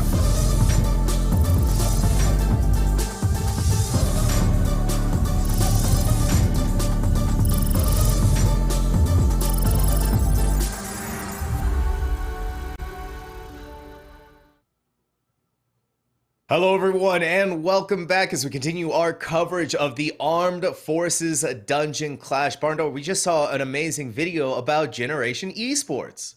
Yeah, we did. And now, Generation. no, go ahead. Sorry, apologies. No, I was just gonna say Generation Esports. I mean, they're the owner of the Military Gaming League, and they are the partners that have generously helped us out without them, we wouldn't have this event, Sam. I mean, we wouldn't have a channel to stream on. We wouldn't have not just this tournament, but so many other tournaments, right, Sam? Right. Oh, I mean, in fact, I've actually worked with one of their other branches that they have, the HSEL, and it was a pleasure to be able to work with such experienced members. And Generation Esports have just been an absolute delight to work with. What it was then or now, they have just been top-notch, professional in every sense of the word. Absolutely. Now, real quick, I do want to get into our charity as well, right? Talk a little bit about Hire Heroes. Right. So exclamation point charity in the chat, guys. We've got a couple charities that are associated here today. The first one I want to talk about is Hire Heroes. They empower the U.S. military members, right, and the veterans and their spouses to succeed in the civilian workplace. They basically do their best to advocate for, hiring veterans and helping veterans to transition from that military lifestyle to a civilian workplace, right? And it can be difficult. Myself being a veteran, having, coming out of the Marine Corps right after I came back from a deployment, it was hard. I will say, honestly, it was very hard for me to transition out. I definitely had a couple issues, and having somebody like Hire Heroes USA that is there for you, there to help, right, and help you get hired in the civilian workplace and find a good place to be at. That's amazing. And then secondly, Walking with the Wounded. They gave us their thing here where they told us, we do 4 things, right? Walking with the Wounded, they help with employment, right? They help with mental health. They help with the care coordination and volunteering and saving jobs, homes, relationship, and the lives of the military and the veterans that are struggling since leaving the military. Just like Hire Heroes, right? They help. And that's one of the big things is, Sam, I know you've heard about it. I know we've talked about it a little bit. I can personally vouch for how hard it is transitioning out of the military, going from being an infantry Marine for 4 years, being on deployment, coming back, and all of a sudden I'm there in society. No one understands me. I can't talk to somebody about it. I mean, it's hard, right? And having Hire Heroes USA and Walking with the Wounded here, absolutely amazing. Happy to have them as our associated charities. We've actually raised over $1,700 so far for both of our associated charities. And I gotta say, I think the one thing that everybody is waiting for here, Sam, is to see that charity goal. We reached $1,000 yesterday. Therefore, we will be drinking. And when I say we, I mean Sam, not me. Don't look at me. We'll be drinking some spicy pilk. Walk us through that, Sam. All right. So here's how it goes. I have the cup, and this is a nice cup because I can actually measure things out, right? I got the milk. Here's the milk, delicious, full of course, whole milk. And none of that 2% or anything like that. We got to go all the way in. So I'm going to do 8 ounces right here, okay? C of milk, all right? Milk. Milk goes in first. It's very important. The milk has to be the base. Otherwise, it ruins it, right? Now, we go into our next little piece of the puzzle, the Pepsi, to turn this into delicious pilk, okay? All right, there we go. So we got to do another 8 ounces here, all right? Another 8 ounces. So right there, 16, boom. It's going to give us a whole, all right there. Look at that. Oh, I did a little too much. That's okay. We'll work it out later. Gosh. And now we have milk. So I'm going to take a quick sip, make sure it's all good. That's pretty good. That's pretty good. Now, the piece de la resistance, of course, is going to be the Tabasco sauce. Delicious. Amazing. Put it on your food. Spices it up, okay? Now, everyone's saying that I need to do the whole bottle or the same, but I don't have too much bottle left. So I'm just going to fill it up with the rest of the Tabasco sauce that I can. This is going to I can smell it. The smell is listen guys, the smell is, boy, they should have really made this a little bit easier to go through. This is kind of difficult now. Okay, I just got to keep going. Okay, you guys can actually see right there too. You can see a little bit of the oh god. There's all right, there got is sufficient a name for it here, guys. It is called Spicy Pilk. That's what we're seeing here. Spicy Pilk on the side of Sam Talks. Sam. Oh, look at that. I wish you good luck here, buddy. Look at that. Oh, God. Gotta make sure it's all. I don't.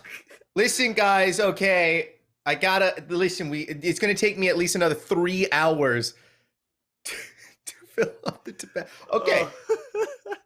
Oh Lord, I can't. The rest of the Tabasco is right here. Okay, it's gonna take me like another 3 hours to get the rest of the Tabasco. And he goes for it. The big swig. Oh. Oh my gosh, Sam. The spicy pilk. The spicy pilk. Sam, talk us through this, man. I can't talk. That was the worst thing I think I've ever tasted. I gotta go through the rest of this. Oh, I mean, that's your drink for the day, buddy. Do I just shotgun it? Chat, do I shotgun it? Go for it. Yep, do it. Do it. You gotta finish it. Gotta finish it. Okay.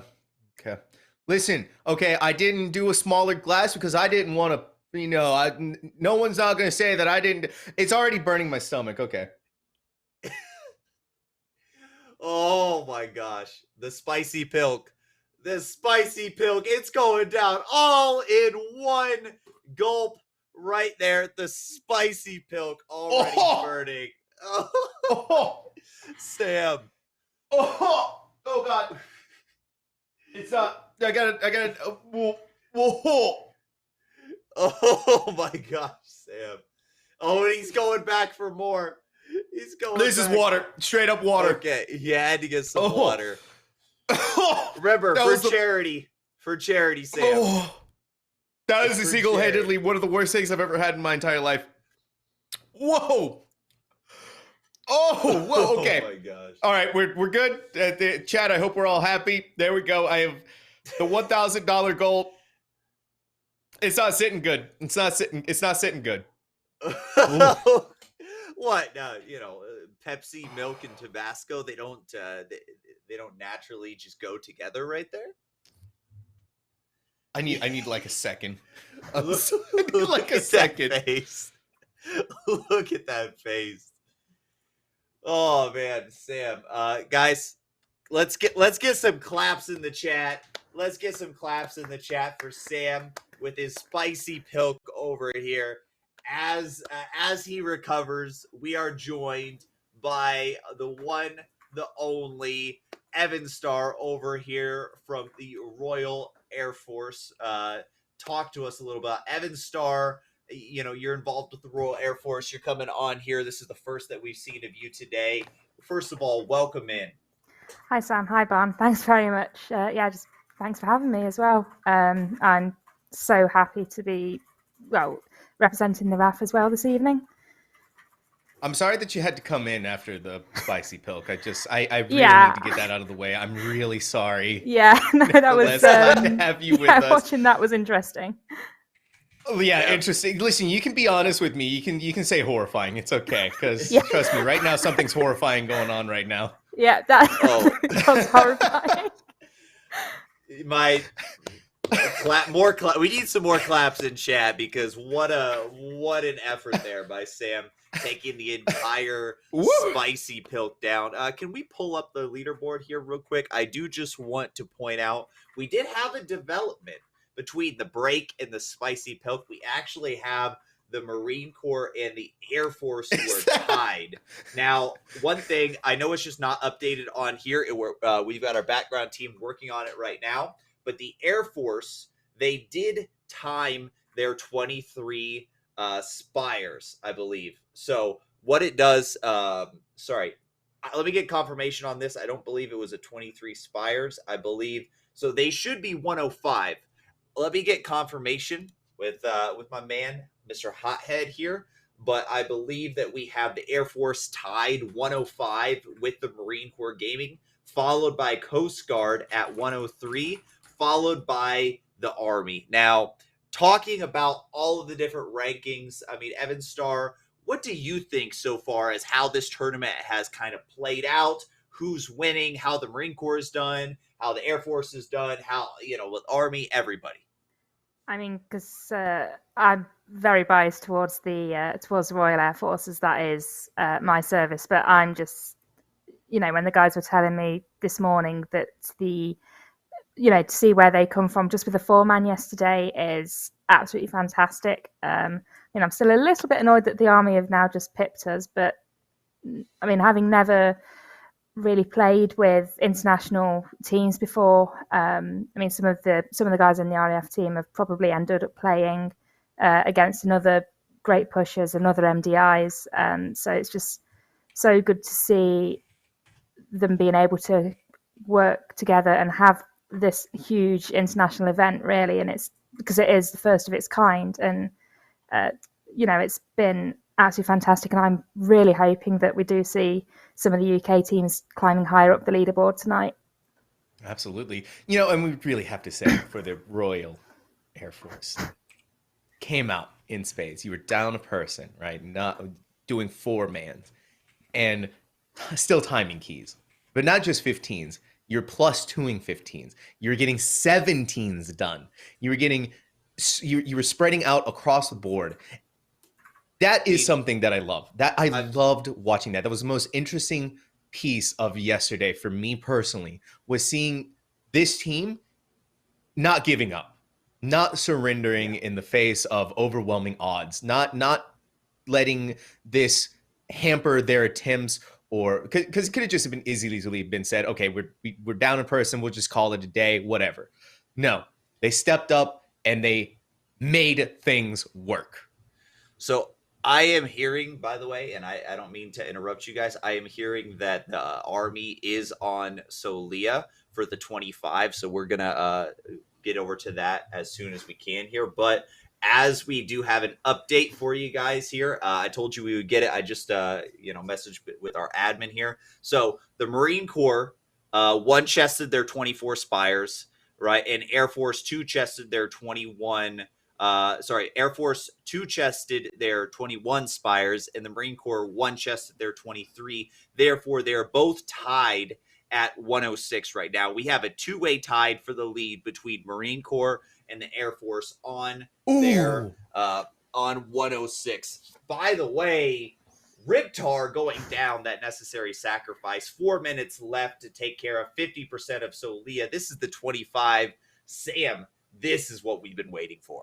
This is what we've been waiting for. They have the B-res to bring them back up, and they also have one extra one in the pocket if things go sour once again. If we have the rip for Riptar on the screen once more. But for now, these teams are doing such a good job at making sure to manage the soak that they have to do here, as well as making sure to avoid the shooting stars. It's very, very important to get rid of that soak, though, as it does AoE-wide damage to the rest of the party. There we go. One collapsing star has been taken care of. The power overwhelming is going to come out soon, making sure to stay away from the collapsing star here. It's very good, very safe, avoiding the damage that is on the ground. And where they are currently at located, so Leah, it looks like they are going to have to hit that 3 phase on it, because they are on the second one now. The power overwhelming is out. They've spread out into a very decent point. Rip Tar, you got to get there quickly, bud. They do barely manage to get there just in time. The Infernal is on the field. They got all of the stars taken care of. Now they're bringing it back over next to the portal, where they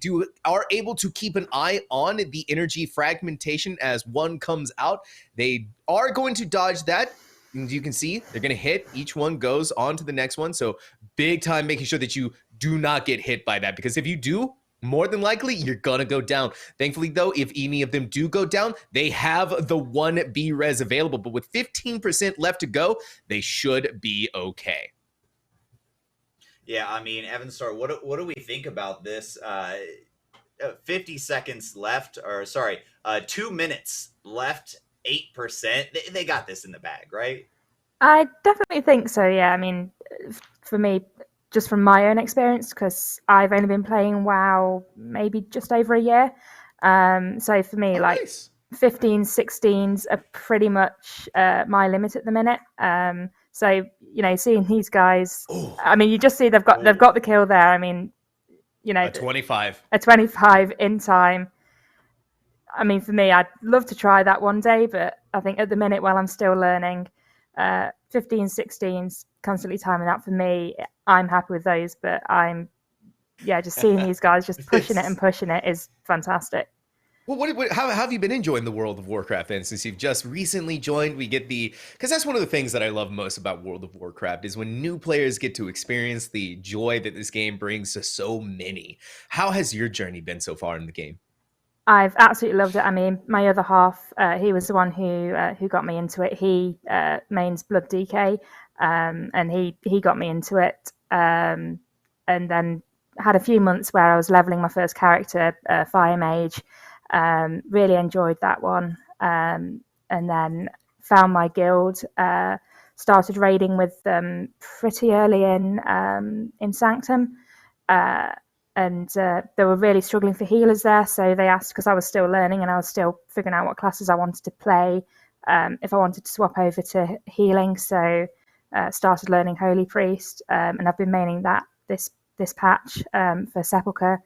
And I've just absolutely loved the journey and the friends that I've made, especially in my guild and out of my guild, and now also having found the RAF WoW community and the wider military WoW community as well is it's an addition and extension to the family that I suspected would be there, but this is just showing me how fantastic the online gaming community can be, and it's no matter what you do for your job, you've still got that same sense of something that unites you. It's absolutely fantastic. That's great to hear. I mean, that's the thing. I mean, the RAF community for you, the Military Gaming League community for all of us. I mean, I know personally I found the Marine Corps gaming community as well. And it just, all of these communities are there to show that, we all have something common that brings us together, military affiliation, whether, you are in the military, whether you're a veteran, right? Whether just a family member or somebody right? Or whether you're just a supporter, right? We're all a big family here. And, having the community, we're just absolutely thrilled to be able to bring events like this to you guys. And, on behalf of the Military Gaming League and Generation Esports, this wouldn't be possible without, everyone out there, everyone watching, everybody just being a part of these communities. And it warms your heart to know that, everybody can come in and have a place where they can belong. Yeah, definitely. I mean, I'm where I'm based at the minute, I'm assisting in setting up our actual LAN room and our actual gaming room. And it's just bringing the entire station together. and I've got a really good team that I'm working with. So they're all just wanting to push forward and get this room sorted. We've been given the old spa shop that was on camp. So we're just getting that rewired, putting infrastructure bids in, and then when we've finally got that all approved and all sorted, it'll then be probably a weekend where we'll all just muck in and paint the room, and it's just an ever-growing family. And it won't just be WoW that we're playing in there; it'll be pretty much any game that you can think of. We'll have available. Oh, nice. Well, that's great to hear, Sam. It really is. That's just the power of gaming, to bring people together, and we can see it right now during this amazing event with everyone who is watching. We really do appreciate it, and all of the donations that have come through to manage to bring us over $1,700 and making me drink spicy milk that is currently fighting me very hard right now. Still, though, speaking of fighting very hard, that is exactly what all of our teams are doing right now. We have the Air Force taking care of this necropolis up above here in Necrotic Wake, as they are once again trying to pull ahead of the Marines. And the Marines, as we've said, these two teams are tied neck and neck. It's 106 to 106. So literally, if either one of these teams are able to at least get one extra point on the board, doesn't matter which keys, whichever one they're most comfortable with, they can pull ahead and put the other team down for at least a second here. And I also, we don't see them on screen now, but Barn Door, the U.S. Army, with the 25 timed. Wait, what are with we? the 25 timed, they're in Spires of Ascension. They're finally going to start their 15. Oh, finally they decide that, okay, I guess we'll make a run at the leaderboard. I guess we'll do it. So that's gonna rocket them up to, I believe, 107, 108, which is gonna rocket them all the way into first place. But speaking of first place, I do want to just point out, we see in the top left-hand corner a score of 106 for the Air Force, and I'm just saying that the score for the Marine Corps is 106.1. So I'm not pointing any fingers saying anybody's in the lead over there, but okay, all right, partner, okay. Listen, regardless of whatever is going on there, Barn Door is going to take that and run with it. The point one, just to say that the Marines are in the lead for right now, and a big juicy pool is going to be happening for the British Army, as they have gathered a huge host of Murlocs and you burn them down with the power of Warlocks, of course. And you can see the Infernals are going to jump down, get rid of that as quickly as possible so that they can finish up this Eye of Azhar, which they are very close to not timing. And in fact, I actually don't think they are going to time this Eye of Azhar. I mean, they've already finished a 20 gambit, but this is what we were saying earlier, is that the difficulty level between like say a 20 gambit and just a 15 Eye of Azhara. Eye of Azhara is so hard. It really is. And I mean, there's a reason why the Army is timing 25s, but they've only completed a 19 for Eye of Azhara. I mean, we do see the British Army having some struggles right now. Do we expect to see them potentially restart this key here? We have to, right? They've got to put an eye on the board. There's really no point other than, I guess, if maybe they want to give up the time practicing this key. But in my opinion, there's really no point to continuing this Eye of Azhara. I would just go ahead and say, get out of there and not even continue on with this key, especially with only 3 minutes left. They still got to go through King Deepbeard, and they have to go through the Wrath of Azhara. Have to take care of all those mobs before the Wrath of Azhara. So, I mean, even if they were able to speed run through this is going to be way too long, and especially with 29 deaths on the board as well, it's going to be a little difficult for the British Army here. I don't know where all those deaths came from. Warlord and Lady were taken care of in very, very good time, but it looks like they spent an additional almost 10 minutes to get down Serpentrix, and then from Serpentrix all the way to here looks like that took another almost 10 minutes as well. So I think maybe they had some very unfortunate wipes to some trash mobs, maybe wipes to Serpentrix as well, but so we are getting confirmation in chat as well that this is the first time they've done an Eye of Azara. So that explains why they are committing and getting this key done. That's you know what? I'll give it to them. You got to go through it. You got to get the practice, and you got to understand how the rest of this key plays out, and which explains the amount of deaths. They had probably a really good start with Warlord and Lady Haycoil, but then Serpentrix, like you said, just took a long time to get there. A good attempt for never having done this key ever before. Wow, I mean, I didn't realize. So I played in Legion, and I did keys, and I did this back in the day. So when it came up for time walking, I'm like, okay, I already know the strat, right? You go straight down to Warlord, you jump across the thing, you pull them in. Right, you take care of this, you take care of that, you gather up all the crabs, you take care of Serpentrix, and then you do the skip up the mountain over to King Deepbeard, right, and then you go right for Wrath.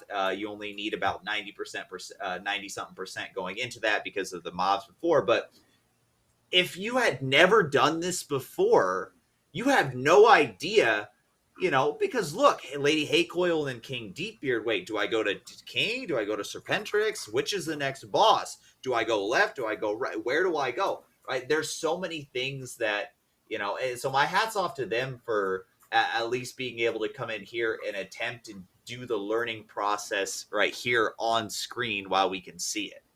The Legion keys are 100% going to be the wrench in the whole wheel for these guys. And I mean, that's going for every single team. Only one team has done this key at a 20 level, and that is going to be the Air Force. So with the British Army getting this 15 done, we saw how much the Navy struggled with Eye of Azara on a 15.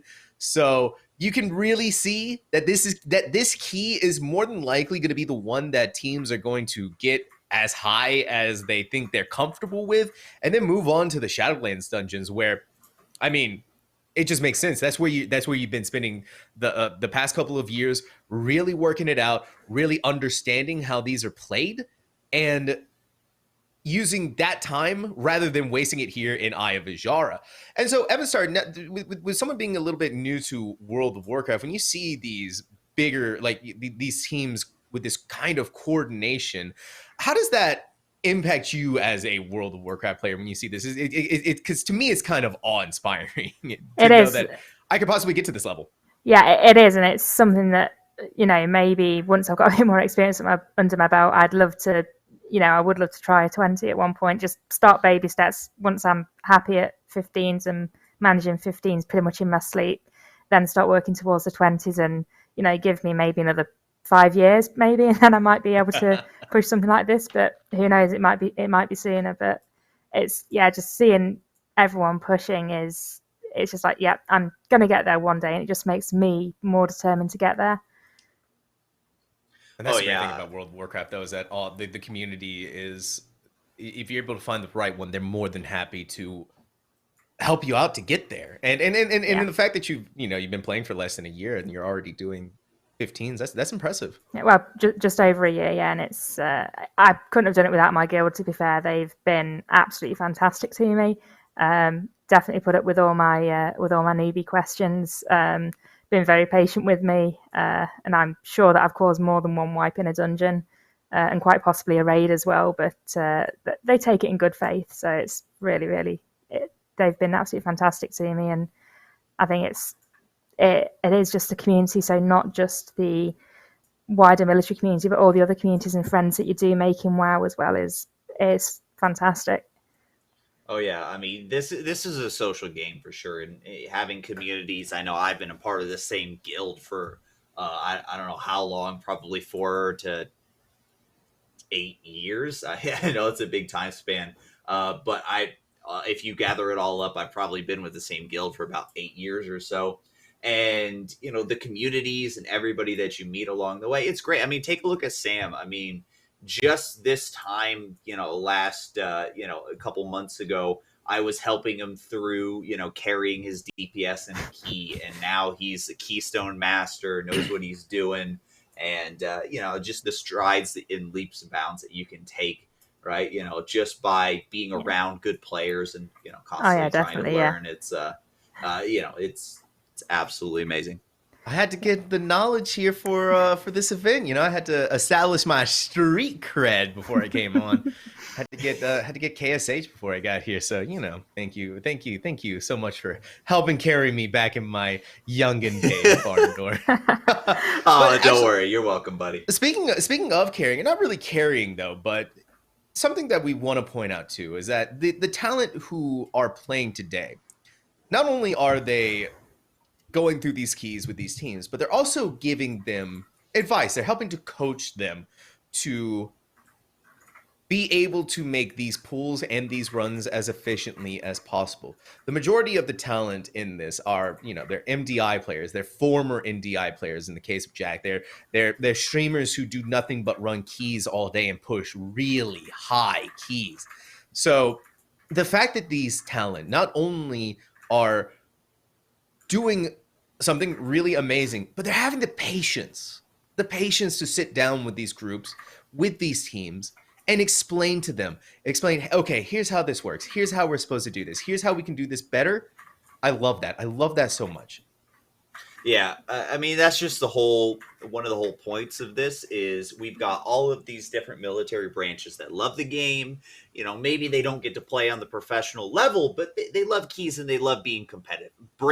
Military love being competitive. That's absolutely, I mean, why else would we be here, for sure, right? Yeah, definitely. And so bringing in these professional players and having one player per team, just like Automatic Jack with the Army, he's as we're talking about, a Hothead tuned into his stream a little bit and was saying he's coaching the team, he's breaking down the polls, he's telling them, you got to make sure to kick this. This is what's important there. This is how we do that. We need to skip this. We need to, do this here, right? That is so much a nod, like as we're saying in chat, a nod to leadership, a nod to, exactly like what the military is built on, is helping each other out, right? And having good leaders to guide the teams along the way. So definitely hats off to all of our amazing talent that are shown up here today to help out the teams. And I mean, Evan Star, I mean, you guys have your talent over there as well, right? I'm sure that when they're going down, they're breaking everything. It has to do with these players from where they're at. It's not just that everybody's showing up and they're already professionals, right? They have to be able to take these teams and coach them every step of the way. Yeah, I mean, I know from Team RAF perspective, it's been interesting trying to get the team together and to be able to have that time to practice and play. Obviously, there's a lot going on in the world at the minute, and so trying to get that time to get everyone together to practice and play. So I know a lot of them have been doing it in one or in two or three. So I think it was only in the last week we've been able to actually fully get the team together to run consistent keys together.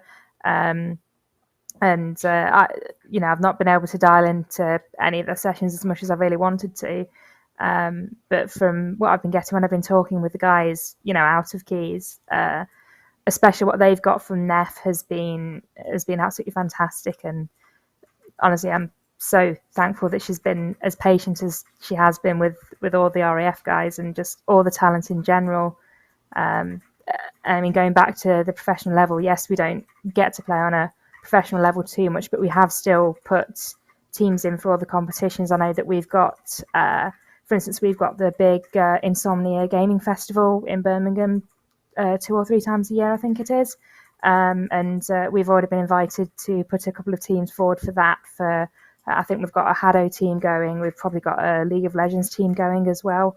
And just being able to play at that level intermilitary, but also I think it's mostly intermilitary, the competitions that we're doing, but I think there is some civilian links in there as well. So that's going to be really exciting for the teams doing that as well. So when the RAF was approached about being in this event, what was like the energy level? Was it just like, let's go, let's do this right now, 100%? Yeah, it was definite. Once it was let slip that this was something that was being organised and being considered.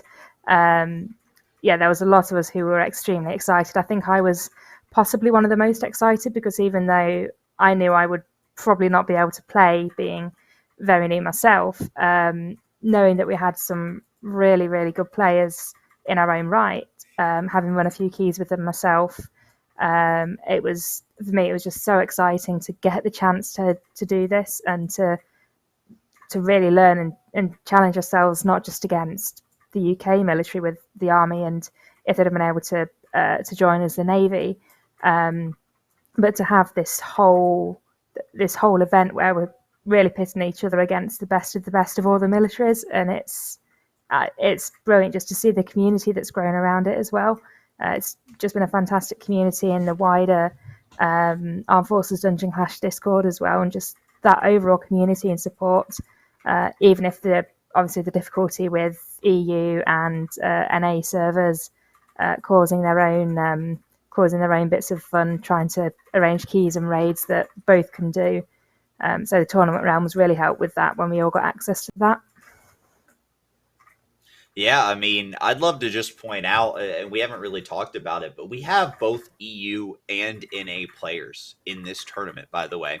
In case you guys are wondering, this is EU and NA. So not all tournaments, right? You tune into the AWC, you tune into the MDI, and, you see the EU, you see the NA, but this is actually, because of the tournament realm, because of what we're able to do, actually, something that you don't get to see every day, which is EU players battling it out with NA players. So I do want to point out, Sam, as we're looking here, the Marine Corps Gaming are about to start up a 24 necrotic wake. Yeah, they want to catch up to the U.S. Army, where they're sitting at their 25 necrotic wakes. So to get as close as they can to them is going to be key to staying in the lead, especially once the U.S. Army gets their Spires of Ascension that they are currently in done. They've already taken down the second boss and are working their way towards Orifrion.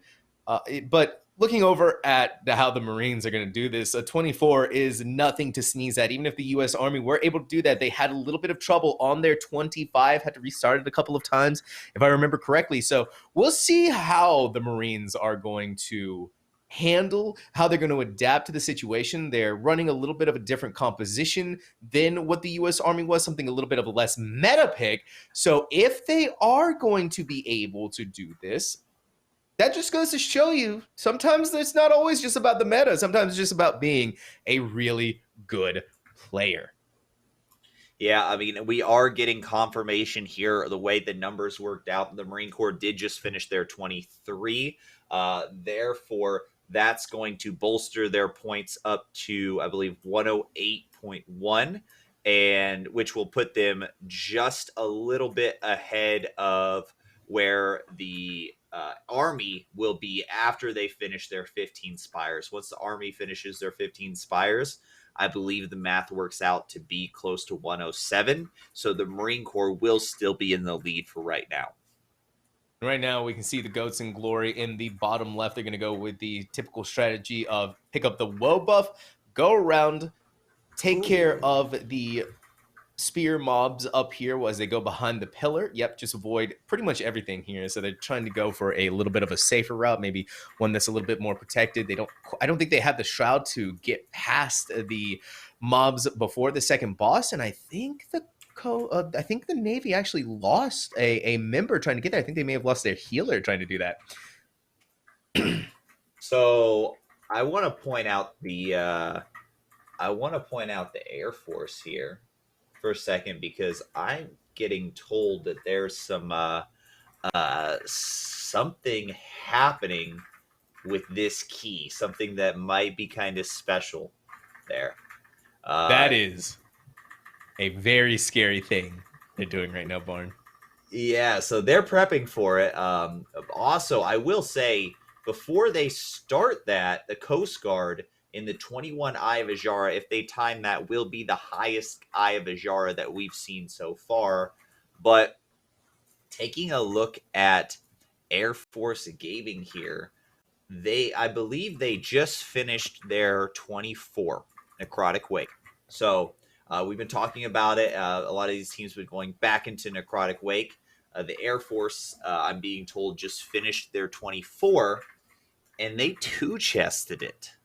And they're back in Necrotic Wake. So, I mean, I was a Marine, so if I add up 24 crayons plus 2 crayons, I think that comes out to a 26 right here, Sam. Am I correct? It's good math. It's good crayon math. Yeah, Marines and armorers seem to pretty much be same sort of mold. Always love the crayon maths. Yeah, the crayon math is good. Now, what color crayons though? Does that make a difference? Yeah, of course. I mean, blue tastes like blueberries. So we have a 26 Necrotic. This is the Army hasn't even attempted a 26 yet. They've been just sitting pretty on their 25s, but a 26 coming out from the Air Force Gaming, I mean, they really are swinging for the fences here. And if they get this 26 done, that is going to put the Army a little bit on the back pedal, where they've been so doggedly trying to raise these keys up as high as they possibly can. Now we have the Air Force catching up to them in what could possibly be a sweep, a destructive moment for the U.S. Army. And they're doing a really good first pull. They managed to get through it just fine. They do have to take care of this harvester real quick. I think they just pulled that on the side. It's a little bit annoying because you have the drain fluids that you have to handle. Make sure you get your interrupts clean and out there. We do have to remember, though, that with the Necrotic Wake, this is a tyrannical key, Spiteful and Grievous included. But with tyrannical, doing these bigger pulls on the smaller mobs is going to be so important, especially we might even see them pull some into the boss, because the boss is going to be a tyrannical boss, so it's going to be able to stay up long and hardy. But with the fortified mobs, you could get away with that. You can get away with pulling them into there, burning them down as quickly as you can with your AoE cleave and all of your cooldowns popped up and ready to go. And if you lust into that as well, use the Kyrian weapon, it'll come up big aces for the Air Force if they're able to get that correctly done. And we're actually going to see them we're going to see Venom Monk here use the Invis Pot to go right over to the malfunctioning Goliath. Yeah, it looks like they're going to do a big pull here. I'm actually looking forward to see exactly what they're going to do with this malfunctioning Goliath, whether they're going to pull the boss or they're going to pull a number of these ads. This is going to kind of tell the story of what they're really trying to do. Oh, my word. Okay. This is a tactic I have never seen anyone do before. This is brilliant. Grab the Tabasco, because this is getting spicy. Now, this is a build pull, everyone. Okay. The meat shields are coming out, but you have to keep an eye on the drain fluids, because that is so important. If anyone gets caught in that drain fluid, you have to interrupt it immediately, because you could get caught in the AoE from the carrion worms that come out. And if anyone gets caught in that at a 26, that is going to be a one-shot. This team, the Air Force, is doing such a good job. And and on top of that, they're having to manage these spiteful mobs as they're coming out. The hunter! Oh, doesn't press turtle, saving it for the next round, I guess. Oh, the other hunter! Team goes down, unfortunately. There's not, I think those the blood gorge on the carrion worms right there. Definitely getting those cast off is not beneficial for the team when it comes to keeping your team alive. That belch is kind of what I'm wanting to do right now after that spicy pilk. Anyways, that was a really big pull, though, and I think the Air Force Gaming, they're just going to keep attempting it over and over again, because that pull right there is one of the more dangerous ones, and to be able to do that at the beginning of the dungeon, continuously practicing it over and over again, is going to be so valuable for this team. Because remember, chat, these keys, they do not lower. So for the Air Force Gaming, I'm going to be honest with you, Barn, this may have been a mistake to bring it to a 26. It may have been a little bit of hubris there. I mean, of course they're swinging for the fences, and we want to see them do good. But this is where I think if you take a look at today, you take a look at tomorrow. This is where they're either going to win the competition or lose the competition, because if they can swing and they can nail a 26 Necrotic Wake, they can put themselves in good striking position to win the tournament. But if they go through and they brick this key over and over, they waste time. I mean, they are not in first place right now, right? They don't have the time to brick keys. And I think this is, now that we've got most teams who have decent scores in all of the different keys, when you fail a key as everybody else is progressing, as the Marine Corps are, adding an additional point per, dungeon, as the Army is going up and up and up for their spires, right? You can't be bricking keys. You have to be constantly adding points to your total if you want, right? And so if you're losing a key, and if you waste all this time, potentially an hour, potentially 45 minutes, just over and over trying a 26, and you don't get it, it could be very detrimental there, Evan. Even star. Sorry, how do you say that, Evan? Even star. Even star is in like even star Lord of the Rings. Yeah. Okay. Yeah. We've been calling you Evan Star this entire time. Yeah, and it's Lord of the Rings Even Star. This whole time. It's fine. Listen, if you want Barn to drink spicy milk, I'm okay with that. I mean, I don't know. I'd leave that up to chat to decide. I definitely don't have milk, so I'm terribly sorry. I'm also mildly lactose intolerant as well. So that's fair. We can substitute it with like almond milk or something. No, almond milk still does it. Really? For me, yeah. Man, it's my throat starts like getting all mucusy and swelling up and everything, and it just I'm just allergic to milk when it's mixed with Pepsi and Tabasco. Just very allergic to that. I mean, I think most people would be, to be fair. I can attest to that. I am incredibly allergic to spicy milk. I can never do it again. Sorry, Chad. It's never going to happen. Anyways. Wait, a spicy dry scoop? Oh, a spicy dry scoop. That's a genius idea. What if... Okay, I found our 2K goal here. A spicy dry scoop. A spicy, mildly dry scoop. Almost dry scoop. Spicy, mildly dry scoop. So if we reach $2,000 donated towards charity, we will all find out together the result of a spicy dry scoop. Speaking of spicy, this is a spicy pool right now, and I think they're going for a different idea, using the Ring of Peace to keep them safe from the mobs that are going to try in and go on them, but they've already lost their hunter. The hunter goes down, the meat shields are going to come out, and they still have to keep an eye on the spiteful mobs. So I think for this pool, I think this 26, I think for them here, this one is going to be maybe bust. They're going to commit the B-res to bring the hunter back up, and honestly at this point it is looking kind of clean with only one death on the board while they're making this huge giga pool. Yeah, I anticipate that they should be fine here. I think taking on Blightbone, they've already got most of the mobs down, and health is looking really good. The biggest thing that they need to handle, though, is making sure that the carrion worms are under control, because you can see now the Warlock is gone.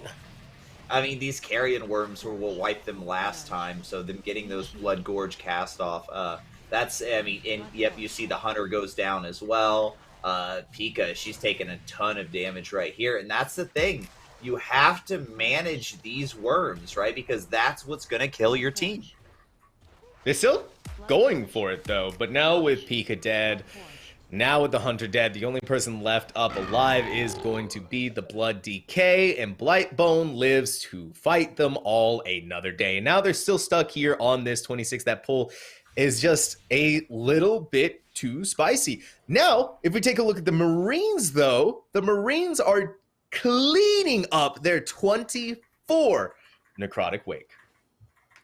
Yeah. Ooh. I mean, so production's actually bringing up a good point, Barndor. You can do a spicy dry scoop with cayenne, pepper, paprika, and chili stuff instead of sauce. So it'll still be spicy and it'll still be dry. I don't happen to have cayenne pepper. I have regular pepper. I maybe I have paprika. I would have to go kind That's of all right. There's always searching tomorrow. for this. There's always tomorrow. There's still a tomorrow. Oh, is there? Is there always tomorrow? Thank you for that reminder there, Sam.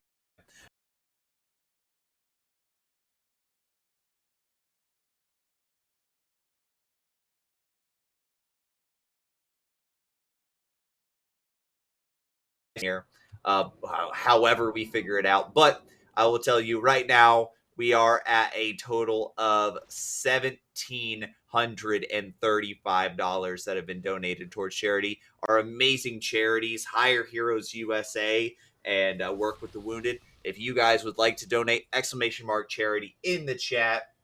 Meanwhile, Even Star, we've got just I don't know if you've ever heard of them before. The Royal Air Force Esports. Yeah, I don't think I've ever heard of them. No, they're I mean they're on this 15i, and actually there are 2 bosses left to go. All the trash is all good to go. So no, it's I think this is where was it the Marine Corps where they were before? I'm trying to remember. Oh, are you talking about the British? Was British it Army that was were it the Army? struggling? Yeah, it was the the Army. first time they'd ever gone into the It's so there's a little bit of service pride here, where it's very much just like, yeah, they're actually getting a lot further than they did. There's definitely a bit of service pride there. Oh boy! All right, yeah, they're taking on this boss right now with Deep Beard, and it's been a good showing so far. They still have over 11 minutes to take this boss down, and then move on to the Wrath of Ajar. Really, and they're making really good time on Deep Beard as well. Over 50%. They decided to take down the Infernal Lieutenant just before that too. On top of that, so they're down a member, but with the DPS that they're pumping out anyways, they should be perfectly fine to take him on for the rest of the way, especially when the Prot Paladin is pumping out more DPS than the Survival Hunter. Yeah, I mean, I'm also just loving that, on this comp we've got 2 locks and a hunter. Like that is our DPS comp, and there was a half a joke going around is we should maybe see if we could get a 3 warlock DPS team. And that was half a thought that was going around is, should we have a 3 warlock DPS team just for the fun? But now I think the utility that Hunter's also bringing, especially survival, is much appreciated. I mean, yeah, right now, King Deepbeard, 12%. We've got 10 minutes left in this key. I think the Royal Air Force Esports is definitely going to time this key, although I don't think it's going to be a 2 chest. I think they're just going to push it up to that 16 after this one. So it'll be interesting to see where they go, because they've got the 16 Mist, they've got the 15 Gambit, 15 Spires, and this will be a 15i. So where are they going to choose to push after this? Where do they feel they can push after this? So definitely going to want to keep an eye on them and see where they go.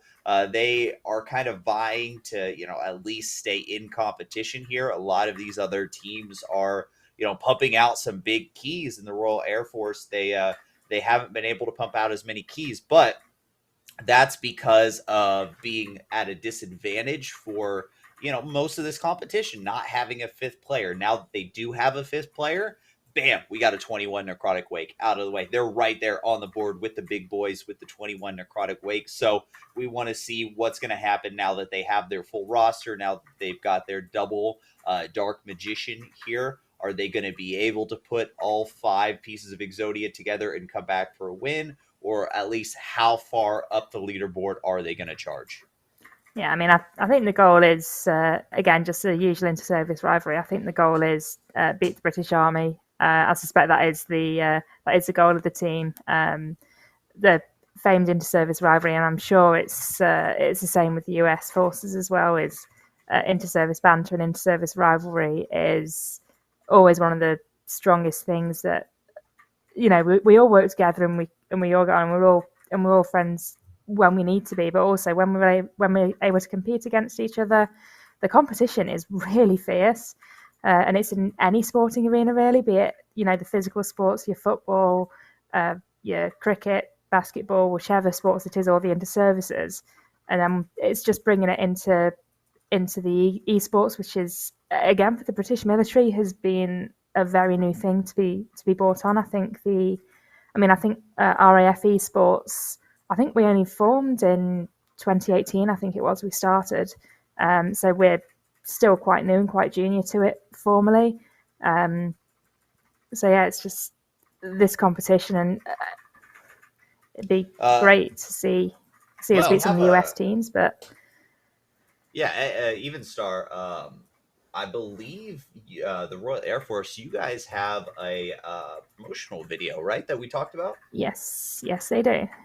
Oh, awesome. So we might be able to bring that up here in a little bit, here in a couple seconds. But we do want to see, we've got 7 minutes left. Are they going to be able to take down this Wrath of Azhar? They've got the lieutenant right here, so we want to see what the result's going to be here. They've got a score of 67 right now. So doing a little basic Marine math, right? You take 67 crayons, you add 15 crayons to it, you get 82 crayons. So that's really going to boost their score up a little bit, and they're really going to be, in that driver's seat. That's kind of scary, Barn. I was worried for you there for a second. That was a lot of crayons. Could almost hear the cogs turning from the other side of the pond. I got scared for you there, buddy. I had 911 on speed dials. I had it pulled up and ready to go for you. I mean, you asked me what was 67 plus, 15 is. It's like I don't know. Carry the one. Oh, what's a box of 67 crayons plus a box of 15? Oh, it's 82. There you go.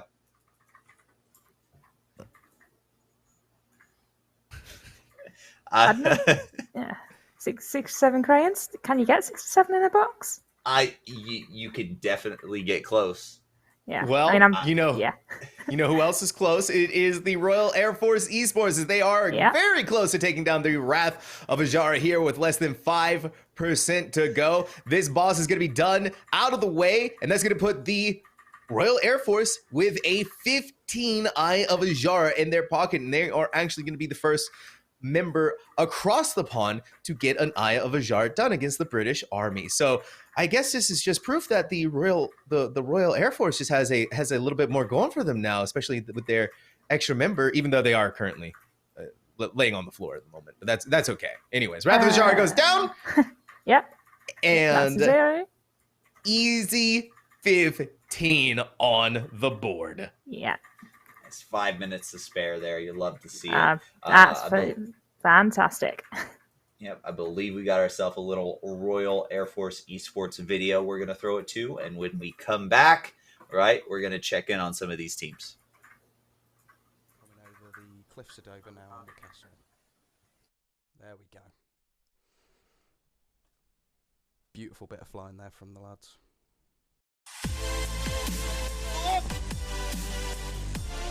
Please don't.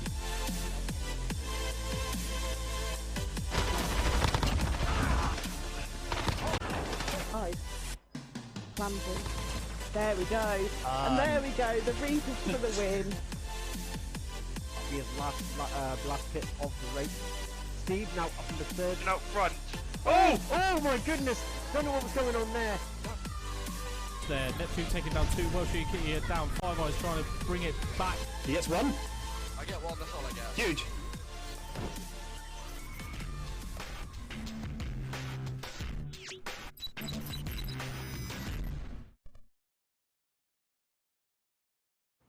But video from the Royal Air Force Even Star, that was incredibly well put together. That was just a lot of fun to watch. And it's like you said, you guys just recently joined in on esports, just recently started getting into that. So that journey, esports is one of, in my opinion, the best things about video game, bringing out that competition, bringing out that sportsmanship amongst players, and to elevate it and to show that video games aren't just the thing that, thing back in the day where kids used to make fun of you for doing. Now it's a huge worldwide phenomenon where everybody can get in on that, and people learning that and people understanding that now is something that I think esports has helped to bring that to the forefront. Yeah, definitely, and just seeing all the different games that we do there. And I remember that we also had it wasn't shown on there, but I remember mid-lockdown we had a World of Warships tournament against the Navy. I think we had the Army in there as well, and actually the Air Force didn't do too bad against the Royal Navy in World of Warships, which was a very pleasant surprise. And it just really brings out that competitive edge. And we're working on doing interstation competitions as well, and just bringing all the different stations and all the different units together. It really does solidify that sense of family. And when you're posted on, be that in 2 years, 3 years, 5 years, or whenever, it gives you a commonality, just something to go and join in and enjoy straight away, while still maintaining that connection with your old clubs, and bringing those connections. And it's how you can sometimes end up with RAF Lottymouth up in Scotland. You can then have that competing with RAF Coningsby down in Lincolnshire, for instance, just through people knowing other people on the base and just being able to bring that all together, and not only inter-service and the inter-service competitions, but the inter-unit as well, which is always just as fun, if anything more competitive than inter-services, because it's it's the pride of your station that you're representing, not just as well as the service pride, but you're also putting your own station up on that pedestal. Oh, absolutely. The inter-unit competition is always one big thing. I know we had it for ours as well. Speaking of absolute units here, we have the United States Coast Guard team that is absolutely trucking through Ingra right now, working their way through this 22 missed. Currently, they had a 20 missed, so this is going to put them some extra points on the board, going to increase it by 2, get them up to that 107 level, which will be great for them. Sam, do we think we see anything higher than a 23 coming out of the Coast Guard today? I could see it. I could definitely see it. I mean, they have 23 Necrotic Wakes so far done, and Aspires of Ascension. If they get the Mists done, then really all they would have left to do is Gambit. So maybe they want to go ahead and get a 24 on the board, so that way they can make sure to keep things across the board. We do want to say that the Coast Guard is tied with the U.S. Army, both of these two teams, as the leaderboard has been shuffling around now. And their pull here onto Ingram Malak, as soon as they take that, there it is, Dromon is now free of their spellbind, and just get rid of Ingram Malak, which in 30%, they should be able to do that very well here. So before we move on a little bit too much, though, from the conversation of the Royal Air Force Evenstar, I gotta say, though, whose idea was it to make the jerseys polos? And can I get one? I mean, you can certainly put a bid in to buy one, and we might be able to get one shipped out to you. But no, it's I think it was a recent design change that we've gone from the traditional heavyweight polo shirts to the more streamlined jerseys like the one that I'm wearing now. And we've got our own little patches on there with our overall, which is also then adding the functionality of being able to, when we get our own station patches as well, to just mix and match those patches. And yeah, they're just absolutely brilliant. I mean, I was really hoping that mine would arrive in time for the stream, and it did. So yeah, that was very much a please arrive, please arrive, please arrive, and I'm so glad it did, so I can be part of the team now. It looks very good. It is it's something that you don't get to see very often with jerseys. You usually have like the typical ones that you talked about, but to have it look as crisp as it does, I think it just really helps you to stand apart. I think it's the team cohesion and the unity as well. Like when we're at Insomnia, for instance, you'll be able to see all the guys. We'll all be in either the polos or preferably the jerseys. And just being able to see that unity and know straight away from seeing it, those guys are the RAF Esports. And just like the regular uniforms are instant recognition from the public, in the gaming world, these will be even more recognition for us. Yep, no, it's great. I mean, people see the polos and they think, okay, that's RAF, right? It's unique. There's no one else that I've seen that even has jerseys like that. But real quick, I do want to take a step back and I want to kind of explain. If you guys are just joining us, it's a little bit later in the day. We might be getting, some different parts of the world that are tuning in right now. Just want to go through what you're seeing right now is the Armed Forces Dungeon Clash Day 2. We have got 7 different teams right here. We have got the Marine Corps Gaming, the Air Force Gaming, the Coast Guard Gaming, the U.S. Army Gaming, the U.S. Navy Gaming, aka Goats and Glory, right? The British Army Gaming, and last but certainly not least, the Royal Air Force Gaming, all showing up today to compete in a Great Push style tournament. What is happening is we've got currently 5 dungeons. Tomorrow we will have a 6th dungeon introduced, and the whole point is to accumulate as many points as you possibly can. You can see the score in the top right-hand corner for the Air Force. Well, how do you reach 109.1? Because you have 21 plus 24 plus 20 plus 21 plus 23, which is how they came up to that score. Plus the 0.1 has to do with how fast and whether they one-chested, whether they two-chested. So how do you win?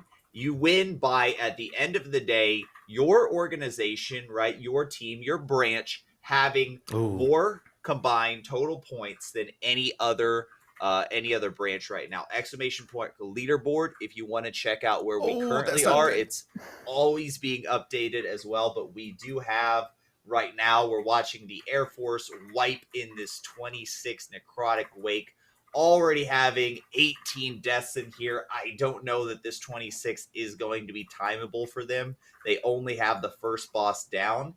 Meanwhile, you have got the Marine Corps, who did restart their 24 necrotic wake as well, so they had to use a little bit of time. But Marine Corps Gaming are in the lead right now, 108.1. Sorry, Air Force are in the lead with the 109.1, followed by the Marine Corps at 108.1. We do have the Air Force and the Coast Guard that are mixed in there, but we have the Army who are creeping up. They are finishing some spires, and they are rocking and rolling through this leaderboard. Yeah, I mean, I think also with the US Air Force as well, that was just unlucky Paul getting that skeletal monstrosity in there as well. Because when I saw they pulled that, I did have a little wince. I was because I've accidentally pulled that before, and again, only in, a lot smaller keys than these guys are doing, and it's just been, we should not have pulled that. No, not at all. It was because the tank went down, and then in the attempt, you saw the rest of the team scatter while the B-Res comes back out to get them up. In that intervening time, the skeletal monstrosity was working their way back, padding, and then the tank, in the attempt to get all of the mobs back on them, taunting and whatever they can, they just pulled the skeletal monstrosity. And once that skeletal monstrosity was pulled, there was literally nothing that could be done, because you still have the rest of the mobs running free. You still have that skeletal monstrosity now, who does a big AoE wide attack. You saw it right there was the reaping. They pulled everyone in. And so the group wiped from there, and now they are going to restart that 26, which is a little bit heartbreaking because they did that massive Giga pull on the first boss. They did it successfully, taking down the first boss, and now they have to restart that 26. Speaking of massive Giga pulls, let's take a look at the British Army over here that are the rain of fire down, a big pull on this 15 Eye of Azara. You hate to see it. They did have to redo their 15 Eye of Azara, but they've come in. They are ready to roll here. They've got a little bit of time left. Things are going to be a little tight, but really they need to step up. If they want to stay in competition with the RAF, they want to stay in competition here, they really need to get this 15 Eye of Azara done. It's critical.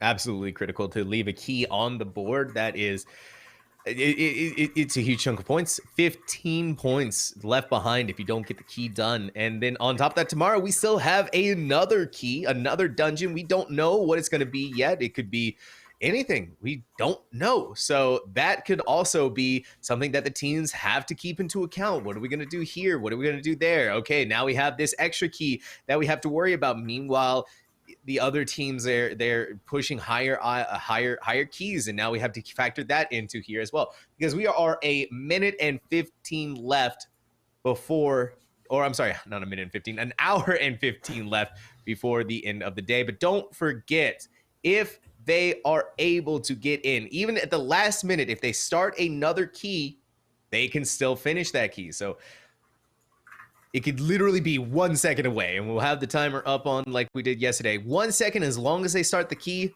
they can still finish that key. You're going to see a lot of these teams make sure to factor that in as we get closer and closer to the final hour. Yep, we'll have to see. I mean, even start what he's talking about right there is I believe what we were talking about yesterday. I'm sure you saw that right at the end, right? You know, we've got 5 minutes left. You finish the key and you put in for another key, and you still have the time to finish that key. Actually could put you ahead of, you know, somebody else, because right now, when you've got all of these organizations that are, you know, timing these keys, all of these organizations that are constantly improving these points, one dungeon, this is going to come down to potentially a 1 point win, right? Number one versus number two could be one dungeon, right? And if you can get that extra little point, extra dungeon, that extra, you know, instead of 22, it's a 23 now, or instead of 21, it's a 20, or sorry, instead of 20, it's a 21. That extra point could be the difference between winning and losing here. Yeah, I mean, and again, that's what makes this just so exciting, is it, like, literally it will be right down to it could potentially be right down to the wire, to the last dungeon tomorrow. Could literally be that if two of them start it at you know, say they've got 5 seconds left on the timer and they both start it with about that 5 seconds left, we won't likely know who's going to be winning until after those two dungeons have completed, which is absolutely fantastic. Just that you can't really, at the minute, I don't think you can definitively say that there's a definite winner at the minute, which is what is so exciting about this. I mean, yeah, every single key that gets done.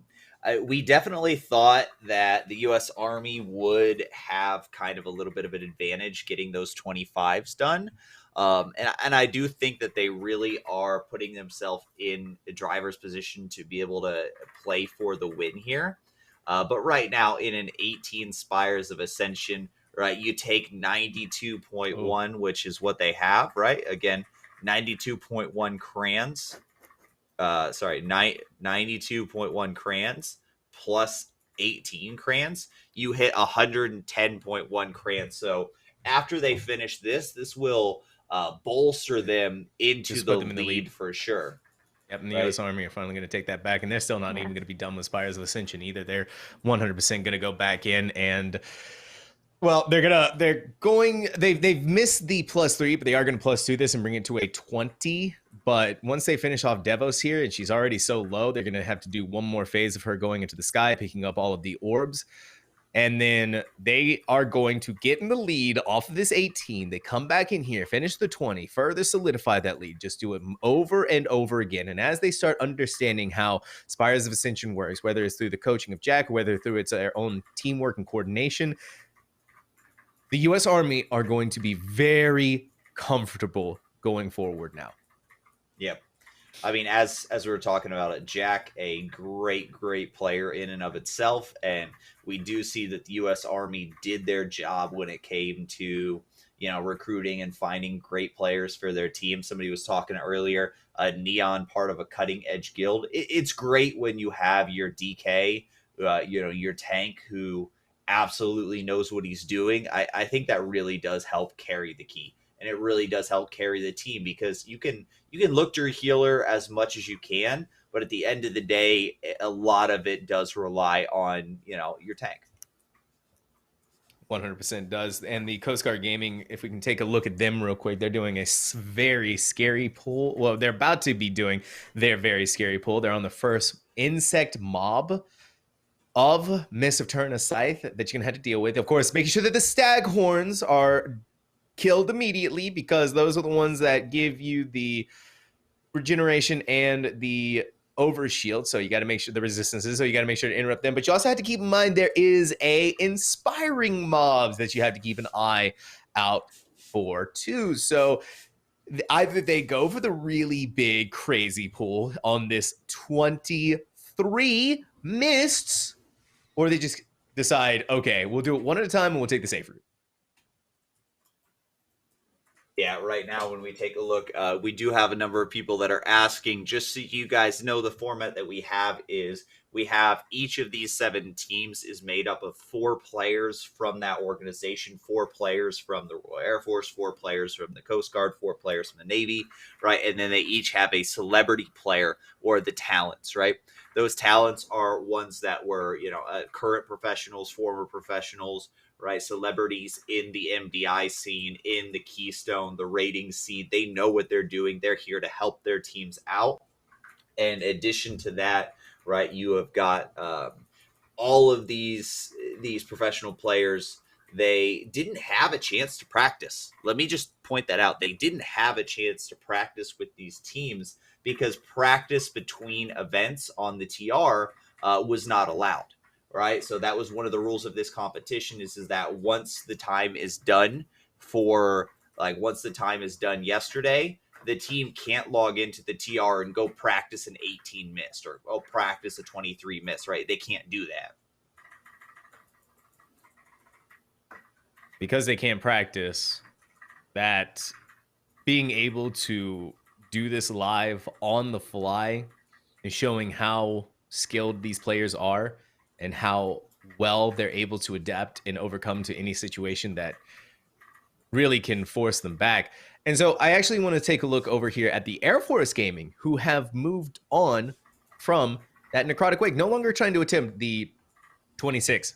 They decided, okay, we're about to enter the last hour. We cannot waste any more time doing that. Let's just go back to the Mist that we've done at a 21 and continue to try and push that up a little higher, because Mist is a little bit easier to control, a little bit easier to work out with. You just got to go through the maze, deal with some of the RP, and then you can continue to push that up. So good strategy coming out from the Air Force. Don't even worry about trying to do more work on that Necrotic Wake. And down below in the bottom right, we have the Royal Air Force still going on to this Eye of Azjar, and it looks like they are... it looks like they just started their key. Yeah, so they just started it and trying to, once again, pump that up a little bit more because they have that Eye of Azjar done from earlier. Just keep working on it and keep getting Eye of Azjar pumped up before you want to move on and to the rest of the day. Yeah, I mean, having this done on a 16 is going to help that point total for sure. Even the Navy, they've only got it done on a 15, so that's really going to keep them within striking distance, especially that 21 Necrotic Wake is going to do wonders for them when it comes to points. So also the story of the day, looking at the Air Force, Sam, Evenstar, do you think that the 26, I mean, I think that's going to cost them. I really think that progress and all the time they spent almost 45 minutes to an hour in there for a key that they're not even going to do or going to time. And I think it's one of those that you just, I mean, for me, again, from my very newbie point of view, is if you want to try it a couple of times and just see if you can get the techniques to work. And sometimes it does go your way and the techniques work and your tactics work. Sometimes it doesn't. So you just go in, have a go, refine it. Okay, not worked, and then give it another go. But then also knowing when to give it the break and move on to something that I hesitate to say easier, because I know that these keys are not easy, especially at these levels. But just with them being able to adapt like that, I still think it's possible that they may be able to push that 26. But I think what I would possibly do, again, from my very limited experience, is I would say just work on getting all the other ones up to that level, and then you might find one dungeon where you've got really good techniques, really good tactics that just work for you, and you constantly plus doing those ones, and just set your baseline there, and then build up even, and if it's possible to plus it to a 25 rather than a 26, just for that slight increase in difficulty, but it's still that extra point at the end of the day. Exactly. That's the whole strategy behind getting these keys done. Sometimes you don't want to necessarily +2 your 24. It feels really good to time that +2 at a 24, but the 24 goes into a 26, and if you can't complete the 26, you're leaving one whole extra point on the table. And that's something that, obviously, if you can complete the 26, that's great. That is fantastic. And that's going to be really hard for any other team to work their way up to. But that's the whole thing, is that's how you have to strategize doing these keys. Yeah, I mean, when you're taking a look at the strategy behind, how are we going to approach this? We've had a couple different strategies here. We have, Sam. I mean, we had the U.S. Army that chose to pick a key and get it as high as they possibly can, and then go to the next key, and then get that high, and then go to the next key. Instead, you have somebody like the Air Force, the Coast Guard, the Marines that chose to spread it out and, okay, let's get all of these to 18, and then now let's get them all to 20, and then let's get them all to 21. Let's spread it out, make sure that we're getting points everywhere we can. So, I mean, it seems to have paid out for the Air Force, for the Army. But the thing is the Air Force, once they time this 23, they will have actually put themselves ahead of where the Army are at after that 18 key. So they're still, they didn't run away with it, right?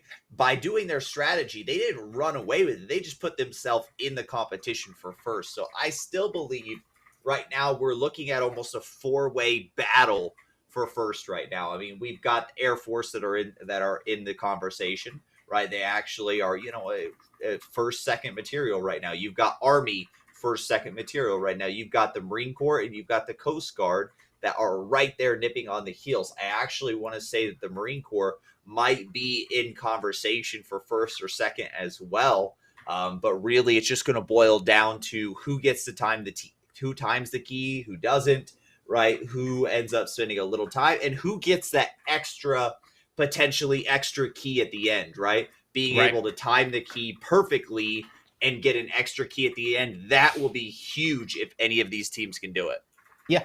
The Marines have a 24 Spires of Ascension, and they're working on getting a Necrotic Wake done, which is what the Air Force Gaming has at a 24. So once they get that done, they have tied themselves for second place, and then they can move on, maybe go back into Gambit, go back into Mist, which are both at 21s, and that's exactly what the Air Force is doing right now. They realized that the 26 was too hard. Okay, we switch our attention. We go and do the Mists, because the Mist is a little bit of a lower key, and then if we complete this, it'll put us ahead of the U.S. Army right now, because the U.S. Army just started their Spires of Ascension, and the Spires of Ascension is a longer key than Mist, so maybe we can get the 24 done, maybe we can get the so on and so forth done here.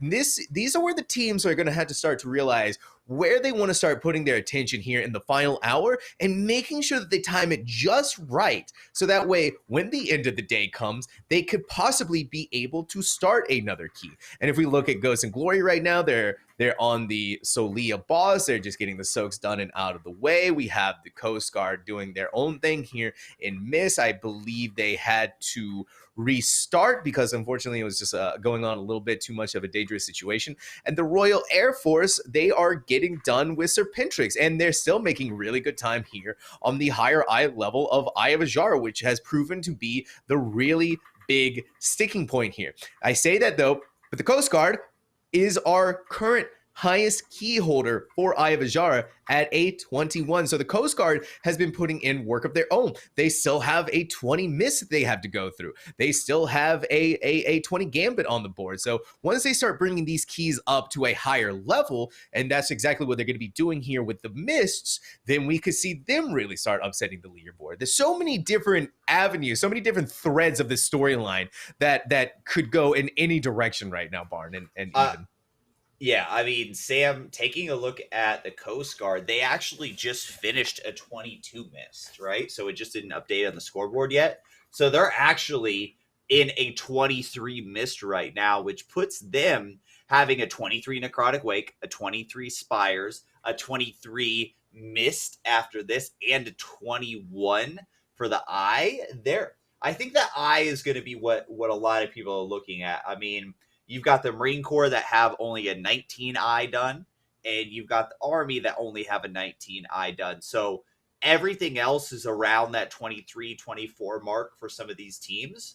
But I think having that 21 being the Coast Guard, having the eye at that 21, it's really going to give them that every little point counts, right? From a 19 up to a 21, that extra 2 points, that could be the difference here. It is, and that is going to be where the point could the difference is going to be just 1 point, and that's exactly what's going to happen. I think even between these 4 teams that are at the top right now, the difference is going to be just a at the most a handful of points. And even start, for the where we are at right now, this is starting to get like tense. This is nail biting, and we still have a whole another day left to go. Yeah, it's going to be a fascinating race right to the finish as well, and just I think it's quite likely that everyone should at least be. I suspect everyone should at least be really high 90s, possibly even breaking the hundreds by the end of today. Because obviously Royal Air Force have got the 16, which hopefully they'll complete, which will take them up to 98. So if they manage to get a second key done tonight after this Eye of Azara, then that will take them over 100 into day 3, which I think is I think as long as everyone gets gets over 100, I think that's going to be a really good morale boost going into day 3 as well. Yeah, I mean, I do want to point out that Marine Corps Gaming are about to finish up this 24. It looks like they're about to time that 24, which will give them a time 24 for both Spires and Necrotic Wake, putting them actually just 1 point, should be 1 point ahead of Air Force. Now, that would be 2 points. However, the Eye of Azara difference is going to be there. So taking a look, I do see the Marine Corps potentially going into Mist after this, or potentially going into, Eye of Azara, seeing if they can pump that up from the 19. What do you think, Sam? Yeah, I mean, the thing that you had to realize here with these teams is that as they look towards the Eye of Azara, they really have to wonder, is it worth it to go into there today, right? Because maybe tomorrow's key is going to be way easier than Eye of Azara. And I think not even stepping foot into Eye of Azara today, if you don't need to, is going to be the play, unless you're trying to catch up with in score and in key level, like the Royal Air Force is doing right now, doing their own Eye of Azara. Because tomorrow could be a completely different dungeon that you could easily gain score on. And then you look back and you see the Eye of Azara, and then you could be like, okay, all right, this dungeon is a really big pain in the butt. So we need to go back and do this now, because all of our other keys are sitting at 24, 25, 26, and those are a little bit too difficult for us right now. So we'll just come back, we'll get those done, and we'll get those taken care of, and we'll get this new dungeon done, and then we'll see if we need to do the Eye of Azara. Because we don't need to do the Eye of Azara, why do it?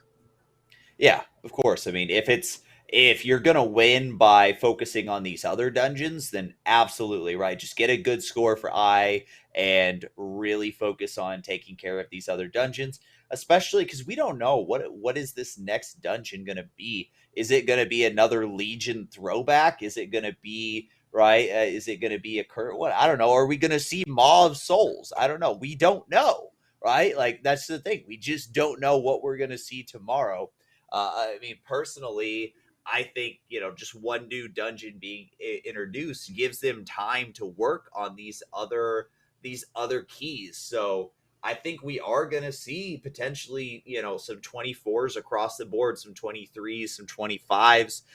Potentially, we may see the Army attempt a 26. We've already seen a 26 being attempted by the Air Force. Unfortunately, wasn't a win for them, but Even Star, what do you think about the conversation for first place here? Do you think somebody's going to have to be forced to do a 26 in order to win this? I mean, looking at the scores, and then I don't know if it's going to be a 26, but I think it's definitely going to be how many 25s can be got on the board. I think definitely, and if it's getting really close, I can genuinely think that it's going to be a 26 that decides it. Yeah. I mean, I've just been watching the U.S. Air Force, that pool that they've just done on mists there. I mean, it was like I think it was two of the packs of the bugs that they pulled as well. I was just like, that technique, just knowing where to shave that time, but also knowing that they can deal with that huge number. It's just like, wow, like that is something that, I'm learning a lot just watching it, even though I'm no way going to be doing these great big pulls, at least for a while, just seeing that that's what is possible. And if you've got the damage and you've got the healing to do it as well, it's, I'm learning so much. And I don't know I know you're both very experienced compared to myself, but do you find that what you learn from watching other teams do their own tactics and potentially something a bit different? For sure. The things I'm learning right now is that I could never do this in a million years under a competitive setting where these teams have just been able to really bring it together, because these are some really big pools, and I'm like, oh my gosh, okay, I gotta watch out for the inspiring mod, because I'm the hunter. I'm the one who's going to be in charge of making sure that they're trapped or taken care of, and I can guarantee you 100%, like, if you put any pressure on me whatsoever outside of just do big numbers, I'm gonna whiff it every time. So the fact that these teams are so coordinated like that, it's great. Oh yeah, it's great. I mean, as far as like learning, I think that's the thing. I think that's another reason why we're all here too, is just to learn and see what do these players do once they're put under that, okay, competition tournament time. Here, you got to perform, you got to win, and I think that's the one thing when you're competing, whether you're competing in competitive PvP, race to world first, Keystone, MDI, right? Seeing how somebody performs under pressure versus how somebody performs when, okay, I'm just playing around with the buds, right? It's completely different. Well, that's the thing too, right? But because Barn, these teams are actually learning things right now, being coached by the talent. So they're learning right now, and they're putting into practice right now in front of our very eyes. And that's so cool. That's just so amazing to me how adaptable these players are. I mean, speaking of adaptable, the one thing that is not adaptable at all is that we've got 1 hour remaining for a little under 59 minutes remaining for today. Just so you guys know, we already explained it, but the format is such that once the timer is up, no more keys can be put in, right? And if you are in a key, you are allowed to finish it. Therefore, right, if you're down to 1 minute left, you finish a key, you up it, right? You can find time, put it in, start the new key. You can actually maybe get a bonus dungeon in there. So it'd be interesting to see how these teams kind of play it. Are they able to get another dungeon in? Say if like the Marine Corps or the Air Force get an additional dungeon in, as far as like, and the Army does not, is that what's going to allow them to catch up? That's going to be the question here. That's going to be what we need to figure out. But since we are in the final hour of the stream, or the final hour of being able to do keys before the timer is up. Let's go ahead and get in chat some love for whichever branch of the military that you are currently rooting for, whoever they are. Let's go ahead and show some support to all of these teams. And while you guys are doing that, we're going to go ahead and pull up the leaderboard because we have an interesting development. Third place is a three-way tie right now at 109. So 109. Just to explain what we're looking at here, guys, we have the United States Army at 110 right now. They just finished up that 18 Spires. They've got 23 Mist, a 25 Necrotic, a 25 Gambit, and a 19 Eye of Azara. We've got a three-way tie right now between the Marine Corps, the Air Force Gaming, and the Coast Guard Gaming. They're all tied at 109. Everybody is working. Everybody is, updating. Of course, our admin are working behind the scenes to update it as much as you can. But big shout out to RaiderIO. This is their widget. This is their leaderboard as well. So RaiderIO giving us the ability to track everything. And of course, as you see things going on, it's all real time, right? It's all real time. So getting everything updated, you gotta be, a little bit forgiving here. It's being updated as soon as it possibly can. So that's why we're giving you these updates. That's why we're telling you, so that way you can keep track. So again, Army is in the lead, 110, first place. Three-way tie, Marine Corps, Air Force, Coast Guard, all at 109. And this is shaping up to be a great competition here. Insane competition. Just how close these two teams are, they're really cutting their teeth. And we got to say, for the Royal Air Force, where they were down that one member, they have really stepped up. And now they are within shooting distance of being able to take fifth place from the U.S. Navy, and perhaps even now being able to go a little bit further, even into tomorrow, where we are going to have that extra dungeon up and available for the viewers. Yeah, I mean, right now we see U.S. Army is in a 20 Spires right now. So that means they're already in first place with 110. This is going to jump them up to 112. I mean, them making these big jumps right here, this is really going to help them out when it comes to securing that spot, that number one spot in the leaderboard. Yeah, getting that number one spot on the leaderboard is going to be the coveted position to come out on the end of the day. If you're able to get that, that is going to put you in a really good position into our final for tomorrow. The question is, what are these teams going to be looking like towards the end of the day? I mean, we have the U.S. Army Esports here about to finish up their 20 Spires of Ascension. All they need to do is take down a Rifrian, go up, get the 3 Angels out of the way, and then that will give them 2 extra points to stay ahead of whoever is going to try and get to them. The Air Force Gaming on their end too. Here we see this miss of Tyrannocythe. The Tredova boss has now just been taken out, and I believe they did complete the key with all forces done and timed.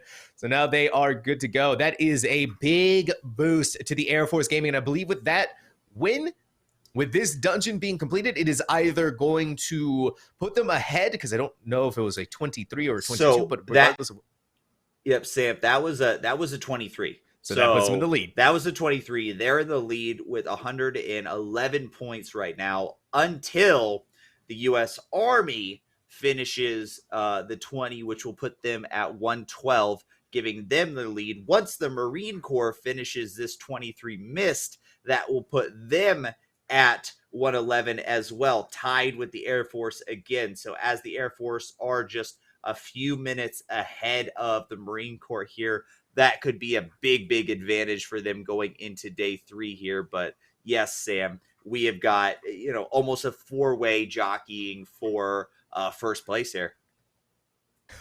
That's exciting. This is everything that we love to see. Everything that we want to come out of our competitors is to keep things exciting. It's not just a one-way stomping on either of these teams. They are still pushing hard, and they are still giving us something to be like excited and hyped for, especially with us trying to raise as much money as we possibly can for charity.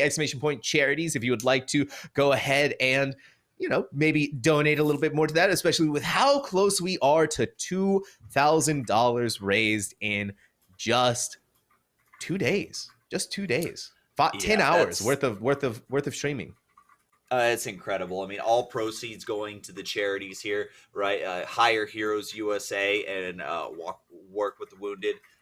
Amazing charities. They do great things for veterans that are transitioning out of the military as well. Feel free to check them out. And guys, I gotta say, over $1,700 already donated. Thank you for every single penny, every single cent donated. Really does count, going towards an amazing cause. And we appreciate it. Military Gaming League appreciates it. Generation Esports. Everybody appreciates all of the contributions that we've made here, or that have been made here. So again, thank you guys so much. So even sorry, if there is a future AFDC, can we expect to see the RAF on there again? Oh, I think so. Yeah, I think again we'll definitely throw a team together, and who knows, I might even make an appearance as a player rather than a caster. You'll never know. Oh, that would be exciting. It would be. I'd probably be terrified the entire time, but hey, if I improve and I keep learning, who knows, I might do. Yeah, and it's all, and remember too, at the end of the day, it's all money being raised for charity. Oh, exactly. Right. That's one way to look at it. One way to think about it. Yeah, for sure. I mean, if it's for charity, I mean, Sam already said he would do anything for charity, even, maybe going back and having another drink of some spicy pilk. No, it's all over. It's done. I've spicy pilked. I've spilked. Okay, done. No more. I mean, we've got a spicy dry scoop that could be waiting on the wings here once we reach that $2,000 goal. Yes, we do have a spicy dry scoop that could be coming. You guys have seen the regular dry scoop coming out from my side, but spicy dry scoop could be waiting in the wings here. But so, meanwhile, what are you gonna put in there though, Barn? That's a real question. Like, you still have tomorrow to go and pick up some spices for that spicy dry scoop. I mean, a spicy dry scoop, that's gonna be a little rough, right? Maybe we need some cayenne pepper, maybe some. I was thinking maybe throwing some hot sauce. I don't know. It's powdered ghost pepper. Powdered ghost pepper. That might be a bit rough there. I don't know about that one. Yeah, well, listen, because Barnes still has to go through the rest of the day, guys. We don't want to kill him right off the bat. Okay, we gotta save the man. Gotta make sure he's still able to cast for us. I mean, yeah, it's gotta be castable. I know dry scooping is not the easiest thing, let alone doing a spicy dry scoop. So, meanwhile, we can go ahead and transition and stop talking about how I'm going to suffer tomorrow with the spicy dry scoop and start talking about how the U.S. Army are dangerously close to potentially 3-chesting this 20. Yeah, if they get this 20 done, I anticipate they'll go back, regardless of whether it's a 22 or a 23. They are going to go back into Spires of Ascension and keep working on bringing it up, because so far their competitors have 23s done and the Marines have a 24. So if they want to continue to keep that lead of theirs intact and and keeping themselves competitive with the rest of them, they need to get this 20 done, which they are about to do. They're currently taking on the Angel Mobs. I think they did the 2 pool and then the 1 by itself, or maybe no. I think they did the 1 pool, each individual, and then they're going to go and do the final mob all by themselves. Regardless of whatever they decided to do, still though, they need to take out Devos, and then from there, you just go back in and get this key done as quickly as you possibly can, because with the way that Spires of Ascension is working out for them so far, they've been kind of spending a lot of time in it. So I don't know. I think this might be their last key of the day, is going to be the Spires of Ascension. I mean, yeah, we'll see. I mean, we have we'll get a time check here pretty soon, but we're coming up on the 30-minute mark here. So, U.S. Army finishing up this Spires of Ascension, finishing up potentially 22 or 23. I believe that will be their final key. I don't think they're going to be able to finish that in. But here's the thing. Here's the thing, Sam. Say they have exactly 30 minutes left right now, right? So this key has taken them so far about 22 minutes, right? Of course, it's going to take a little bit more. They potentially, right, if they finish this up within the next 10 minutes and then take less than 30 minutes for it take, less than 30 minutes or so for the next key, they could be riding that line. They could be right there. And you know what's dangerous is when the U.S. Army starts getting an extra key at the end. That's when some of these other teams got to look and see, oh, okay, we got to step it up because we can't be giving this team an extra key here. No, they can't, and that's where a lot of the decisions are going to have to come into play. And seeing, okay, we just need to do this. And I mean, we have 3 other branches right now in Mists of Turnaside. We have the Marines, we have the Air Force, and we have the Coast Guard. Air Force Gaming went right back into the Mist as soon as they got it done, just because they want to get that to a higher level. Because if they can get the Mist to a 24, guess what? Now they are ahead of the U.S. Army at the very least in Mist. They're already ahead of them in Eye of Azara, and they're 4 key levels behind them in Gambit. So if they can upgrade that Gambit some more tomorrow, or maybe even before the end of today, because they're already a pretty decent way into Mists. They're taking on the first boss right now. So once they get that taken care of, they go through the maze and work their way through it. They still have an opportunity here. Mist is a shorter dungeon. You get that done, and then you turn your sights over to Gambit, where Gambit has been kind of languishing a little bit at the 21 level for the Air Force Gaming. And then same thing over here for the Marines. They're on a 23 Mists. They get that 23 Mists done, and then maybe they switch their eyes over to the Gambit, where guess what? You have the U.S. Army at a 25. These 2 teams, the rest of the teams need to set their eyesights on where the U.S. Army is so far and where they've been at their weakest when it comes to their keys. Because so far, 225s on the board has set the U.S. Army in such a strong position that's going to be really hard to topple them from. Yeah, I mean, I said it before, I'll stand by it. I mean, even sorry, you can kind of reiterate on it, but I think Eye of Azara is going to be the equalizer when we go to tomorrow and the dust settles and everybody has pushed these other keys as high as they can go, right? Whether that's 24s, 25s, whether we see, U.S. Army just pull out a 30 or somewhere. Either way, I think that the Eye of Azara will play a big factor in, can the U.S. Army go in and improve that 19? Or, will they just choose to focus on other things? Yeah, and I think it also all depends on what tomorrow's mystery dungeon is going to be.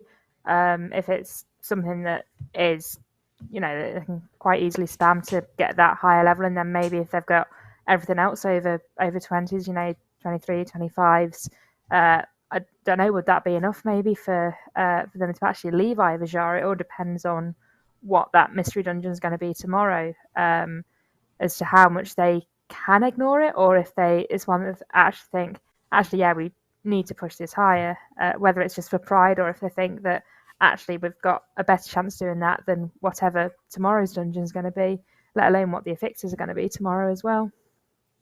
Yeah, we've got the Coast Guard with the spicy pull here. We've got some of these Spine Maw Gorgers. Here's the one thing. They only have 38 seconds left for this 2-chest timer, meaning this is going to be a guaranteed 1 chest for them as long as they meet that timer. They are 7 minutes away, have a little bit of forces. I don't feel like they're in danger of not timing this key.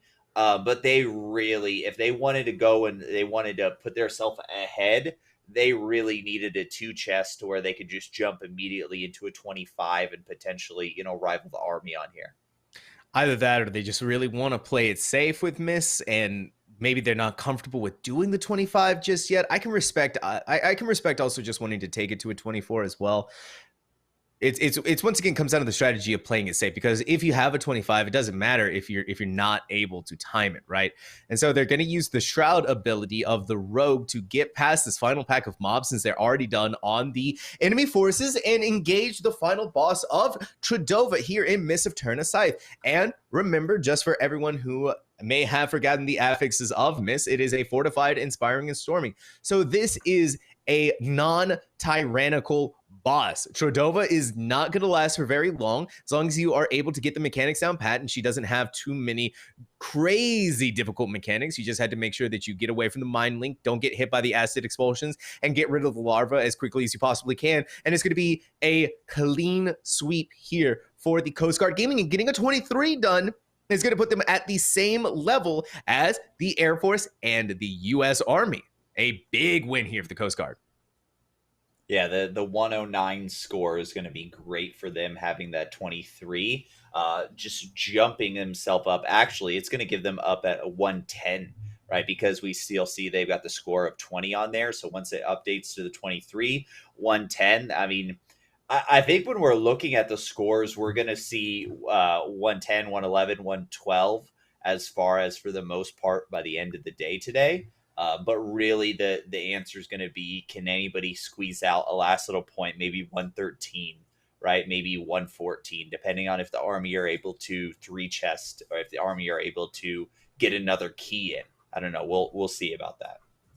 Yeah, I mean, for the U.S. Army, they're already back into Spires of Ascension. I think they only +2 their 20, so if they're able to go through fast enough, which they should be able to with 35 minutes left on the timer for them to get through 34 actually, but still they should still be able to time it in time. a lot of saying the word time it in time. Yeah, they're gonna be able to time it in time. There's a lot. Sorry guys, the pilk is taking over.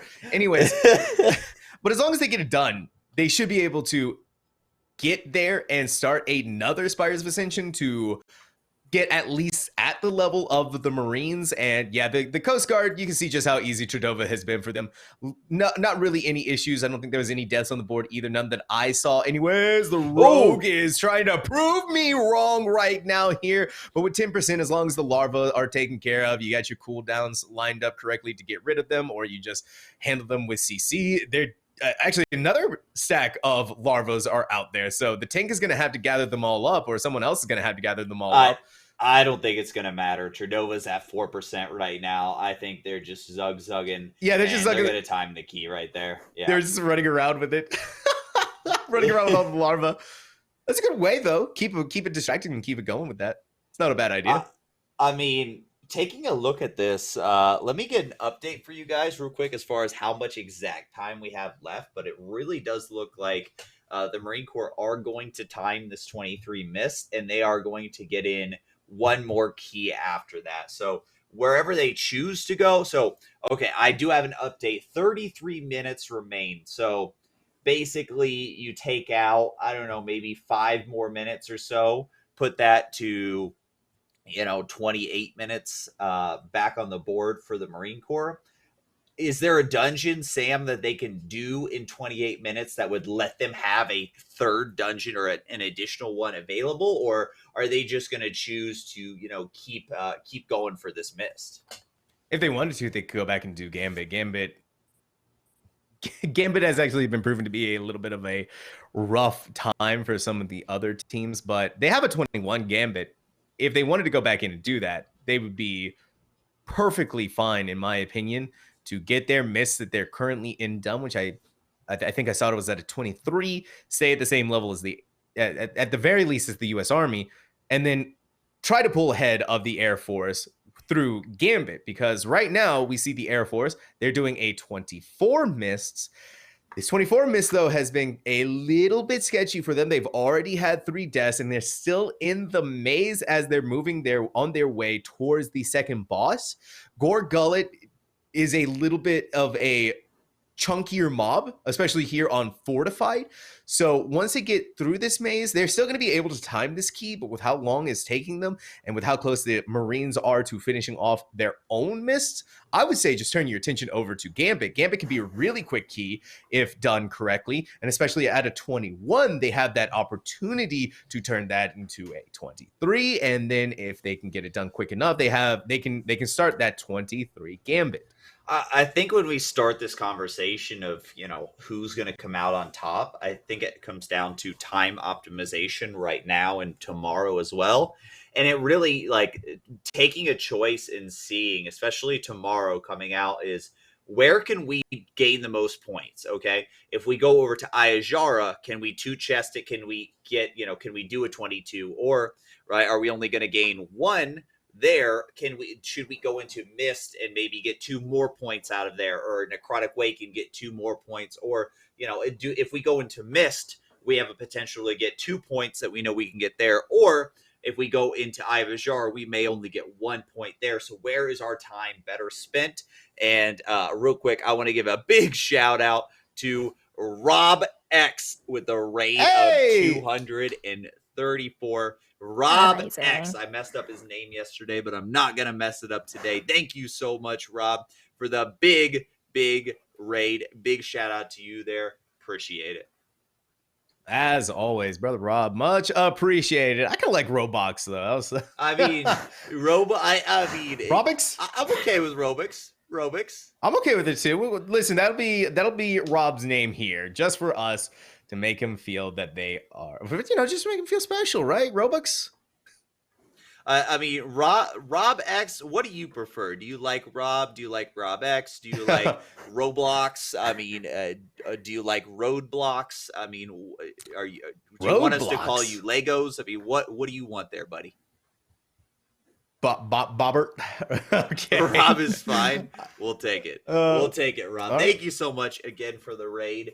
And right now, what you're seeing, everybody coming over, this is the second day of the Armed Forces Dungeon Clash, where we have the Air Force main center stage here in a 24 Mist, attempting to catch up to the Marine Corps Gaming, attempting to catch up to the U.S. Army Esports, right? We've got a seven team here. We've got Royal Air Force, RAF. We have got British Army. We've got the U.S. Navy. We've got the U.S. Air Force. We've got the Coast Guard. We have got the U.S. Army. We've got the Marine Corps. And we have, again, Air Force Gaming here. A lot of really great competitors out here on the field. And in fact, we have one of the representatives of the RAF with us. Even Star, you've been hanging out with us now for a couple of hours. The event has been an absolute blast, and the Royal Air Force has been putting on an amazing show for us on stream. They gave us one heck of a one yesterday, that's for sure, with the 4-man team, and now they have their 5th person, and you can see that they've been scrapping it. They've been showing us just how much better they are when it comes to showing us how these keys are really done. Oh yeah, it's for me it's just great to see the progression from yesterday when there were 4-man just due to operational reasons, and then today absolutely storming it back in with a 5-man. And last time I think we looked at the leaderboard. I've not got it up right next to me right now, but again the inter-service pride with us at the minute. I think we're higher than the British Army, which is just a matter of service pride at the minute as well. And just seeing everyone coming together is absolutely fantastic, and still in the spirit of the good nature competition, which is really what we're all wanting to be there for. Yeah, of course. Love it. Inner department, inner branch. It's all amazing. We love the rivalries here. So basically, we all want to know who's going to win, right? We all want to say, oh, we're the best branch. We won. We're better than you guys, of course, right? We have the RAF and the British Army as well that are big rivals. Of course, you've got the U.S. Army and the U.S. Marines that are big rivals as well, right? Everybody just kind of doing their thing. But at the end of the day, rivalry put aside, everybody's here to have fun. I mean, it's mandatory. You guys were issued a smile. Make sure you wear it. So mandatory fun here at the Armed Forces Dungeon Classic. Armed Forces Clash Classic. What? I just made up a new event there. Okay, somebody. I mean, it could work. Somebody tell Hothead the next one is going to be the Armed Forces Dungeon Classic. We'll That's find going to be Classic Dungeons. We're going to go back into Wrath Classic, and we're just going to race dungeons in there. Thank you, Barndorf, for coming up with our new event. that would be certainly an interesting event. Yeah, for sure. Yeah, but no, I mean, I think you know, just for me, you know, if I was to going back slightly, if I was to pick a winner, I think I'm, you know, just service loyalties aside, I think still keeping it within the Air Force, but I think my favourite from what I've seen tonight as well is if the RAF can't absolutely storm through last minute, I think my money's going to be on the US Air Force. I mean, so you're putting your money on the U.S. Air Force here? I honestly, I can't not side with the Marines. I feel like the Marines are going to find a way to get an extra key in here today. I think they will. Okay, well, that's going to be that. We'll see if that's going to be possible, because as we're talking about it, we're looking at the Air Force Gaming here on their 24 mists, already moving on the way towards the final boss, with still being able to. The +2, I don't think is going to happen. They are 100% going to time this key as long as nothing goes crazy here on these final packs, because there is a lot of crazy things that do happen here. If you don't avoid the swirlies, you'll take a little trip downtown to the belows of Ardenweald, which I've never visited before. I've never been hit by those swirlies. Sam. Not once. Never Seen it before. Not every time I go into this dungeon. That's ridiculous. So, Sam, we do see they've got multiple inspiring packs here, so they really have to single target, right? Because nothing's going to be able to be CC'd. So we see Venom is taking a ton of damage. Nowhere to stand. The Hunter is almost going down here. Pikasham, she's doing an amazing job of keeping her team alive, but, I mean, how tapped is she as far as cooldowns? Ascendant's still available. Spirit Link just came back up, so it looks like this is going to be great. As long as Veilshear doesn't go down without pressing Turtle, it looks like this is going to be a clean pull right there. But definitely a little added Tabasco sauce in that one for sure. I don't want to hear the word Tabasco sauce ever again. The scary part about that inspiring pull, though, is that you had to realize, too, not only can you not stun, but you also can't interrupt either. So they pulled extra. It's just gone, deleted right off the board. You can tell that was a mistake that they really didn't want to do, because they frost trapped that mob right there. They didn't want to grab that pack specifically because they're pretty good on percent. As long as they get the last few mobs of this dungeon done, they'll be good on percentage. Unfortunately for them, they did pull that. They have to reset they can't take the Warlock Gate again because they're still on cooldown with it. So it looks like they're adapting their route, and they're just going to go this way, avoid one of the inspiring mobs, and go in through the side route that we typically don't get to see very often in mists. I mean, even sorry, they only have 8 minutes left. I mean, do you think that with this added, time from taking a different route, of course they're doing extra mobs that they don't need to do. Do you think that this puts their key in danger right now for the 24? I mean, I don't know. With, having never run this high myself, I mean, I think it's certainly possible unless they do. I think if they don't have any more mistakes, it's quite possible with it. Correct me if I'm wrong, it's a fortified key, isn't it? It's not a tyrannical, so really the JULY should go down fairly quickly if they can get there without any mistakes. Yeah, I think so as well. I mean, I just think that, as you're looking at it, time goes by so much faster in this keys than you think. Oh, yeah, I think it'll be tight. 7 minutes.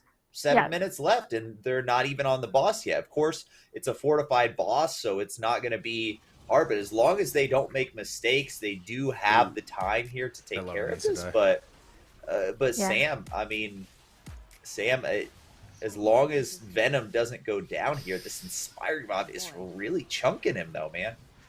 It is chunking them. They're gonna be fine here. It's a blood DK, you know. They're used to being chunked and then giving the healer a heart attack and then going to lull no, and then getting all of their health back. Ooh, they did lose a hunter, but the hunter is going to get the B-res to come back quick and just eliminate these mobs as quickly as they can. They also are electing to go with the Vi Interceptor. That's smart because they're about to pull into the boss, where you're going to be able to have the haste buff from Vi. Then you go ahead and pick up while you're fighting Tradova. And so now you're going to have not only the haste buff, but then on top of that, you're going to have the cooldown reduction. And the Air Force, they're being safe. They don't want to, they're not throwing caution to the wind. They're not pulling these two mobs, the Staghorn and the Gorger, onto Tradova. Better to stay safe. Better to make sure that you are able to complete the key rather than letting your pride get in the way. And now they have Vi going into Tradova, where they're just almost done with percentage, but they can easily pick that up on the mobs behind them. Yeah, I mean, 98%. They just need one other mob. They've got 5 minutes left here. That's definitely more than enough time. I don't think with this being a fortified, even though it's on 24, I don't think that Tradova, they just really like Vi. I guess so. But I just don't think there's anything that Tradova can really throw out there. This isn't a boss that's accidentally going to one-shot somebody at some point. So I think this is in the bag for him. I think the play is what are they going to do after this? Where are they going to go, right? This is going to be 24. Are they going to push it to that 25? Are they going to go back into Necrotic Wake? Are they going to push the Gambit? Are they going to go into Eye of Azshara? So I think the real question is, I want to see what Air Force does after this.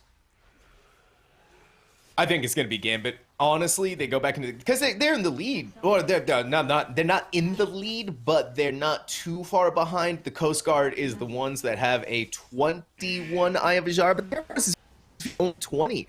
They could start pushing up the Gambit, though, where if they get the Gambit done at a higher eye level, I think they had a 23 Gambit that they can do. That is 2 extra points on the board for themselves on top of the 1 point they're going to get out of this Mists. So as long as they don't get hit by the Acid Expulsion, control the Larva as well, Lust is... I don't think they're going to be able to have Lust for this pull, but that's okay because, I mean, Tradova is just getting melted regardless, already at 25%. That no big major cooldowns have been used by Pika Sham. Pika Kali is doing a really good job at keeping everybody healed up and tapped off through all of their own shenanigans, and you can see that the tank is just going to go ahead at storming. It's better to just get rid of it as quickly as you can.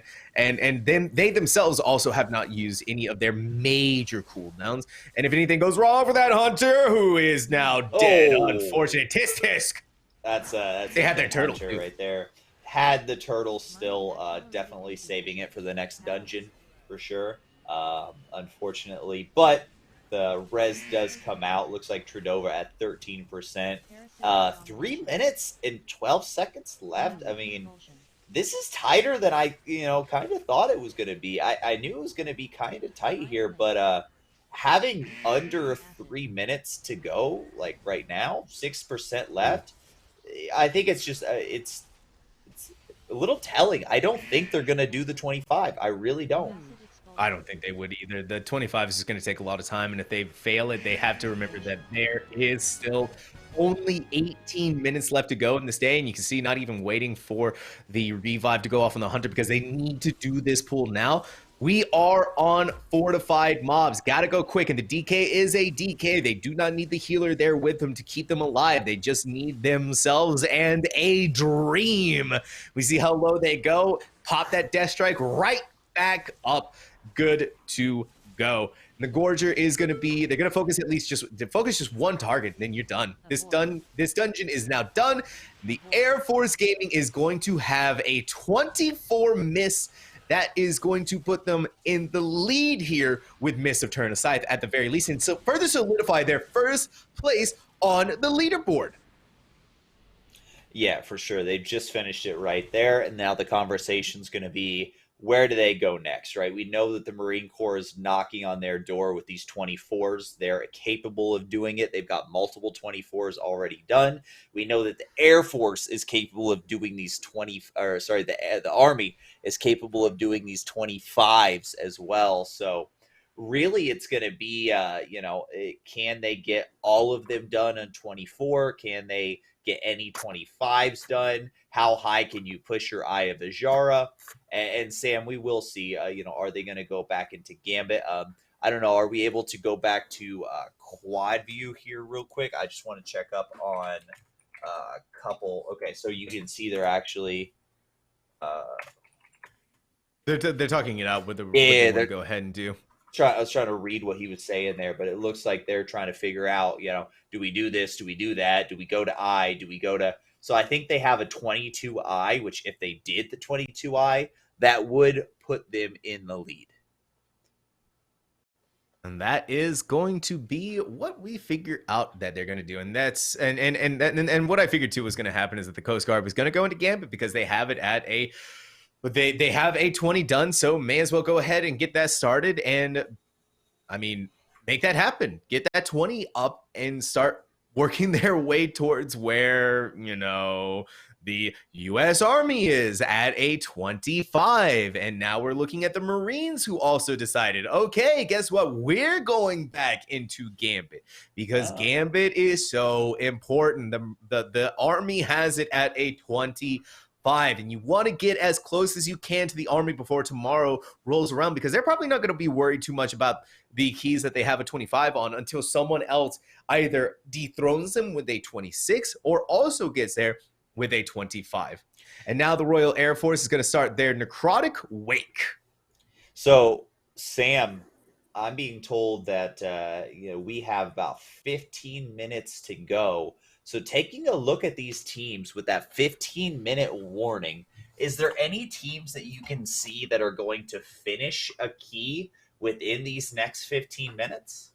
Oh, easily. 100% the Coast Guard, because they are already in the final boss for Solias. We don't have them pulled up right now, but the U.S. Navy are about to finish off a miss of turn aside. They're already onto Chidova, just missing a couple of percentage points as well, mirroring what we just saw with the Air Force. So once they get that taken care of, they can go in and do another key of their own. The U.S. Army has already started on their next Spires of Ascension. So they've taken down the first boss there. I don't think they're going to have enough time to finish out this key. So once they are done with this, they are done for the day. And the Marines...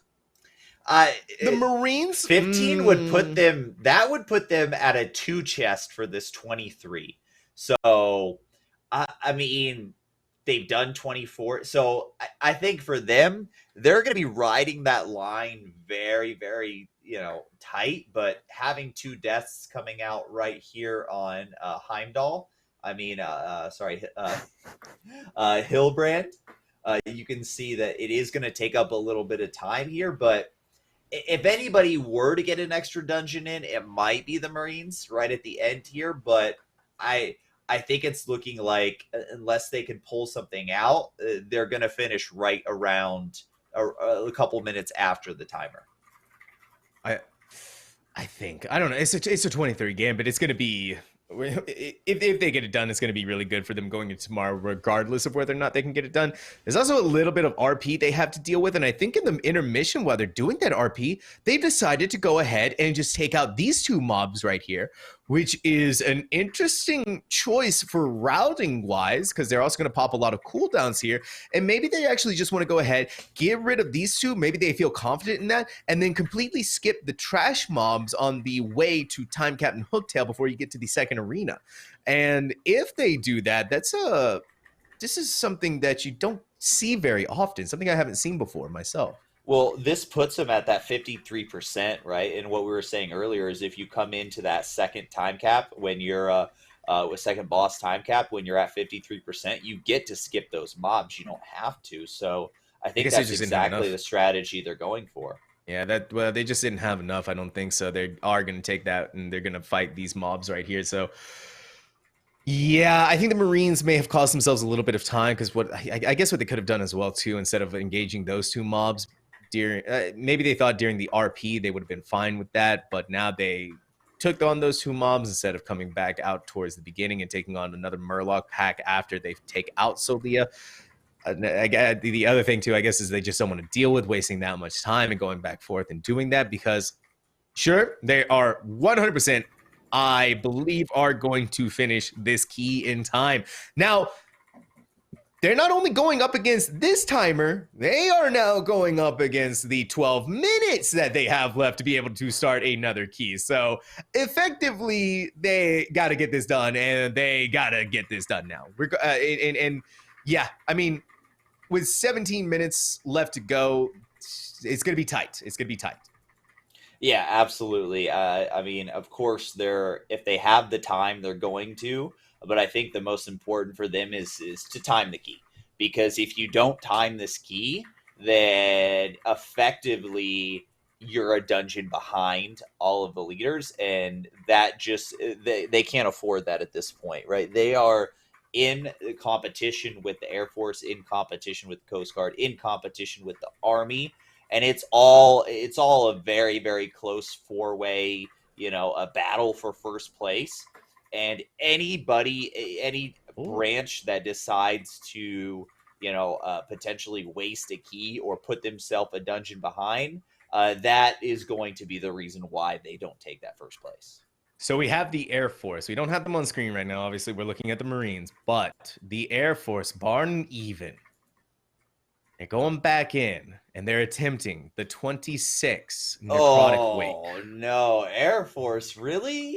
They're going back in the 26. Oh, I think it's a mistake, man.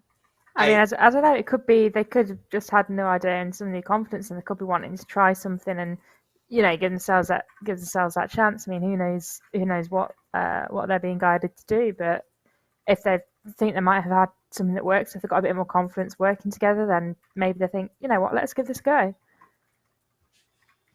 I mean, I agree with that. And I agree with that because they have at least 10 minutes to make it work if they do mess up the first pull on the boss.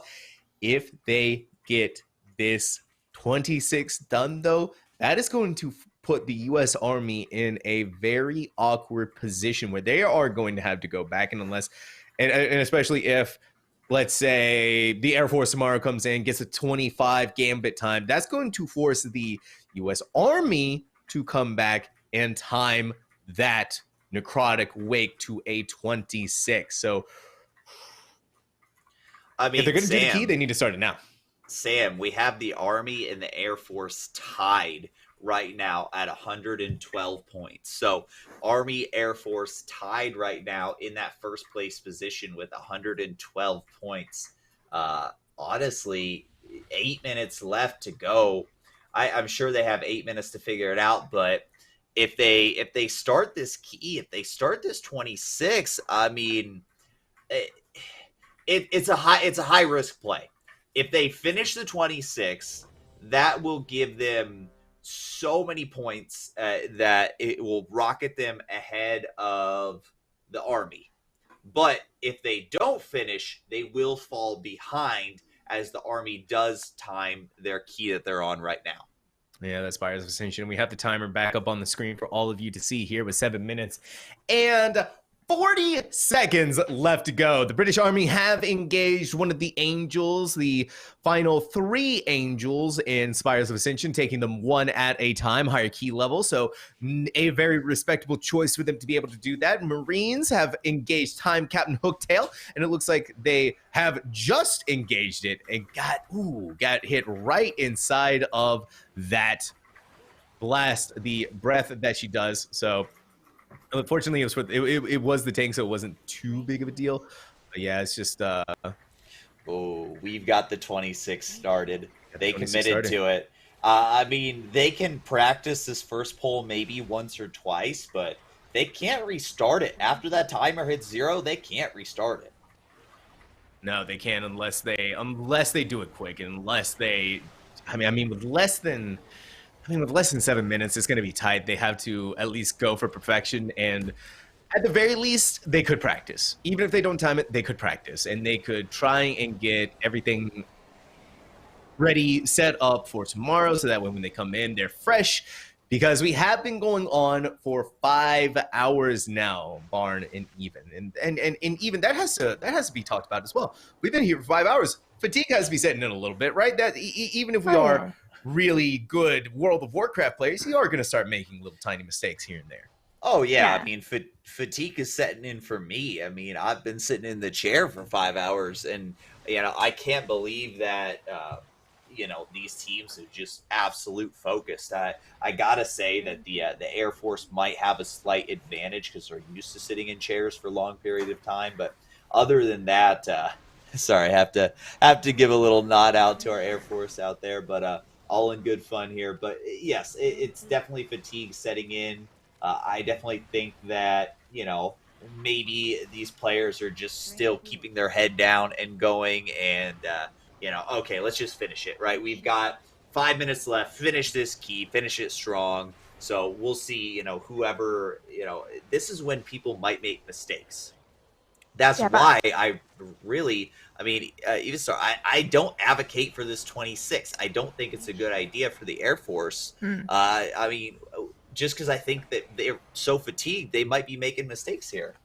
Yeah, I mean, I think it's the same for all of them, really, though, and it's also showing just the, I think it's also a really good example of what the, one of the things that the military does. It drives you forward into, into pushing those limits as well, and just, that extended period of time where you're focused and you are task focused and dealing with all of that.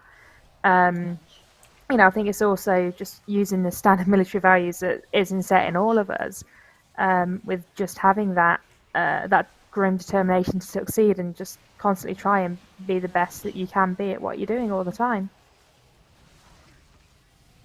Yeah, that's why this competition has been just amazing to watch. This is just a lot of fun. I want to say the U.S. Coast Guard, they're going for another Eye of Azara. That is their highest key out of the 21 that they've done so far. And it's a 22 now, and they're gonna push it again because they really want to make sure that their Eye of Azara is done, and that they are so far in the lead that anyone else who wants to try and attempt it is going to have a very difficult time because Eye of Azara, very difficult. And the U.S. Army has actually finished their Spires of Ascension in time, so they're gonna be able to go back in and do it again. Oh, this is huge for them, right? This is huge, them being able to go back. We have the Navy that finished their miss in time as well. The Navy just finished it, so they're going to get a little bit extra key, right? We're going to see the U.S. Army going back into the Spires of Ascension. I believe they two-chested the 20, gave them a 22. They finished that. I just want to know if they have a 23 or a 24 that they're putting up. The Marine Corps on their last little bit here, trying to get a little bit of percentage. They have 3 minutes and 15 seconds to kill Solia and start a new key. Otherwise, as soon as that timer runs out, that will be the last key for them. We're gonna do everything we can to keep cycling through these POVs so you guys can keep updates on where everybody is. But once somebody finishes a key after this 2-minute timer, that will be it for them. The Air Force is doing really good on their 26 right now, by the way, because they decided to go for smaller mob pools rather than taking everything in on the boss. And that is honestly the right decision for them. You can try it over and over again, but it was just, I think it's just too spicy for 26. In all reality, it's just so much damage and so many of the mobs that you have to keep an eye on. I mean, sure, you have your shaman that has capacitator totem like stun. You have your warlock who can also do a group-wide stun. And you have to keep an eye on the meat shield, and you have to keep an eye on the drain to making sure that nobody gets caught in that. And you had to get your clean interrupts on top of dealing with the boss who throws out the carrion worm, has the AoE attacks that you can see right there, the swirlies coming from the carrion worms as they die. There's so much going on with this boss that doing a big pool creates so many issues. So to just break it up one by one, the Air Force made the right decision, and that's going to set them up for success later on in this 26. Yeah, especially on a 26 when all the damage is just that much amplified, being a little bit more conservative because they know at this point it's not about like, oh, we're not trying to 3-chest this 26. Like, no, that's not going to happen. It's just finish the key in time at all costs, right? That is where they're at. It is indeed. And for the Marines, they have 1 minute and 25 seconds left to finish off Solia. That's going to be a really I don't see them. Yeah, I don't see them taking them down because Solia, they're not even in her phase 2 yet. They haven't gotten to her true form, her true potential. So I think for the Marines, this Gambit is going to be the final key of the day for them.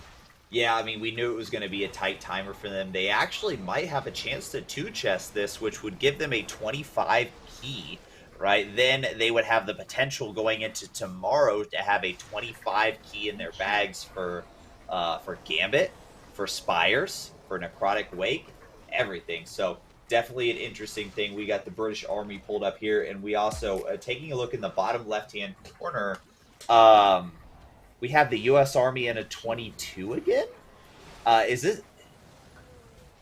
Yeah, I think the Army are literally just about to start with 20 British seconds Army left. have They are 22 literally seconds. just about to start something. Nothing Spires again. They have to start it now. The loading screen They is have funny. 19 Come on, seconds. loading screen! boss. Come on, loading screen! They have, Oh, yeah, you they can have see this- 15 Oh, seconds come to start this key. Put it. There's no time. They can't eat. They can't Who feast. cares about your food buff? Start the key. You gotta go now. Oh my 5 word! No seconds, one's even next to the start keystone. key. No one's even next to it, and they're not gonna be able to now. No. Oh, That's it. It's done. The unfortunate for the British Army, they Wait, did they get it started in time? No, did they? We'll have to. Yeah, we're going to check with admins, guys. We're going to check with admins because there is, of course, a couple seconds delay on the streams versus the timer. So what you're seeing could have been, there could have been a 10-second differential, right? Our admins are going to check. They're going to make the final decision whether this is going to count for the British Army or not.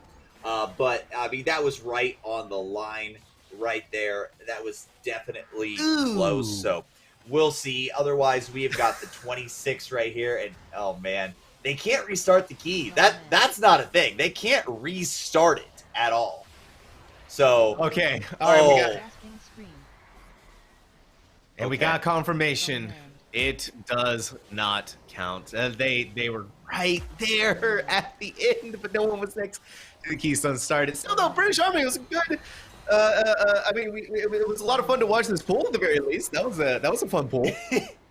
Yeah, unfortunately, guys, the admins did do the check as far as the time. And, yes, as Sam said, we do have confirmation from admins. They did not start the key in time. Very unfortunate for them. I think it was the food buff that ended up costing them there, I got to say. But meanwhile, we have the Coast Guard in this 22 Eye of Ajara with a full wipe, and that's not going to be good for them as well. They can't restart. They're out of time. They can't restart. That is very unfortunate. The Coast Guard wiped to the very first boss. It is they're doing a 22. This is a big beefy key, and you had to worry about the Infernal Lieutenant on top of that. So it's a valiant effort, but I could have wondered if maybe the Coast Guard would have gone into their Gambit that's at a 22 and start working on that and bring that up rather than go back into the 22 Eye of Ajara. For the Marines, they're still on Solia. They are about to finish it. Oh, and unfortunately, okay, so in chat, a member of the British Army said they had to manually remake the key. That really sucks. That really does suck. That's rough. I mean, that's why it took them that extra second. It wasn't the food buff. It was them manually remaking the key. So great effort from them today. Unfortunately, they're not going to add that bonus dungeon in there. They tried, but a good effort. We'll check out their scoreboard in a little bit. The Marine Corps do finish up Solia, putting them a 23 Gambit on the board. We're going to go ahead and move on. These are our 4 remaining teams that are still in keys. They are not allowed to restart at this point. They must finish the key, and that's it, right? If it doesn't time, it doesn't time. If it does, it does, right? But this is going to be it for today. And, I mean, actually, we have so we've got 5. We have the Royal Air Force that actually started their 22 Necrotic Wake Even Star, you guys are on the 22 right now. Look at that. I know. I saw them starting, and I was half watching, and I was like, "Come on, get going, get going, get going, get going," because I know what these guys are like, and yeah, it was. I thought they'd pull through and do it, but just to see them start it when they did start it, I was like, yes. Yeah, I mean, and just so everybody knows, as far as the way it works on TR, you have to manually make keys on the tournament realm, right? So it's the way that the MPI does it, it's the way Time Trials does, the way the Great Push does it, right? They have to, these players have to manually make the keys with the specific affixes, with the specific. So that is something that has to be taken into effect. Right, and so that is something that these teams have played. But this has been our format, right? These teams were told, they do know, this is the day 2. This is the first day as well. So, of course, right, they try to do everything they could. But either way, we are back. Sam, Coast Guard, not doing very well in this Eye of Azshara. I'm wondering if this is going to be it for them, if they're going to call it for today, because we still have them floor tanking. They are showing that ground. Who is the boss? That is really unfortunate to try and go in and maybe overconfidence a little bit. They were so sure of themselves with the Eye of Azshara that, yeah, the 22 I don't think is going to happen. Maybe they can practice it if they want to, but it does look like they are going to be calling it here for the Coast Guard. Yeah, meanwhile... And so that leaves our final 3 for the day.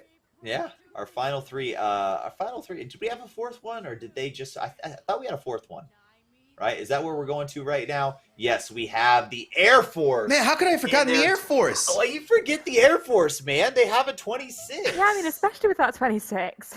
How could I forget listen, the 26 is just so out of reach for me that I don't even acknowledge its existence. Oh yeah, same here. 26 is completely out of my depth at the minute.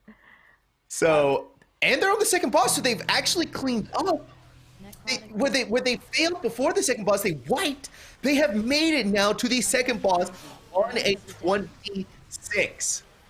Insane. This 26 would put, so right now they're tied with the U.S. Army. The U.S. Army, once they finish this 22, which I'll go back to this. We'll talk about it. I don't know why the U.S. Army had to restart their 22 Spires from earlier, but they had. This is their second 22 Spires, by the way. But that would put them at a score of 114, and then 114.1, and then the Air Force. This will put them at a score of 114 as well. So this will tie them for the lead. And to speak on the side of Ghosts and Glory, the U.S. Navy, they are blasting their way through this miss. I think it's a 19 for them here. And as they work their way through it, I mean, so far it's just been doing a really good job with the maze management. They have made really good time. And you can see miss, I think, is where they're so comfortable with it. They've gone back to miss over and over again. And we really do have to say for the U.S. Navy, they have a 19 done. For Spires of Ascension, and all around for the U.S. Navy, I think they've had a much better showing here today than they had yesterday. I think they're starting to really get into the groove of being able to work with each other. They got the Eye of Azshara done, I believe, in their second attempt for today, and now they're cleaning up here on this 19. I mean, yeah, Sam. Real quick, do you want to get in and talk about who's currently in the lead? We got a couple teams that are running keys right now, but who is currently in the lead? Sam, So currently in the lead is the Marines at 113. And in a 3-way tie for second place, the U.S. Army, the U.S. Air Force, and the Coast Guard. But to remind everyone, the Marines are 1 point in the lead with getting the 23 Gambit done. And as soon as the U.S. Army finishes up their 22 Spires, and then the Air Force finishes their 26, Necrotic Wake. I think the Marines are gonna have a little bit of catch up to do tomorrow. Yeah, I mean, if anything, they'll be behind by 1 point for sure, depending on if those two teams do finish their keys. We did see that the Coast Guard elected not to finish their keys, so they will end the day at 112 points. But the story is going to be between the Air Force actually finishing this 26. Will they be able to do it? And they got the second boss U.S. down. Army finishing this 22. They got the second boss down, the U.S. Air Force did, and now they're inside of the Necropolis taking the packs one at a time. No more crazy MDI strategies coming out from the Air Force. This is play it safe, get the key done, and have a 26. And really, I think that's just going to show dominance. I don't know about you, even sorry, but if I were the rest of the teams, I'd be looking like, really, a 26? Come on. Yeah. Oh yeah. I think. I mean, in some ways, I'm kind of hoping that they're not quite looking at that until after when they're setting the strategies for tomorrow. Just because, you know, I want these guys that are left there to be focusing on their keys and put in the best show that they can, you know, for themselves to set themselves up in a really good position for tomorrow. But I definitely think that's something that will be factored into team talks before tomorrow's push.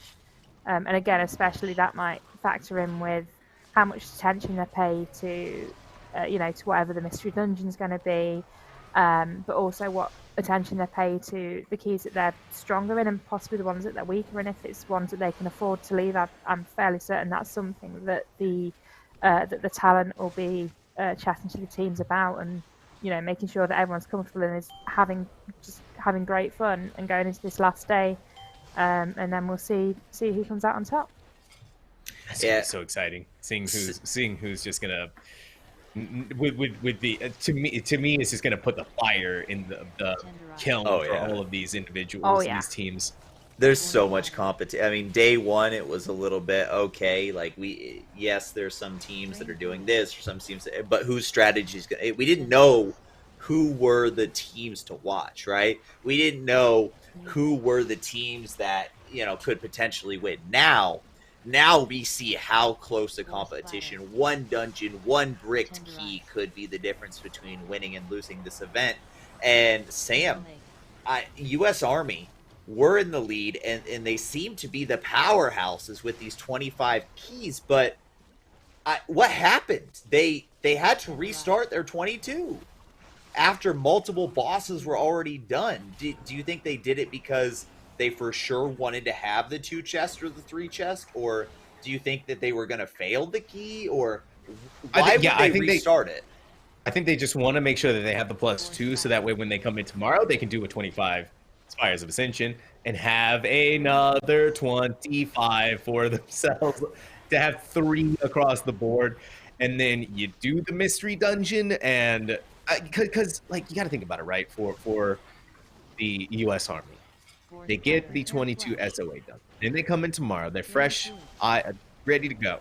They get the 25, and now they can turn their attention to the 23 Miss, 19 Eye of Ajara, and the mystery dungeon that we don't know. So with that in mind, with that idea in their head, they want to get that 22 down to perfection, to at least be able to +2 it to get to the 24 and then get to the 25. The Air Force, that makes sense. Look at, it's so immaculate for them right now. They're here. They're about to take on Stitch Work. You get rid of this. You get rid of these mobs. You get rid of the encrypted pack pickup, or whatever you decide to go for, whatever this team decides to go for. And then now you're going to be able to take on the 2 mobs on your way over onto fighting Sergeant Stitchflesh.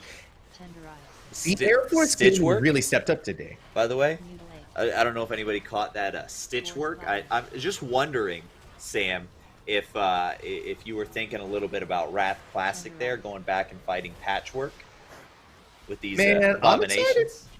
I'm excited. I am too.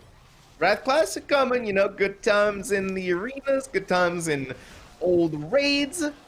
That's gonna be fun. So if Surgeon Stitchflesh and Professor Putricide did a collab, it would be called Stitchwork.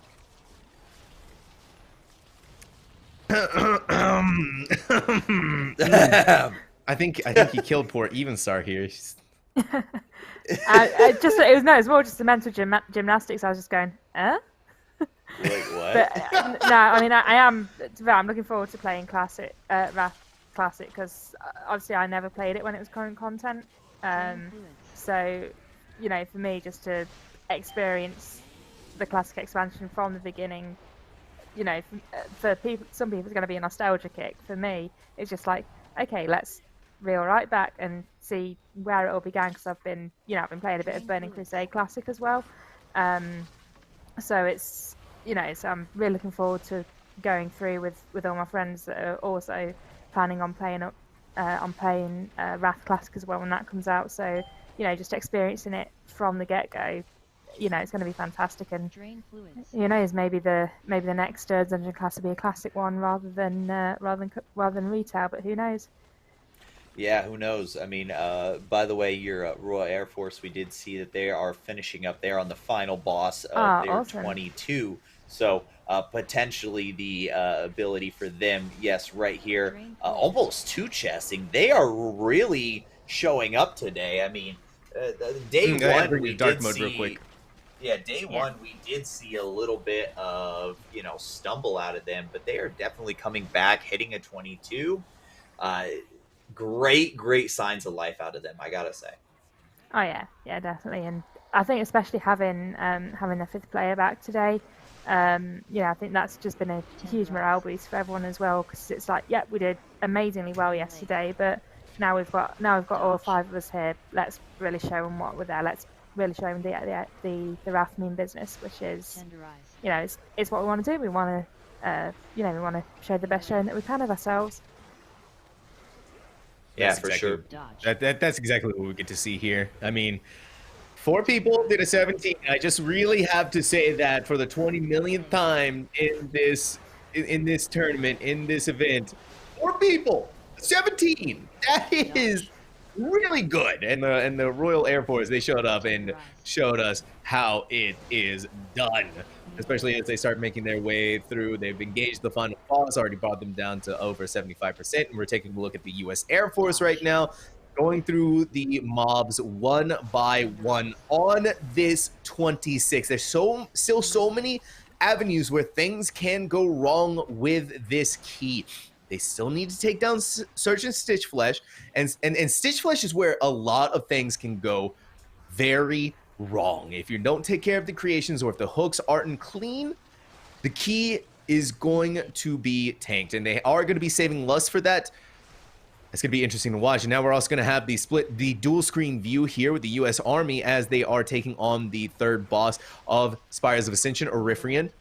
We are going to be seeing them using their Hunter Turtle ability to pick up the final orbs. What it looks like they may have mistimed that just a little bit here. That's gonna no, I take that back. They used the DK to go and pick them up. I thought it was the Hunter who had that, but I was wrong. That's Riptide. But anyways, Orifrion's going down in a pretty good amount of time here on this 22 for them.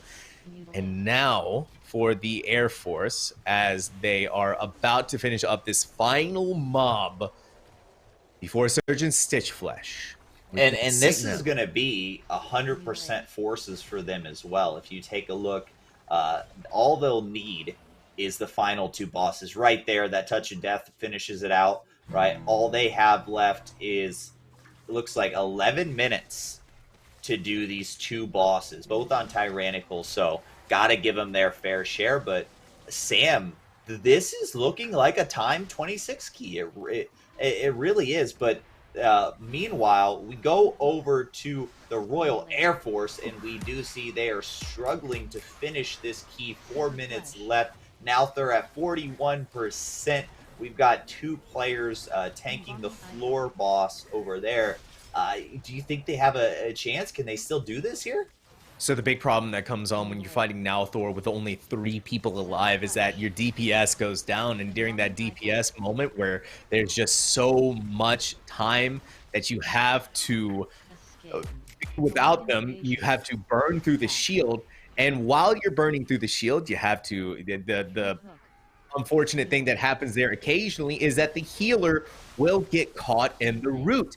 And then while they're caught in the root, the poor timing happens where we just saw they get stuck inside of the Comet Storm. And that's what we're going to be seeing with the tank. They get caught in the root once again, and now they are thrown down into the Shadow Realm. And because they get thrown into the Shadow Realm, it resets the boss. Yep, that's not. Now they have 3 minutes and 52 seconds left. This is tyrannical. Do you think this is still timeable? Can they do it in 3 minutes? It's going to be tough. Yeah. I think they have their lust available to them in 2 minutes, or it's either 2 minutes or 6 minutes. Okay, no, I thought it's 2 or 7. Yeah, no, they're not got lust. Yeah, they've not got lust. They've got 3 minutes and 30 seconds. I think they're gonna pull. I think they're gonna go for it. They've gone for it. But we'll see. We'll see. In the background, I believe we have Surgeon Stitch Flesh, which just went down for our 26. So they'll be moving on to Nalthor here very, very quickly. Yeah, I don't know if this is going to be a finished key, but either way, a very good effort. Rhyme Binder.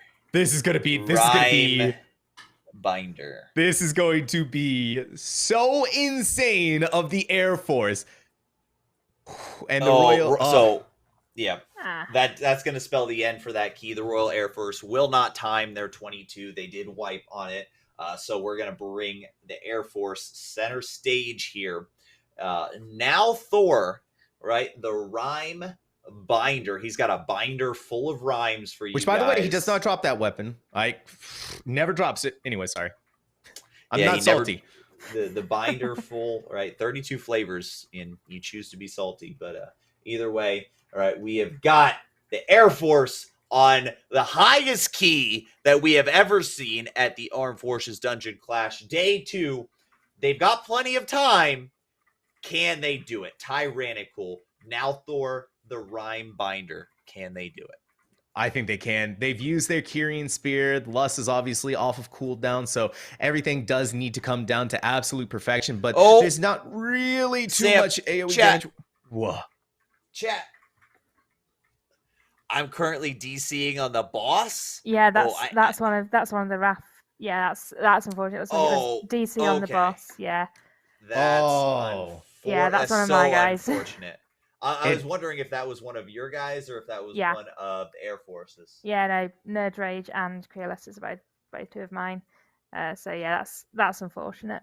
Well, big shout out. That was a great effort for that 22 there. Sorry about the DC. I mean, to be fair, that gives us just somewhere to go tomorrow. We can just go straight out of the bat tomorrow morning and just clear that 22 up. Exactly. Meanwhile, Sam, we have got a 26 about to be timed. How much pressure is this going to put on the U.S. Army? That's going to put a lot of pressure on them to know that there's a 26 now on the board, because the Air Force Gaming had a 24 that they brought into a 26. They did lose one of their hunters, are now down, but I think they have a B-res, so it shouldn't be too sketchy for them here. Maybe they do. Okay, the hunter is now dead. So unfortunate. Are they going to be able? They're going to have to wait for the Comet Storm to be done before the Warlock can attempt to do the Soul Stone to B-res them back up. But I don't think they do. I don't think they have. They do have the B-res. Okay. So yeah, everything's perfectly fine. The other hunter goes down below into the Shadow Realm. They have to, of course, take care of the mob. But with 30 seconds left, the really only thing that you have to worry about is making sure that you don't get caught in that. It's still good. The Icebound Aegis has been taken care of. The Warlock is playing dangerously here right now. But as long as neither of these teams get caught inside of the Comet Storm, the tank is doing a really good job of keeping themselves alive. They still have most of their cooldowns up for them and available. We're going to take a quick look at Goats in Glory with their Tredova run-through and the U.S. Army as they are engaging onto Devo. So we have 3 teams on each of their individual final bosses here. The one of the hour, though, of course, is going to be the Air Force Gaming as they work on this 26. The hunter goes down again, though. No. Ooh. Well, if they wipe, that's it, right? They don't have time for another attempt. Hunter. I don't think they have time for another attempt here. They can't wipe here. 28.7%. Sam, this is shaping up. This is the key. Do you want a 26? Do you not want a 26 Pika Sham? You have to keep your team alive. You have to keep your team alive. That's the only way you're going to time this 26. 26% left. This is coming down to the wire. Sam, Haunted House still has that Pawn Tender available. Infernal cooldown coming back up, and no, goes down. And now we've lost a Warlock too on top of that. That's a lot of damage, and now they do get the B-res on the Survival Hunter, so it's not doom and gloom just yet. A lot of DPS has been removed with the loss of that Warlock, but the key is still here. They've used the Spirit Link totem now. Yeah, Ascendance is back up, and now everything is on the wire here with Rhyme Binder at 20%. They literally cannot do this if they wipe, because they've lost their Kyrian Spirit. There's no lust for them to be able to come back up. They can restart if they wipe, but there's just no hope to be able to time this key. They have to use, there's so many options that they have available left to them though. The Monk can still use their Touch of Death to kill this boss, but of course they have to get to the percentage of where the Monk has more health than Rhyme Binder does, and it's up to Pika Kali to do so much work here to keep everyone alive. The Icebound Aegis, they have to go through that now. The Hunter goes down, and look how low they are on that health. They are down too. Oh, this is bad. Oh, this is, but getting closer, 16%, getting closer, and no, the 26. That's it. No ability to restart the key. No time left to finish the wipe. And it looks like the 26 will not be put up after such a valiant effort. Close. That was real edge of the seat stuff. Like, literally edge of the seat. They tried so hard, and they got so far. But in the end, it didn't even matter. That's heartbreaking. That really is heartbreaking. That is one of the, that could have been one of the, that would have put the Air Force into such a strong position, and to see that happen right there is just so heartbreaking. We did see real quick, the U.S. Navy did manage to finish up their Miss of Turn of Sight, taking down Tredova, and now for the U.S. Army finishing up their 22 on Devos. And having all of their percentage done and timed out, that is going to put them in the lead, especially since they have two chests in it. The U.S. Army is going to be finishing up today in the lead. Yep, so we've got the U.S. Army finishing up. Once the final tally's all done, they're going to be close to that 114.1 points. Behind them, you're going to have the Marine Corps Gaming at 113 points. Behind them, you're also going to have the Air Force at, unfortunately, 112 points, as they were not able to time that key. And then behind them, in fourth place, will be the Coast Guard, sitting at 112 points, as they did not time their last Eye of Azara. Behind that, you will have the British Army sitting at 91 points. The U.S. Navy, who I see 86, but they just timed their 19, so it's going to go up to 88 points. And then you have the RAF, who unfortunately did not time their final. They did not time their final, so they're going to be ending at a point total of 84 points. So, wow. All right. Sam, well, I'm looking forward we're going to have we're going to have a stacked schedule for you all tomorrow here on the final day of the AFDC. But Barn, we have a lot of amazing sponsors that helped make this happen. We want to talk about them a little bit. Oh, and by amazing sponsors, are you referring to SquadOV, who is a fantastic program you guys can use to go back, check your logs, check your stats, check your VODs, and see, how could I have timed that key? How could I have done that arena? How could I have, done more DPS or not died in the raid, right? You've also got Generation Esports, Military Gaming Lead, RaiderIO, Warcraft Logs, Raid Bots, Chaos Creative, and of course, Esports TV, right? ESTV. Thank you, Evenstar, so much for coming up here today. We appreciate having you on. It's absolutely been a pleasure. Yeah, it's been great fun. Thank you so much for having me. Awesome. Right. Sam, final thoughts here?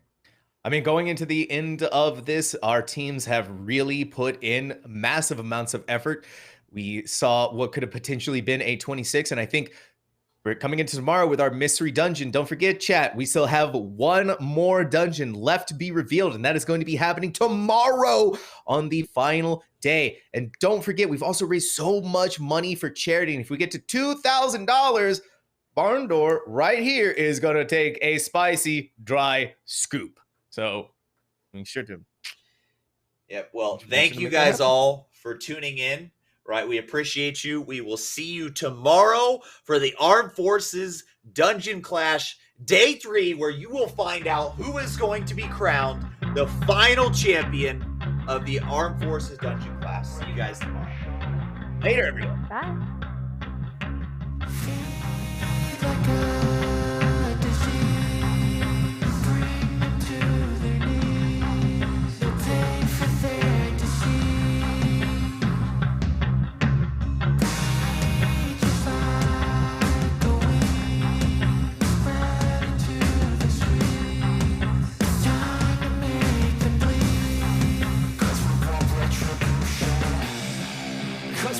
Retribution.